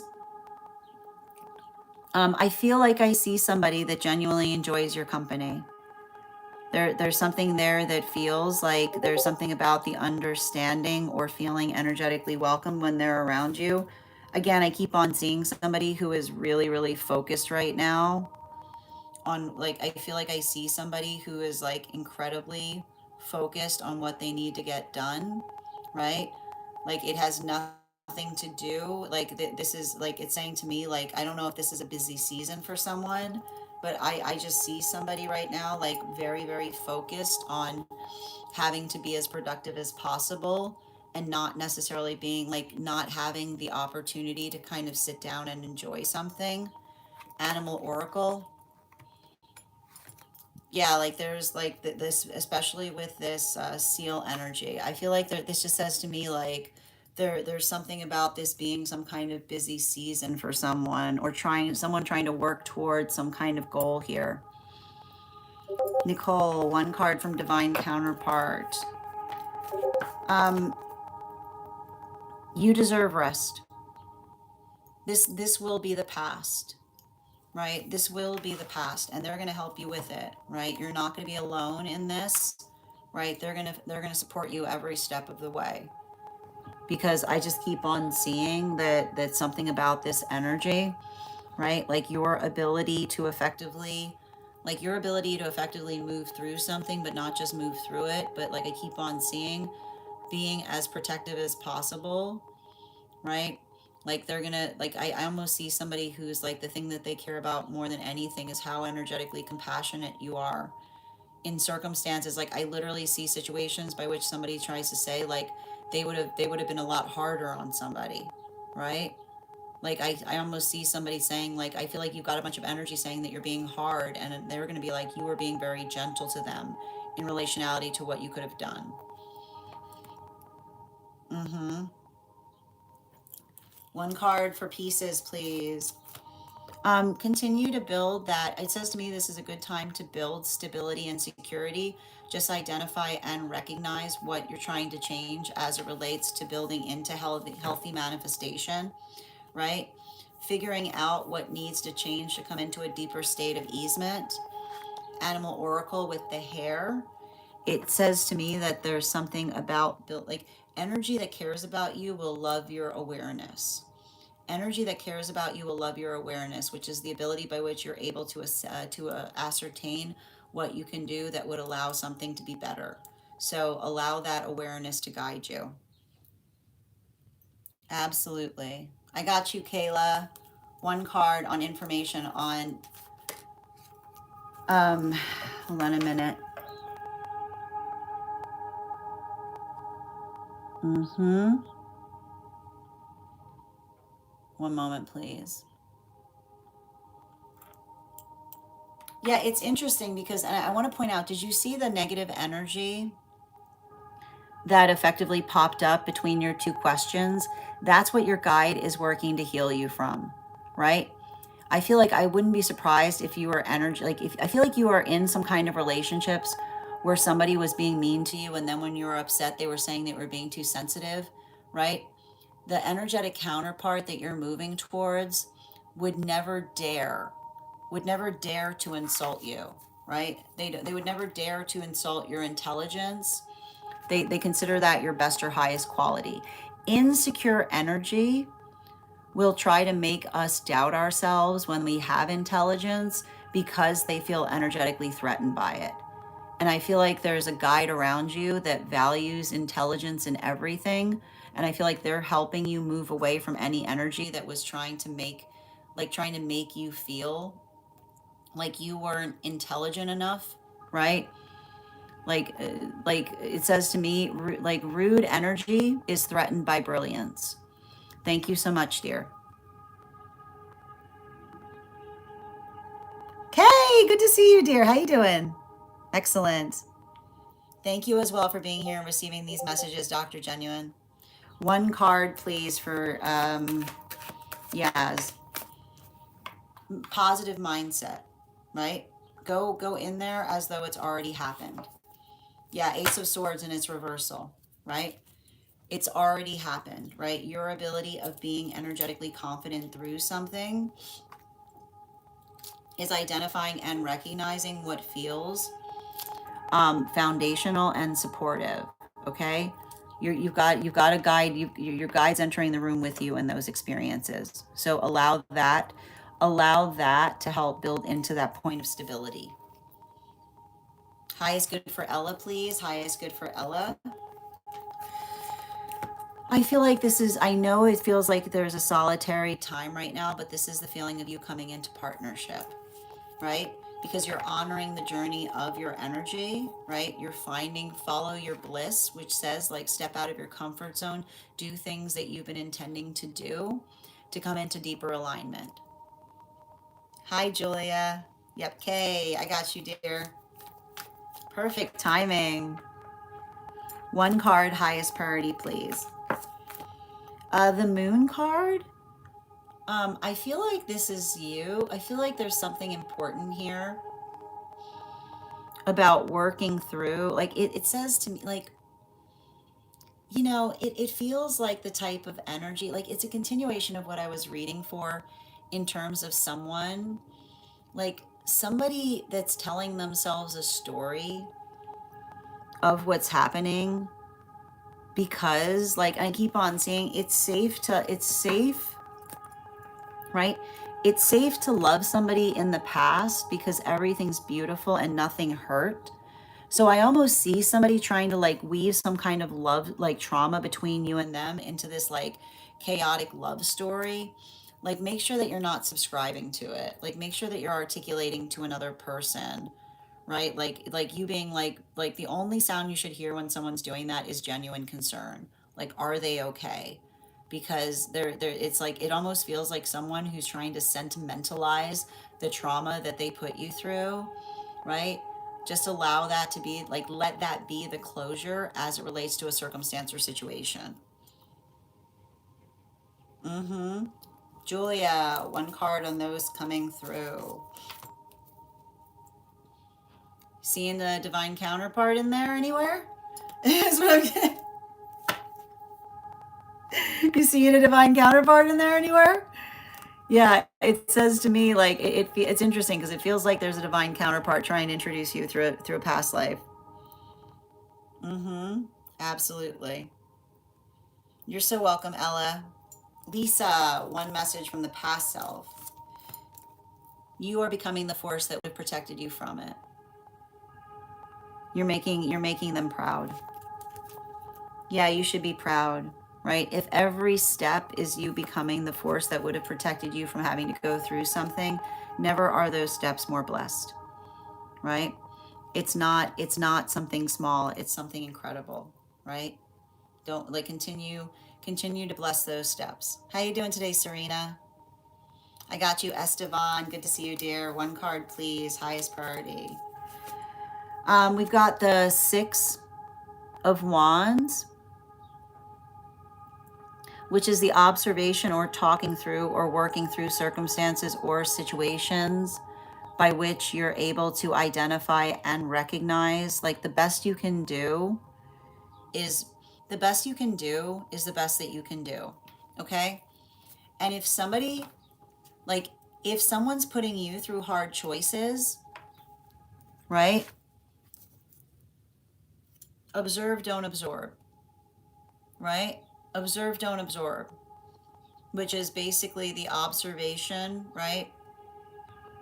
Let that be your closure around it, right?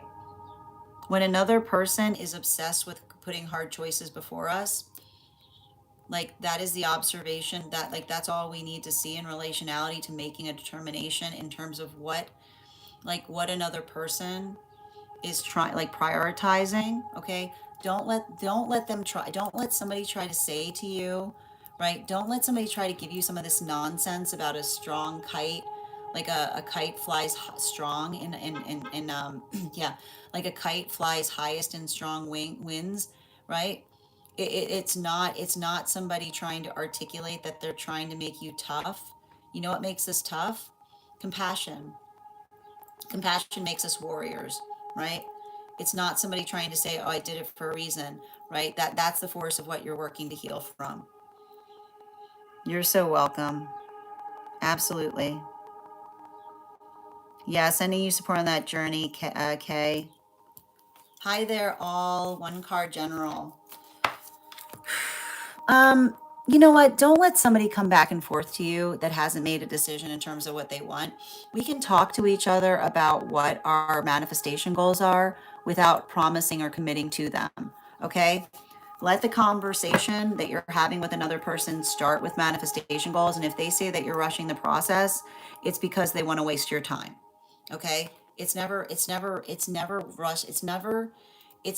rushing a process to talk about manifestation goals, but for someone who wants to waste your time, they're going to articulate the fact that you're moving too quickly. Uh, yep, we'll talk about it, Julia. And again, I want you to make sure that you're documenting anything that's coming through there. La Guerra, these are one card readings for super fans. So if you'd like to become a super fan, I'm happy to draw a card for you. Melissa, one card on finances, please. You've got this, right? It says to me, just kind of go through things with a fine-tuned tooth comb and use some kind of discernment. Yeah, especially with the High Priestess. It says to me, like, there's something about healthy budgeting or putting money aside so that you recognize or identify or build a cushion for yourself in terms of something that you're hoping to achieve. That was reversed the other day, Esteban. That's fascinating. Ivana, one card highest, please. You're in alignment with something. Like, I feel like there's a guide that's been waiting a long time for you to be in this alignment moment. Yeah, like the Hierophant. Like, I feel like I see a guide that's, like, very excited about something. The guy. I see a guy. I don't know why the guy's, like, jumping up and down about something. But we'll get through it. Like, yeah, it's excitement. You're probably feeling that guy's excitement. I know the water dragon's pretty cool. How are you doing? Bang, these are donation based readings and one card readings for Superfam. So if you'd like to become a paid member, I'm happy to draw a card for you. Oh, and thank you for becoming a member of my fan club, Serena. If you could let me know if you'd like a general question, and if you have a specific question, just let me know. I'll be happy to draw a card for you.